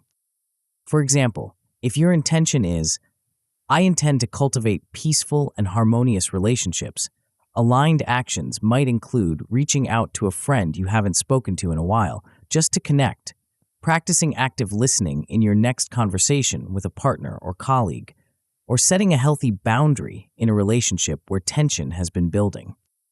If your intention is, I am joyfully expressing my creativity, aligned actions might include spending 30 minutes writing, drawing, or playing music, visiting an art gallery or creative performance for inspiration, or rearranging your environment to better support creative expression. The key is identifying actions that directly express or support your intention while feeling accessible and energizing rather than burdensome. These needn't be grand gestures or complete solutions. Small, doable steps that align with your intentions often create more momentum than ambitious plans that remain unimplemented. Write down 1 to 3 such aligned actions for each intention you're working with. Be specific about what you'll do, when you'll do it, and any resources or preparations needed. Then commit to taking at least one of these actions within a defined time frame. The sooner the better to maintain momentum from this exercise. As you implement these actions, pay attention to how they feel. Do they generate energy and a sense of alignment? Do they create positive ripples in your experience? What feedback do they provide about your intention and potential next steps? This awareness helps refine both your understanding of aligned action and your approach to your intentions. Exercise 2. Delegate or eliminate the intention filter. Make a list of your common daily or weekly tasks and commitments, the activities that regularly occupy your time and energy. Include both professional and personal responsibilities, recurring meetings or activities, and regular tasks that consume significant portions of your schedule. Once you've created this inventory, apply what we might call the intention filter to each item. For each task or commitment, ask yourself, does this activity directly and significantly contribute to my core intentions or overall vision for my life? Consider whether and how the activity connects to what truly matters to you beyond immediate practical necessities. Also ask, does doing this task generally make me feel energized and aligned or drained and resentful? Pay attention to the quality of your experience with each activity, not just whether it seems important or necessary, but how it affects your energy and sense of alignment when you engage with it. Based on your answers to these questions, categorize each task or commitment. Keep and prioritize activities that clearly align with your core intentions and generally feel energizing or meaningful. These deserve your best time and energy and might benefit from expanded attention or resources. Delegate tasks that need doing but don't require your specific talents or align particularly well with your intentions. Consider who else might effectively handle these responsibilities, whether through formal delegation, trading tasks with others, or hiring assistants if appropriate. Minimize automate Activities that must remain on your plate but could be streamlined, reduced in frequency, or partially automated. Look for ways to accomplish these necessary tasks with less time and energy, freeing up resources for more aligned activities. Eliminate, say no. Commitments or activities that drain you without significantly contributing to your intentions or necessary functioning. Consider whether these can be eliminated entirely, either immediately or through a planned transition that respects any commitments you've made. After categorizing your activities, identify at least one task this week that you can delegate, minimize, or consciously choose to eliminate, if appropriate, to free up energy for more aligned actions. Make a specific plan for how you'll make this change, including any conversations or arrangements needed. Additionally, practice saying no to a new request if it doesn't align with your core intentions. This might involve declining an invitation, postponing a new project, or suggesting an alternative that better serves both the request and your intentions. The goal isn't rigid rejection, but conscious choice about how you allocate your limited time and energy. Through these exercises, you begin translating your intentions into aligned action while simultaneously reducing activities that drain your energy without serving your authentic priorities. This dual approach, increasing aligned action while decreasing misaligned activity, creates space for your intentions to manifest more fully in your lived experience. The practice of intentional action transforms not just what you achieve, but how you experience the journey itself. By focusing on the quality and alignment of your actions rather than merely their quantity, you create greater impact with less struggle.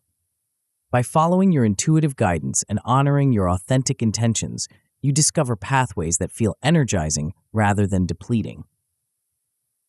By maintaining consistency through self-trust and supportive structures, you build momentum that compounds over time.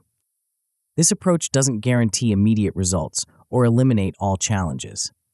The manifestation process still involves patience, learning, and adaptation to feedback. What changes is your relationship with this process, from fighting against reality to dancing with it, from forcing outcomes to co-creating them through aligned participation.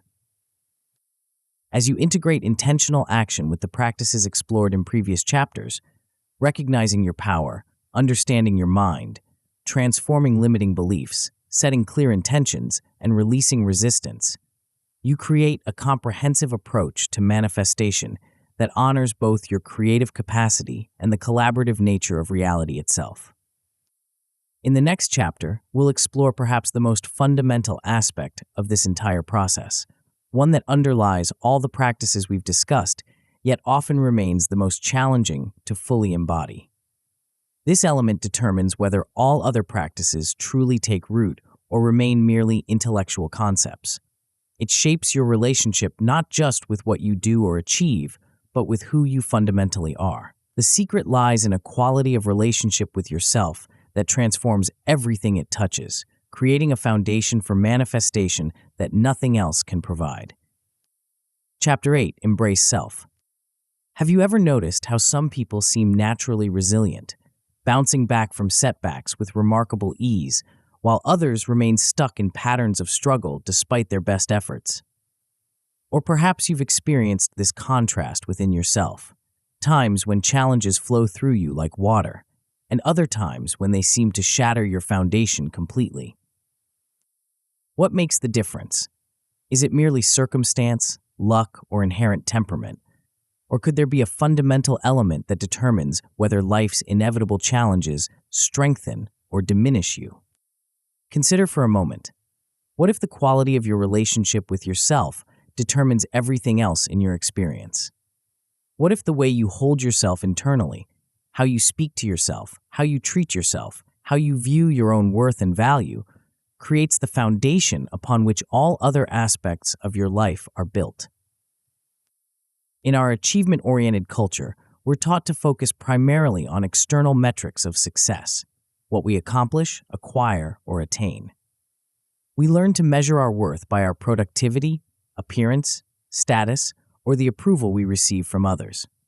This external focus creates a conditional relationship with ourselves, where our value depends on meeting certain standards or expectations. But what if this approach has the equation backward? What if genuine achievement and fulfillment don't come from proving your worth through accomplishment, but from recognizing your inherent worth as the foundation that makes meaningful accomplishment possible? This chapter explores what might be the most fundamental aspect of creating the life you desire: your relationship with yourself. We'll examine how the quality of this relationship affects everything from your resilience in the face of challenges to your capacity to receive good things, from your peace amid changing circumstances to your ability to take meaningful action aligned with your values. The approach we'll explore operates at a level beneath all the strategies and techniques we've discussed so far. While those practices remain valuable, their effectiveness ultimately depends on this more fundamental dimension, the ground of being from which all your experiences and actions arise. As we venture into this territory, you'll discover why self-love isn't selfish but essential, why acceptance doesn't mean resignation, and how psychological flexibility allows you to navigate life's complexities with greater ease and effectiveness. You'll learn practices that transform your relationship with yourself from conditional and critical to compassionate and empowering. This isn't about adopting a superficial positive thinking approach that denies difficulties or imperfections. Rather, it's about developing a profound relationship with yourself that embraces the full spectrum of your humanity, your strengths and weaknesses, successes and failures, joys and sorrows, with compassion, wisdom, and genuine care. Let's begin exploring this foundational aspect of creating the life you truly desire, one that transforms not just what you experience, but who you are in relation to those experiences. The unshakable foundation: self-love and self-worth. At the heart of your capacity to create and receive what you truly desire lies a fundamental relationship, not with another person, a career, or any external circumstance, but with yourself. This relationship forms the foundation upon which everything else in your life is built, influencing how you perceive opportunities, respond to challenges, interact with others, and ultimately, what you allow yourself to experience and achieve. Loving yourself unconditionally represents perhaps the ultimate act of personal power. This isn't the narcissistic self-absorption, often confused with self-love in popular culture, but a profound, mature relationship with yourself, characterized by genuine care, respect, and compassion, the same qualities you might offer to someone you deeply value and cherish. What does self-love truly mean in practice? First, it involves treating yourself with kindness, compassion, and respect in your thoughts, words, and actions.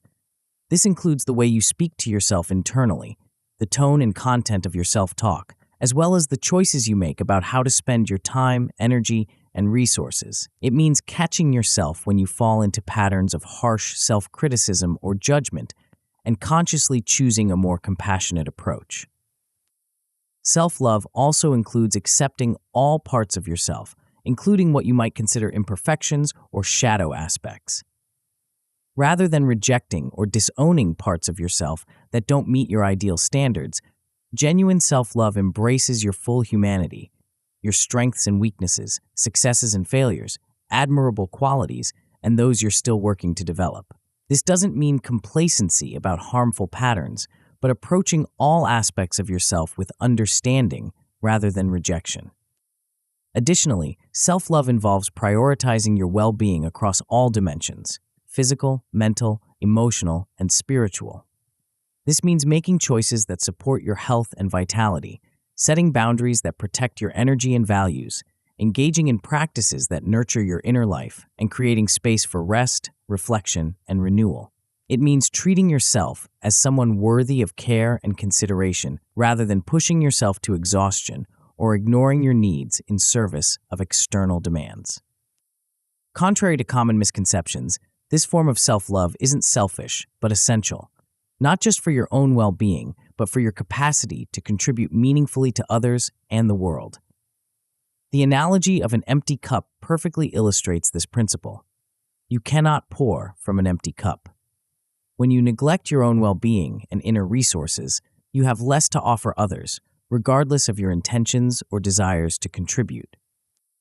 By contrast, when you fill your own cup through genuine self-care and self-compassion, you create an overflow from which you can give more freely and sustainably.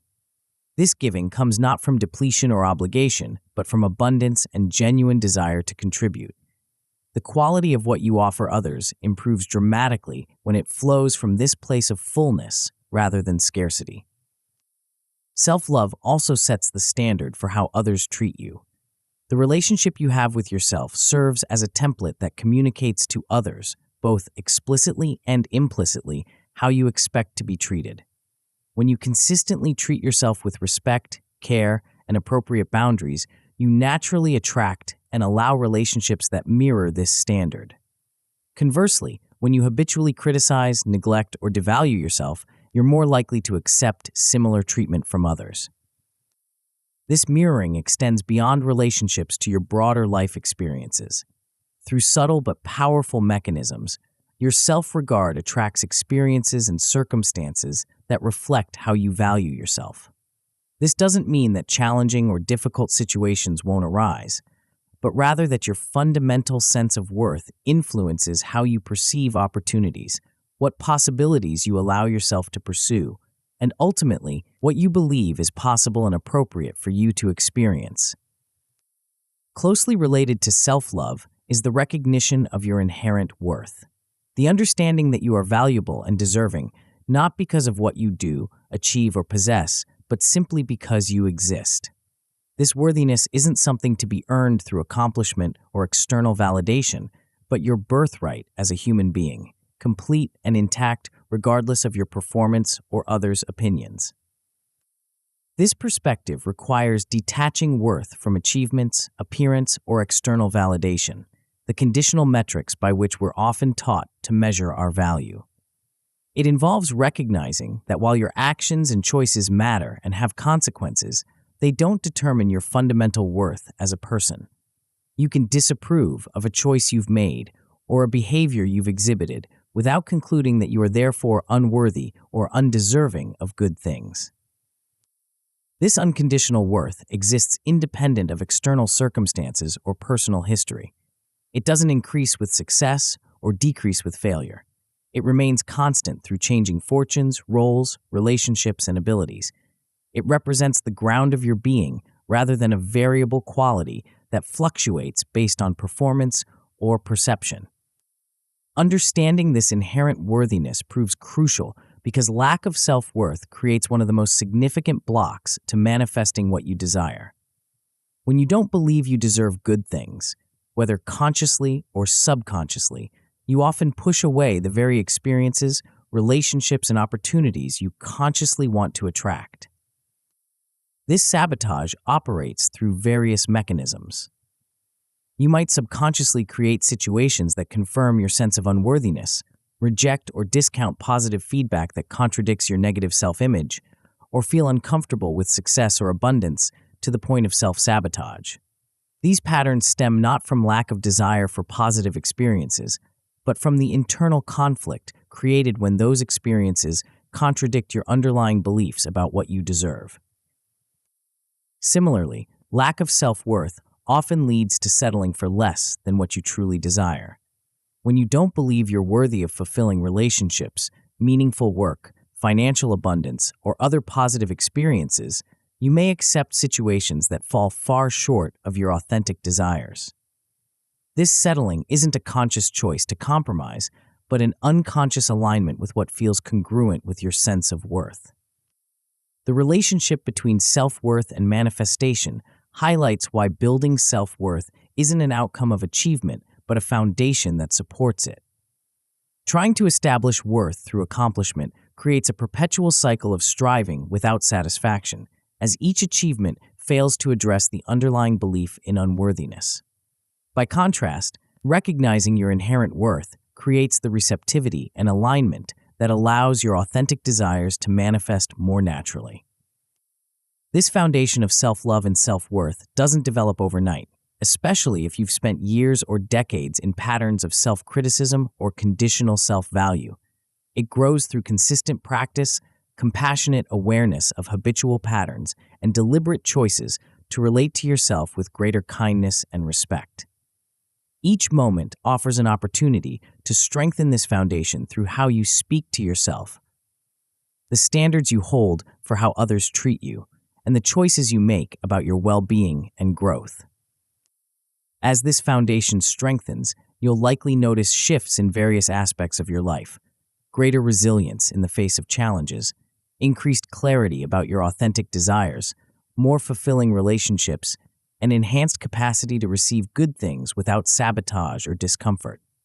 These changes reflect not just improved self-regard, but the profound impact this relationship with yourself has on every dimension of your experience. The gentle art of acceptance.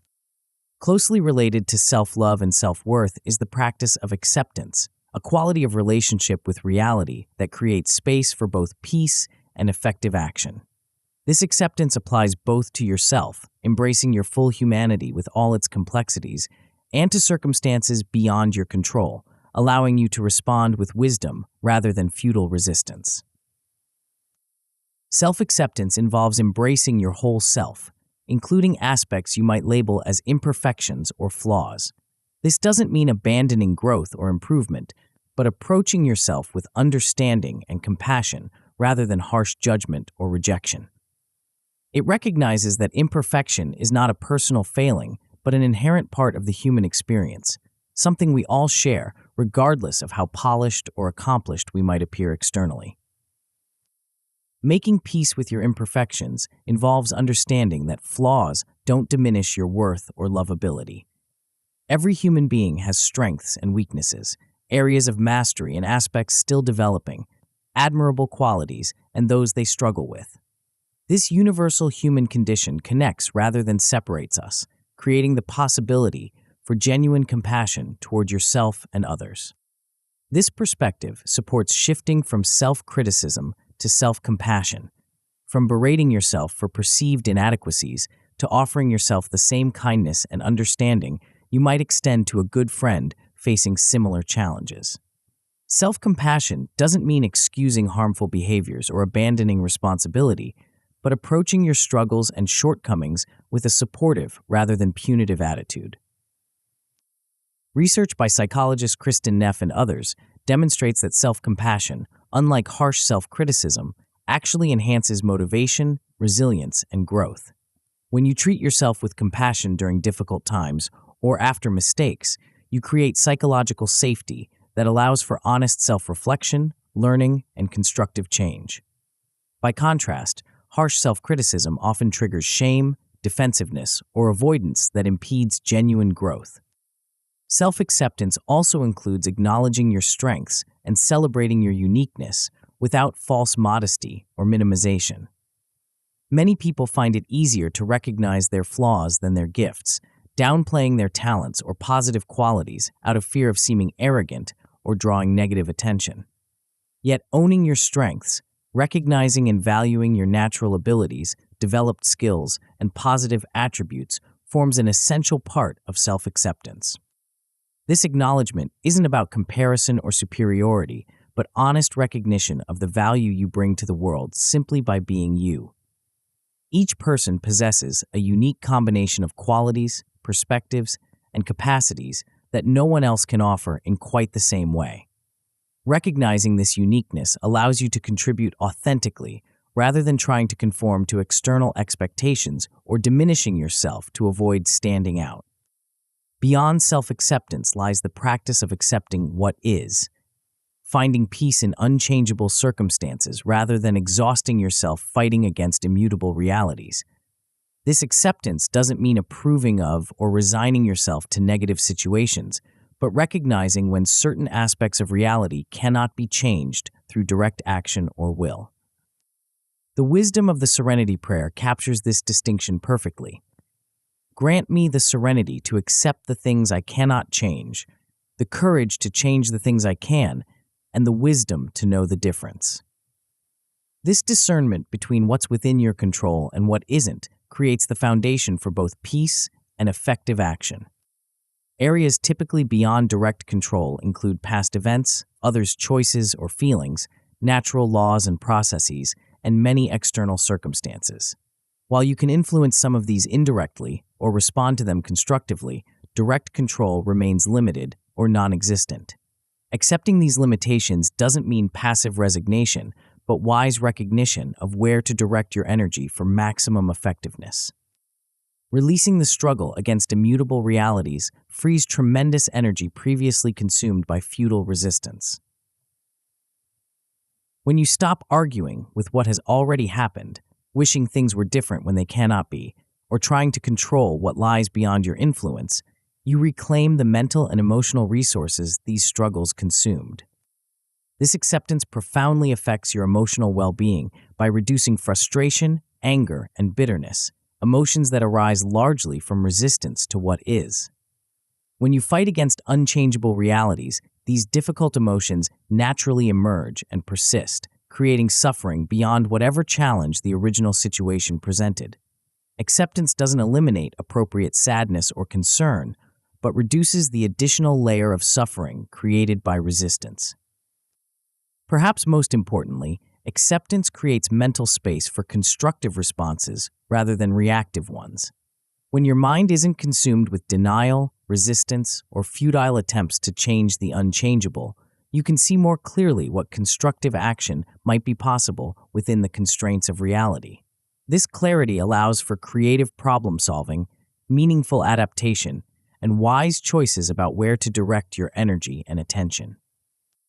This quality of acceptance, both of yourself and of circumstances beyond your control, doesn't develop through intellectual understanding alone, but through consistent practice in daily life.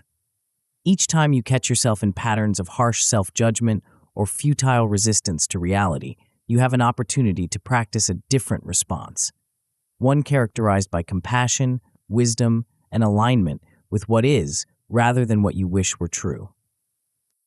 As this practice deepens, you'll likely experience greater peace amid life's inevitable challenges, enhanced clarity about where to direct your energy for meaningful change, and increased capacity to respond effectively rather than reactively to difficult situations.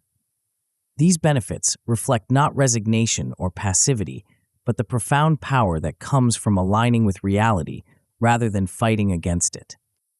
Cultivating psychological flexibility, navigating life with grace. Building on the foundation of self-love, self-worth, and acceptance, psychological flexibility offers a comprehensive approach to navigating life's complexities with greater ease and effectiveness. This quality, a cornerstone of acceptance and commitment therapy, developed by psychologist Stephen Hayes and colleagues, involves the ability to adapt and respond effectively to changing situations rather than becoming rigidly stuck in habitual patterns regardless of their effectiveness. Psychological flexibility comprises several interconnected capacities that together create a more skillful relationship with your experiences and choices. At its core lies the ability to be present, to engage fully in the here and now rather than being lost in rumination about the past or anxiety about the future. This presence doesn't mean ignoring important lessons from history or prudent planning for what's ahead, but maintaining primary contact with your current experience, where actual choice and action occur. Mindfulness serves as a powerful tool for cultivating this present moment awareness. Through practices that develop non-judgmental attention to your current experience, whether formal meditation or informal moments of conscious presence throughout your day, you strengthen your capacity to notice what's happening right now rather than being carried away by mental projections into other times. This presence reduces the suffering created by rumination about past events you cannot change or anxiety about future possibilities that may never materialize. When your attention remains primarily in the present, you can respond to what's actually happening rather than to stories about what happened before or might happen later. This responsiveness creates both greater peace and more effective action. Another key aspect of psychological flexibility involves opening up, making room for difficult thoughts and feelings without being dominated by them. Rather than attempting to eliminate or control uncomfortable internal experiences, this approach creates space for them to exist without letting them dictate your actions or consume your attention. This opening up includes allowing uncomfortable experiences, anxiety, sadness, doubt, fear, or other challenging emotions and thoughts, without fighting against them or becoming identified with them. You learn to notice these experiences as temporary mental and emotional events rather than threats to be eliminated or truths to be believed without question. A particularly powerful aspect of this approach involves what ACT practitioners call diffusion, seeing thoughts as thoughts rather than as absolute truths or commands that must be obeyed. This perspective creates distance between you and your thoughts, allowing you to observe them with curiosity rather than being completely identified with or controlled by them. For instance, rather than being consumed by the thought, "I'm not good enough," you might notice, "I'm having the thought that I'm not good enough," a subtle but profound shift that creates space between you and the thought. This distance doesn't eliminate the thought, but changes your relationship with it, reducing its power to determine your emotions and actions. The third core component of psychological flexibility involves doing what matters, taking action aligned with your core values even in the presence of discomfort. Rather than waiting until you feel completely confident or comfortable before moving toward what's important to you, you learn to take meaningful steps while making room for whatever thoughts and feelings arise in the process. This values-based action creates a life guided by what's deeply important to you rather than by avoidance of discomfort or rigid adherence to rules or expectations. It involves clarifying what truly matters to you, what qualities of being and doing you want to embody and express, and orienting your choices around these values, even when doing so involves challenge or uncertainty. Living a meaningful life guided by what's important to you doesn't mean every moment feels pleasant or easy. It often involves discomfort, learning edges, and the natural challenges that come with growth and authentic engagement. The difference lies in your willingness to experience this discomfort in service of what matters, rather than organizing your life primarily around avoiding difficult feelings. The benefits of increased psychological flexibility extend across various dimensions of well-being and effectiveness. Research on ACT demonstrates that greater psychological flexibility correlates with enhanced resilience in the face of challenges and setbacks. Rather than being devastated by difficulties or stuck in rigid responses regardless of their effectiveness, psychologically flexible individuals can adapt, learn, and continue moving toward what matters, even amid significant challenges. This resilience doesn't come from eliminating difficult emotions, but from changing your relationship with them. When you can experience challenging feelings without being controlled by them, setbacks become temporary obstacles rather than devastating failures, and difficulties become opportunities for growth rather than reasons to abandon what matters to you. Psychological flexibility also reduces the impact of stress and negative emotions on your overall well-being and functioning. By creating space for difficult experiences without fighting against them or being consumed by them, you diminish their power to derail you from what's important. This doesn't mean eliminating stress or negative emotions, natural parts of a full human life, but reducing the additional suffering created by struggling against them.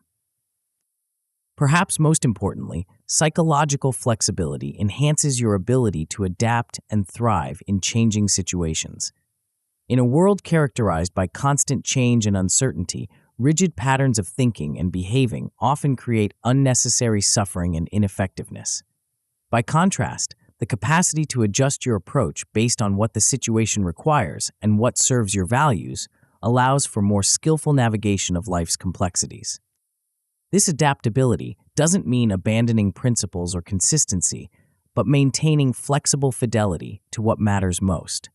Rather than rigidly adhering to particular methods or expectations, regardless of their effectiveness in changing circumstances, you can adjust your approach while remaining true to your core values and intentions.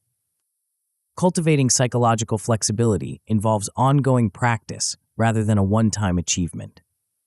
Each time you notice yourself caught in rigid patterns, fighting against reality, or avoiding important actions due to discomfort, you have an opportunity to practice a different response, one characterized by presence, openness, and values-based choice. As this practice deepens, you'll likely experience greater ease amid life's inevitable challenges, enhanced capacity to pursue what matters despite discomfort, and increased ability to adapt effectively to changing circumstances. These benefits reflect not the elimination of difficulties, but a transformed relationship with them that allows for both greater peace and more effective action. Nurturing your foundational needs. While the psychological dimensions we've explored, self-love, acceptance, and flexibility, form crucial aspects of embracing yourself, attending to your foundational human needs creates the practical ground upon which these qualities can flourish. These basic needs, identified in frameworks like Abraham Maslow's hierarchy of needs and self-determination theory, SDT, developed by psychologists Edward Deci and Richard Ryan, represent essential requirements for human well-being and growth. Maslow's hierarchy identifies several tiers of needs, beginning with physiological necessities and progressing through safety, belonging, esteem, and ultimately self-actualization. While not rigidly sequential, elements of higher needs can be met even when lower ones aren't fully satisfied. This framework highlights how certain fundamental requirements create the foundation for higher aspirations and growth. Physiological needs form the most basic level, involving caring for your body through adequate sleep, movement, and nourishment. When these needs go unmet for extended periods, they naturally dominate attention and energy, making higher pursuits more difficult to sustain. Regular physical activity, sufficient rest, and proper nourishment support not just physical health, but mental clarity, emotional regulation, and overall vitality. Safety needs involve creating a sense of security across various dimensions: physical, financial, and emotional. Physical safety includes having secure shelter and protection from harm. Financial safety involves having sufficient resources to meet basic needs without constant crisis or scarcity. Emotional safety encompasses environments and relationships where you feel psychologically secure rather than constantly threatened or undermined. Meeting these safety needs doesn't require perfect circumstances or absence of all risk, but sufficient stability and security to allow your attention and energy to extend beyond immediate survival concerns. When you live in constant fear or insecurity, your capacity for higher pursuits naturally diminishes as your system focuses on more immediate threats. Belonging and love needs involve cultivating connection and healthy relationships with others. Humans are inherently social beings, wired for connection and interdependence rather than isolated self-sufficiency. Meaningful relationships, whether intimate partnerships, family bonds, friendships, or community connections, provide essential nourishment for well-being and growth. These connections offer not just practical support, but emotional sustenance, identity formation, and opportunities for both giving and receiving care. When belonging needs go chronically unmet, the resulting loneliness and isolation can significantly impact both psychological and physical health, regardless of how well other needs might be satisfied. Esteem needs encompass building self-respect and competence, developing a sense of capability, achievement, and recognition that supports confidence and agency. These needs involve both how you view yourself and how you perceive others' regard for you, though internal esteem proves more stable and sustaining than validation, dependent solely on external approval. Meeting esteem needs involves developing skills and capacities that allow for meaningful contribution and achievement, as well as receiving appropriate recognition for these contributions. When these needs remain chronically unmet, feelings of inadequacy, helplessness, or insignificance can undermine well-being and motivation, regardless of material circumstances. Self-determination theory complements Maslow's framework by identifying 3 psychological needs essential for motivation, well-being, and growth: autonomy, experiencing choice and self-direction in your actions; competence, feeling effective in your interactions with the environment; and relatedness, experiencing connection and belonging with others. Research on SDT demonstrates that satisfaction of these needs correlates with enhanced motivation, engagement, performance, and well-being across various domains and cultures. When these needs are thwarted, through controlling environments, excessive challenge without adequate support, or isolation, motivation and well-being naturally diminish. Understanding these foundational needs highlights how unmet needs can sabotage higher aspirations despite your best intentions and efforts. When basic needs for physical well-being, safety, connection, or competence go chronically unmet, they naturally consume increasing attention and energy, making it difficult to focus on growth, self-actualization, or higher pursuits. This doesn't mean you must achieve perfect satisfaction of all needs before pursuing meaningful goals or personal development. Rather, it suggests the importance of honest assessment of your current needs and deliberate attention to addressing significant deficits as part of your overall approach to well-being and achievement. This perspective positions self-care not as self-indulgence, but as a non-negotiable aspect of the stop fighting approach we've explored throughout this book. Attending to your foundational needs represents not a distraction from your highest aspirations, but an essential foundation that supports them. By ensuring these basic requirements receive appropriate attention and care, you create the conditions for more effortless growth and manifestation in all areas. This care extends beyond mere survival to genuine thriving, not just meeting minimum requirements, but creating conditions that allow your full potential to unfold naturally. It involves treating yourself with the same consideration and care you would offer someone you deeply value, recognizing that your well-being forms the foundation from which all your contributions and creations emerge.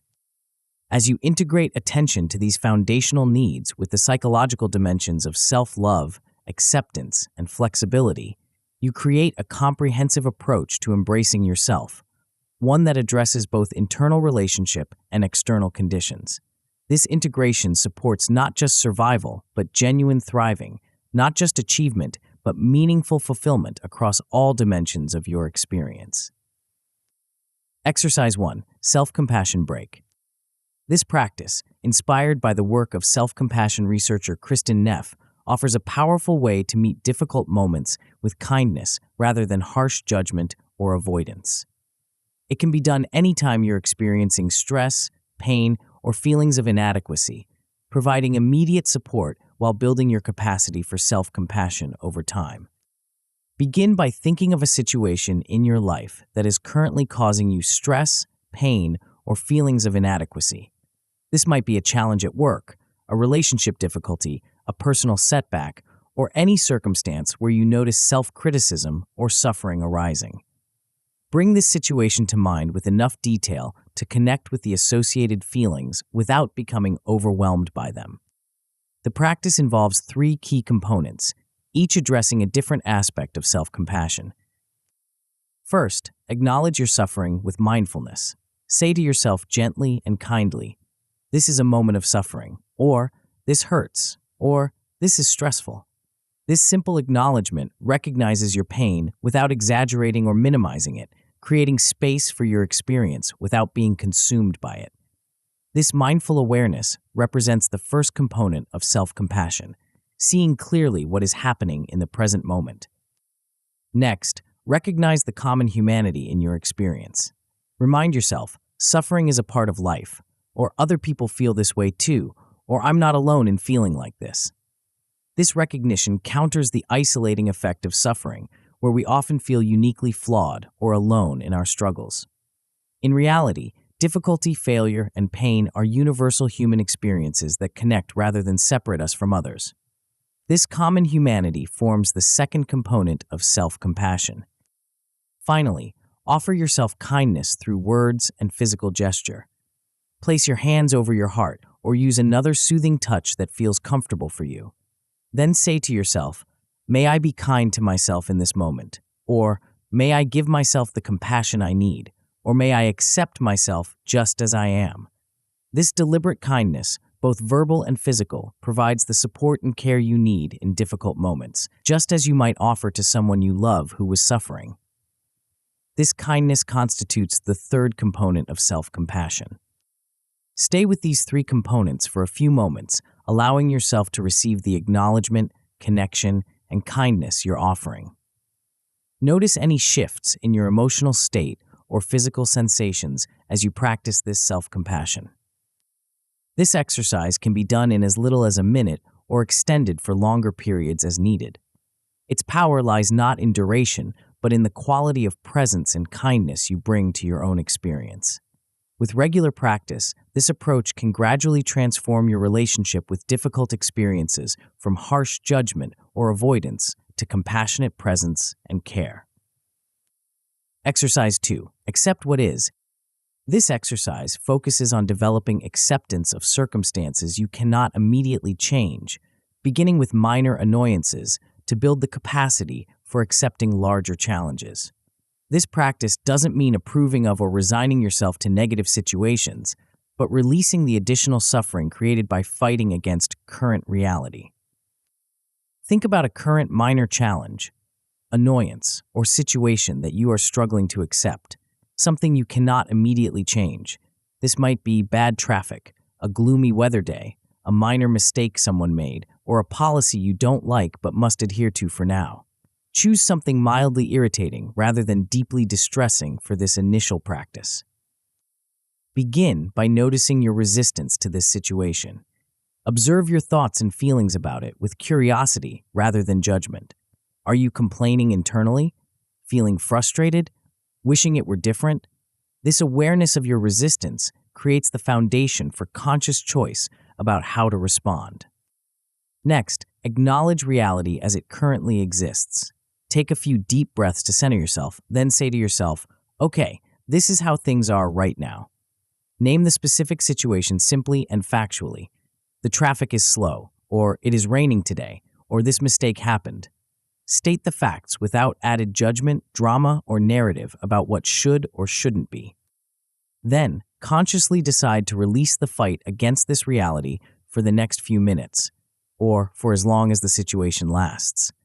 This doesn't mean you have to like the situation or that you can't take constructive action to address it where possible. It simply means choosing to stop investing energy in arguing with the fact that, in this moment, this is what is happening. Finally, observe how it feels to simply acknowledge and allow the situation to be as it is, without the added layer of resistance. Notice whether this acceptance creates a little more mental space or peace, even if the situation itself hasn't changed. This observation helps reinforce the distinction between the circumstance itself and your response to it, highlighting your capacity to choose your relationship with reality even when you can't immediately change it. This exercise, practiced with small annoyances, gradually builds your capacity for accepting larger, more challenging circumstances. Like any skill, acceptance develops through consistent practice in manageable situations before being applied to more difficult ones. Over time, this practice can significantly reduce the suffering created by resistance to unchangeable realities while freeing energy for constructive response where change is possible. Through these exercises and the principles they embody, you develop a more compassionate, accepting, and flexible relationship with yourself and your experiences. This relationship forms the foundation for everything else we've explored in this book. From recognizing your power to setting clear intentions, from releasing resistance to taking aligned action. The journey of embracing yourself continues throughout life, offering ongoing opportunities to deepen self-love, expand acceptance, and enhance flexibility amid changing circumstances. Each time you choose compassion over criticism, acceptance over futile resistance, or values-based action over avoidance, you strengthen this foundation, creating greater capacity for both peace and effective manifestation in all areas of your life. As you integrate this approach with the practices explored in previous chapters, you create a comprehensive approach to achieving what you want, one that honors both your creative capacity and your fundamental humanity. This integration transforms achievement from something you fight for through force and struggle into a natural expression of your authentic self and deepest intentions. In the final chapter, we'll explore how all these elements come together to create a cohesive approach to conscious creation. You'll discover how to weave these various practices into a seamless whole that supports both meaningful achievement and genuine fulfillment. The secret lies in a perspective that transcends conventional approaches to success, revealing a path that feels less like constant striving and more like coming home to your natural state of creative power and authentic expression. Chapter 9. Create Reality. Throughout this book, we've explored various elements that contribute to achieving what you want without the struggle and strain that so often characterize conventional approaches to success. We've examined your inherent power, the mechanics of your mind, the influence of beliefs, the practice of setting intentions, the art of releasing resistance, the quality of aligned action, and the foundation of self-acceptance. Each of these elements offers valuable insights and practices on its own. But the true magic happens when these elements come together, when they cease to be separate techniques and merge into a cohesive approach to conscious creation. This integration transforms occasional moments of flow and alignment into a consistent capacity to manifest your desires with greater ease and fulfillment. What does this integration look like in practice?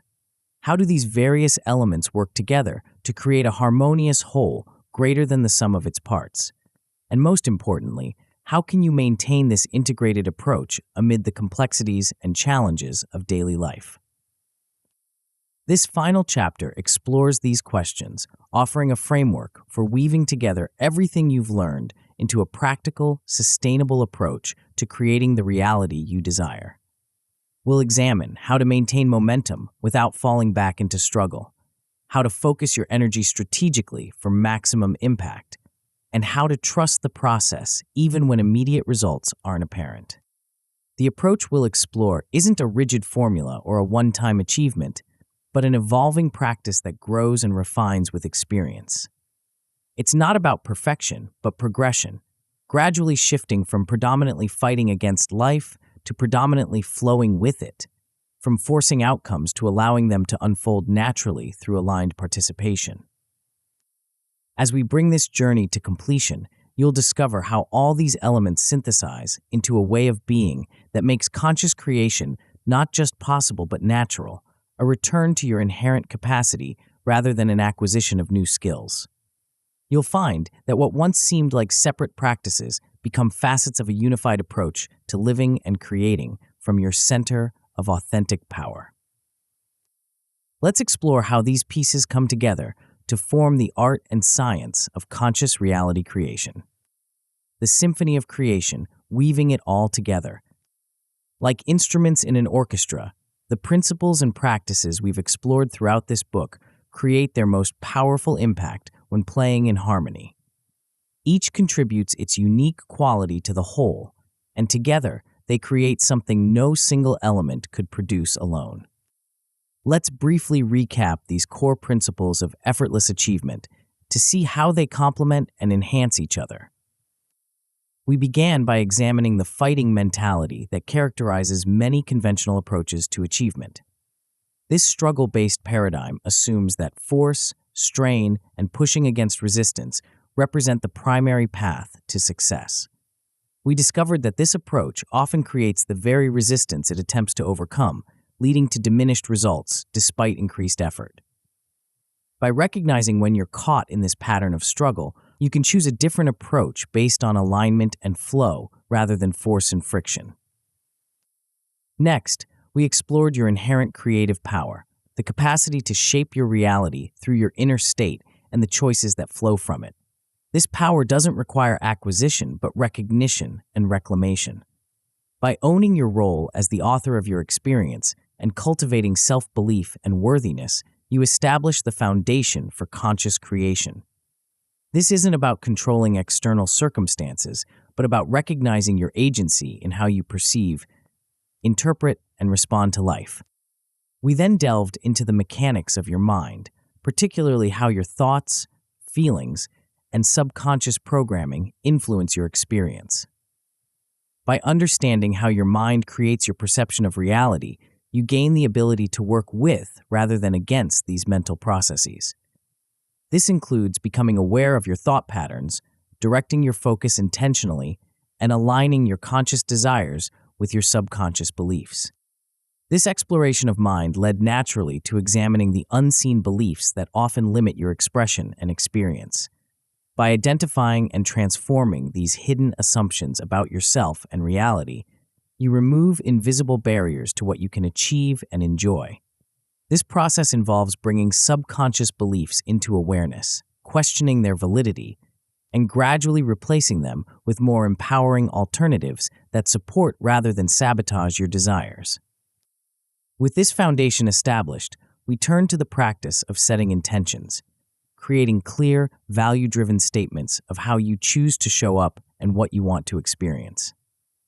Unlike rigid goals focused solely on external outcomes, intentions address the quality of your journey and the essence of what you seek to create or express. By setting intentions aligned with your authentic values and desires, you create internal congruence that naturally supports manifestation. We then explored the art of releasing resistance, letting go of the struggle against what is, the need to control exactly how things unfold, and attachment to specific outcomes. This practice doesn't mean abandoning your desires, but engaging with them from a place of openness and trust rather than desperate clinging or fear-based control. By releasing what you cannot change or control, you free energy for creative response to what you can influence. Next, we examined the quality of intentional action, engaging with your goals and aspirations from a place of alignment rather than force. This approach emphasizes the internal state from which action arises, distinguishing between inspired action that energizes and forced action that depletes. By focusing on high-impact activities that resonate with your intentions and values, you create greater results with less struggle and strain. Finally, we explored the foundation of self-acceptance, developing a healthy, compassionate relationship with yourself that supports sustained progress and overall well-being. This includes cultivating self-love, embracing your whole self with all its complexities, accepting what you cannot change, and developing psychological flexibility to navigate life's challenges with grace. This relationship with yourself forms the ground from which all other practices arise and flourish. These elements don't operate in isolation, but interact in a dynamic interplay of inner work and outer action. Your inner state, your thoughts, feelings, beliefs, intentions, and relationship with yourself forms the starting point for all creation. This internal condition shapes your perceptions, interpretations, decisions, and actions, influencing what possibilities you notice and pursue, how you respond to challenges, and ultimately what you create and experience. From this aligned inner state naturally flows aligned action, engagement with the world that expresses your authentic self and intentions rather than fear, obligation, or external pressure. This action doesn't require forcing or pushing, but emerges as a natural extension of who you are and what matters to you. The quality of this action, its alignment with your values and intentions, often proves more significant than its quantity or intensity. This relationship between inner state and outer action creates a continuous feedback loop. Your actions generate experiences that provide information about your alignment, beliefs, and approach. These experiences offer opportunities to refine your understanding, adjust your course if needed, and deepen your practice of conscious creation. By paying attention to this feedback without judgment or resistance, you engage in an ongoing dialogue with reality that enhances your creative capacity over time.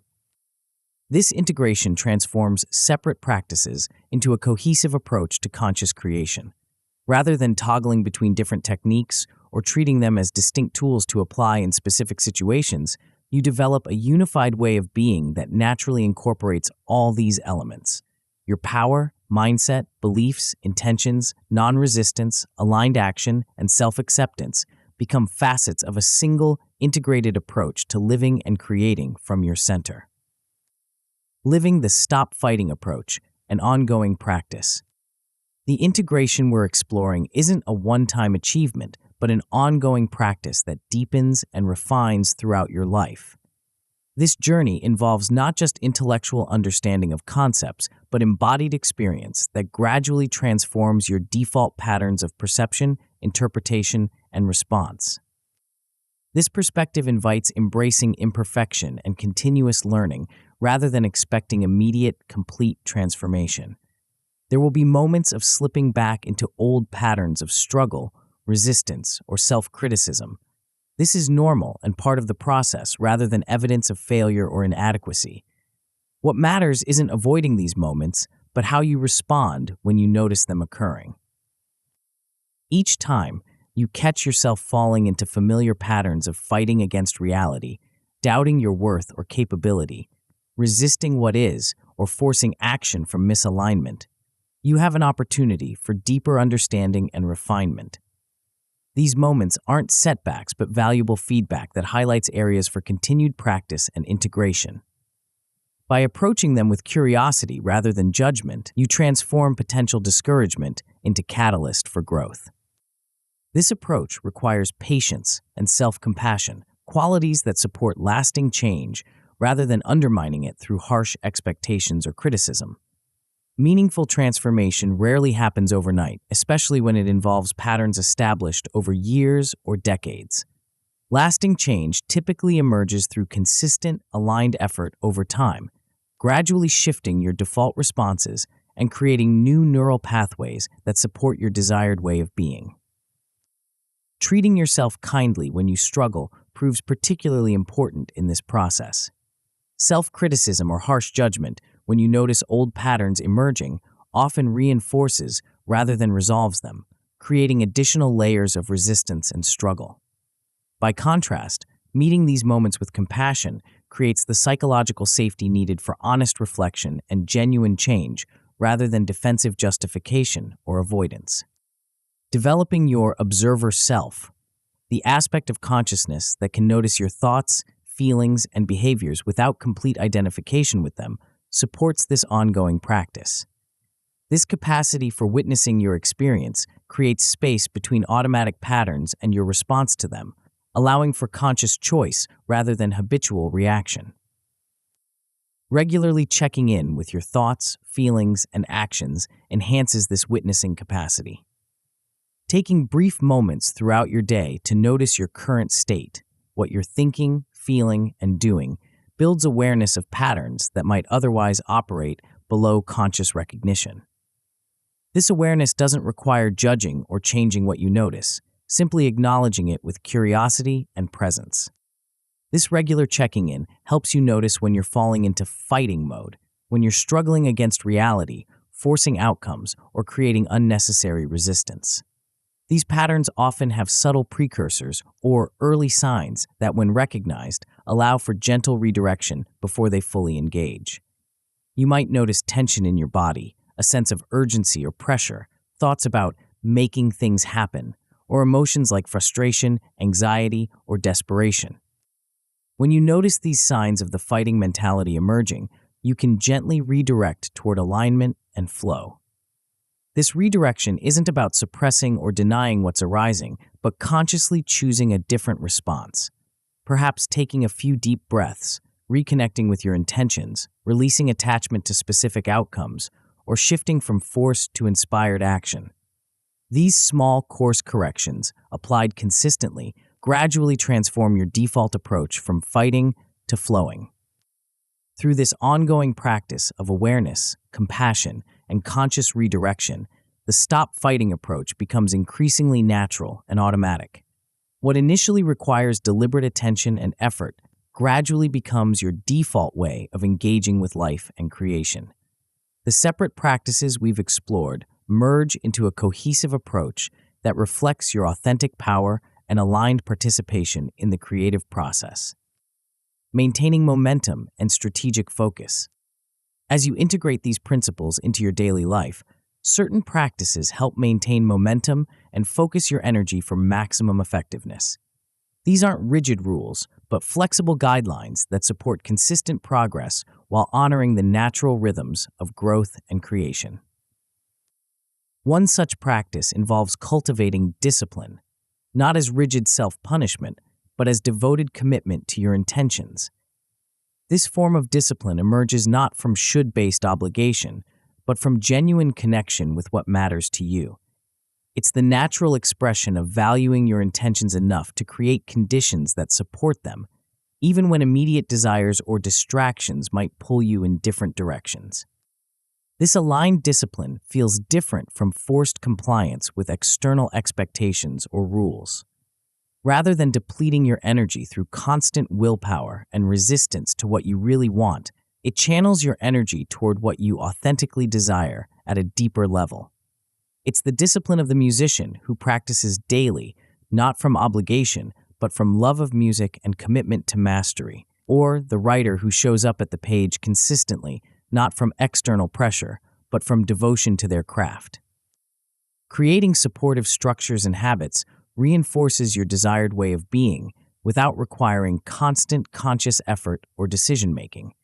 These structures might include daily practices that align with your intentions, environmental setups that make aligned choices easier than misaligned ones, or routines that automatically incorporate key elements of your approach to conscious creation. For instance, a morning practice that includes connecting with your intentions, cultivating present awareness, and setting a compassionate tone for the day creates a foundation that supports alignment throughout your waking hours.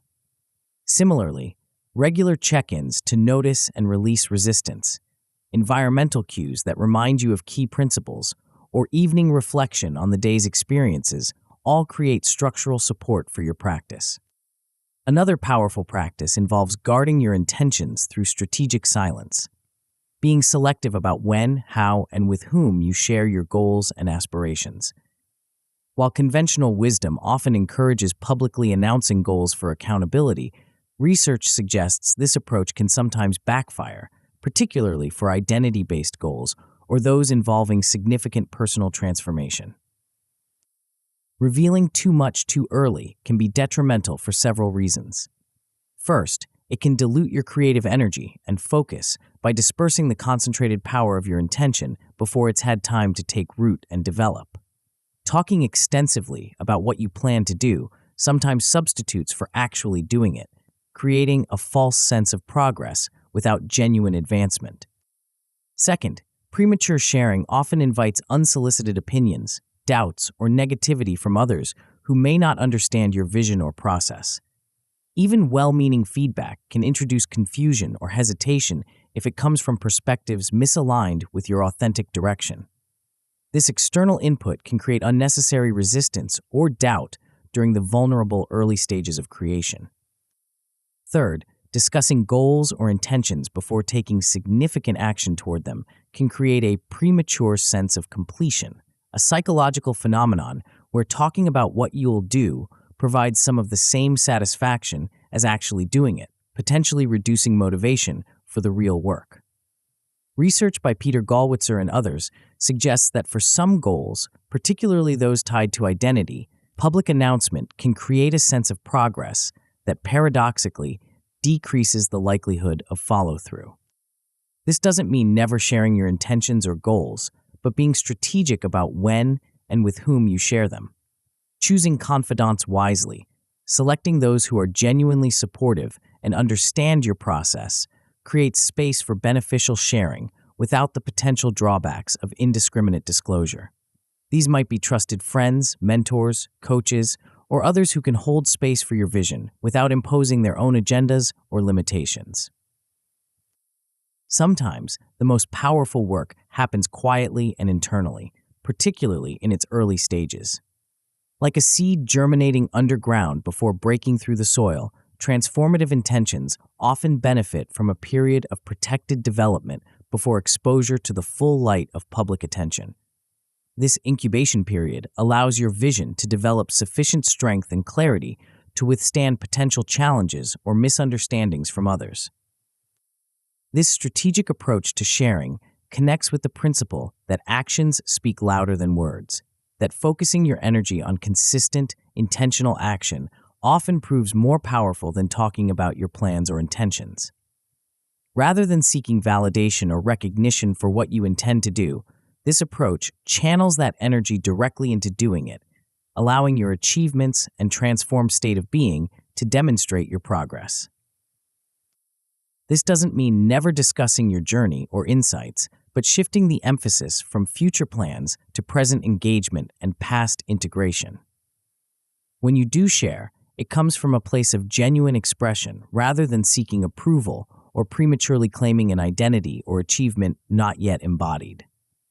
This authentic sharing carries a different energy than premature announcement or validation-seeking disclosure.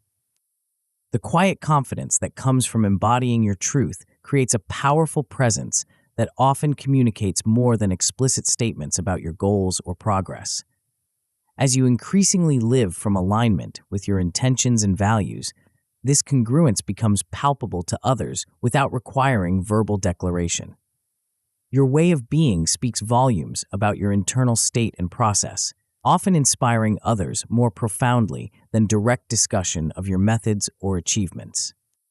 Through these practices of aligned discipline, strategic silence, and focused action, you maintain momentum in your journey of conscious creation without falling back into struggle-based approaches. These practices support consistent progress while honoring the natural unfolding of your intentions and the wisdom of allowing some aspects of your process to remain private until fully developed. Trusting yourself and embracing the journey. Perhaps the most fundamental aspect of maintaining this integrated approach involves deepening trust in your inner wisdom and intuition. This trust develops primarily through experience, through listening to your inner guidance and acting on it, then noticing the results of this alignment. Each time you follow a genuine intuitive nudge and experience positive outcomes, your confidence in this guidance naturally increases. This doesn't mean your intuition always leads to immediate external success, as conventionally defined. Sometimes the value lies in the learning, growth, or redirection that comes from following your authentic path, even when it differs from external expectations or initially appears to lead away from your conscious goals. The key lies in distinguishing genuine intuitive guidance from fear-based thoughts or conditioned patterns, then honoring that guidance even when it doesn't make logical sense to your rational mind. As this trust deepens, you naturally release the need for external validation for your choices. While feedback and perspective from others remain valuable, your primary reference point shifts from outside approval to internal alignment. You become increasingly willing to follow your authentic path even when others don't understand or agree with your choices, trusting the wisdom of your aligned inner guidance over conventional opinions or approaches. This trust supports acting with confidence even in the face of uncertainty or potential failure. Rather than requiring guaranteed outcomes before taking action, you develop comfort with the inherent uncertainty of creation and growth. You recognize that clarity often emerges through engagement rather than advanced planning, and that the path reveals itself through walking it rather than being fully visible before you begin. This perspective transforms your relationship with failure from devastating judgment to valuable feedback on your path to success. Each apparent setback or unexpected outcome provides information that helps refine your approach, clarify your desires, or reveal aspects of reality previously unseen. By viewing these experiences as feedback rather than failure, you maintain momentum and learning regardless of immediate results. The courage to take risks aligned with your vision, to step into uncertainty guided by your intentions and values, rather than remaining in the false safety of inaction, becomes increasingly natural as your trust in yourself and the creative process deepens. You recognize that the regret of not trying often exceeds the temporary disappointment of attempts that don't yield expected results, especially when those attempts align with what truly matters to you. This trust also supports celebrating your progress and enjoying the unfolding of your desires, rather than perpetually focusing on what remains unaccomplished or imperfect. By acknowledging and appreciating every step forward, no matter how small, you create positive reinforcement that sustains motivation and momentum. These celebrations needn't be elaborate. Simply noticing and honoring your growth, effort, and alignment creates an appreciative relationship with your journey. Perhaps most importantly, this approach allows you to find joy in the process of creation, not just in the final outcome. When your actions align with your authentic self and values, the journey itself becomes fulfilling rather than merely a means to an end. This doesn't mean every moment feels pleasant or easy, but that even challenges carry meaning and value when connected to what matters most to you. This joy in the process sustains you through the inevitable ups and downs of any significant creation or transformation. Rather than depending solely on reaching specific milestones or achievements for satisfaction, you find fulfillment in the ongoing expression of your authentic self and values. This creates a sustainable approach to achievement that nourishes rather than depletes you, allowing for continued growth and creation throughout your life. Through deepening trust in yourself, embracing both uncertainty and feedback, celebrating progress, and finding joy in the process, you create a relationship with your journey that supports consistent growth and creation without falling back into struggle-based paradigms. This relationship transforms achievement from something you fight for through force and strain into a natural expression of your authentic power and aligned participation in the creative process. Your invitation: step into your power and create the life you desire. As we bring this exploration to completion, I extend an invitation. Step fully into your power and create the life you truly desire. Not through fighting and forcing, but through recognizing and expressing the creative capacity that already exists within you. You have the tools, the understanding of your inherent power, the awareness of how your mind shapes your reality, the ability to identify and transform limiting beliefs, the practice of setting clear intentions, the art of releasing resistance, the capacity for aligned action, and the foundation of self-acceptance. These aren't external techniques to be applied mechanically, but aspects of your natural capacity for conscious creation waiting to be recognized and expressed. You have the power, not the power to control external circumstances or other people, but the far more significant power to shape your perceptions, interpretations, and responses to life. This power operates in every moment through your thoughts, feelings, beliefs, and choices, creating your experience from the inside out. By consciously engaging with this power, rather than unconsciously reacting from conditioned patterns, you participate actively in creating your reality. The invitation is to stop fighting against yourself, against reality, against the natural flow of life, and start flowing with the creative current that runs through everything.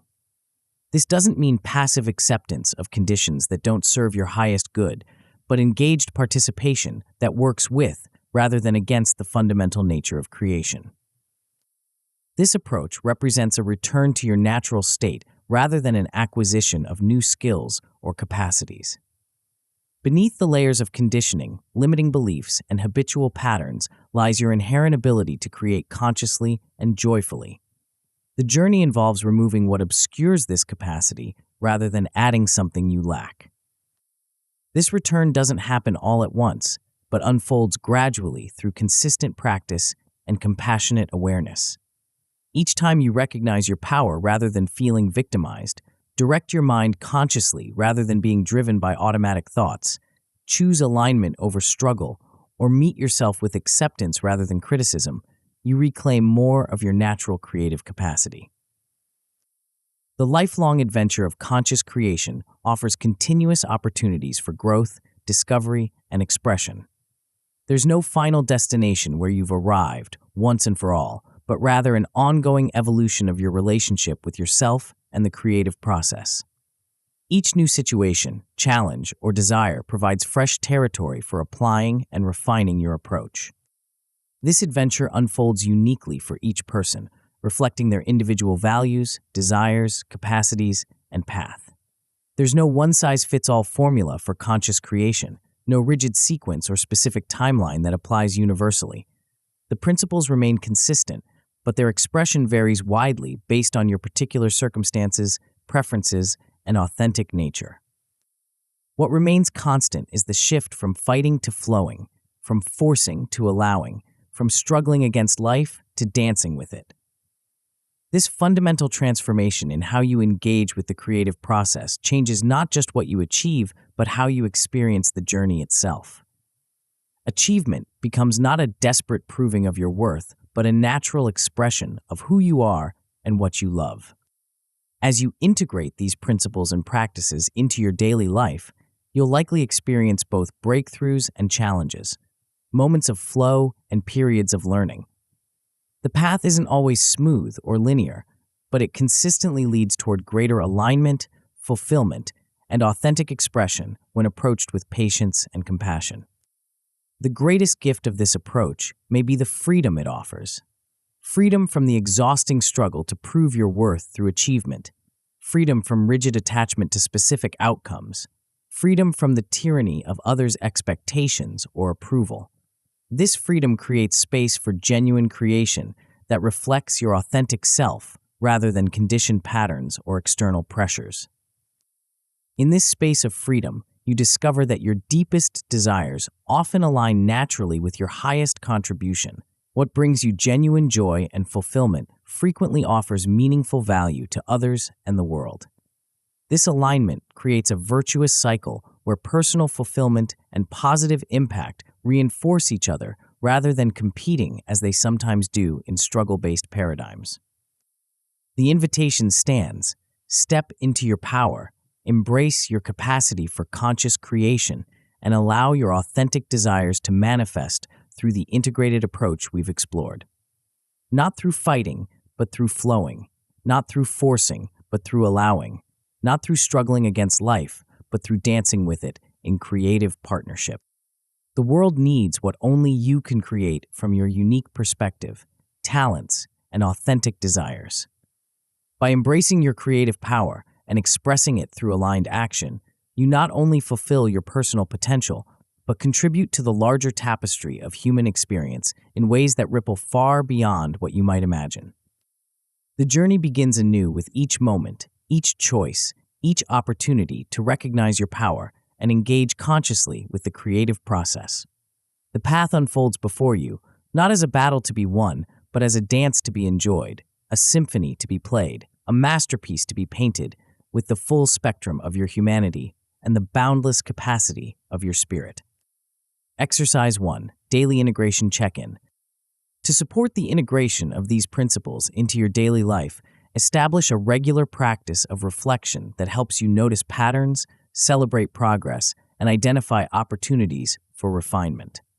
This check-in needn't be lengthy or complex. Even 5 to 10 minutes of thoughtful reflection can yield significant insights and adjustments.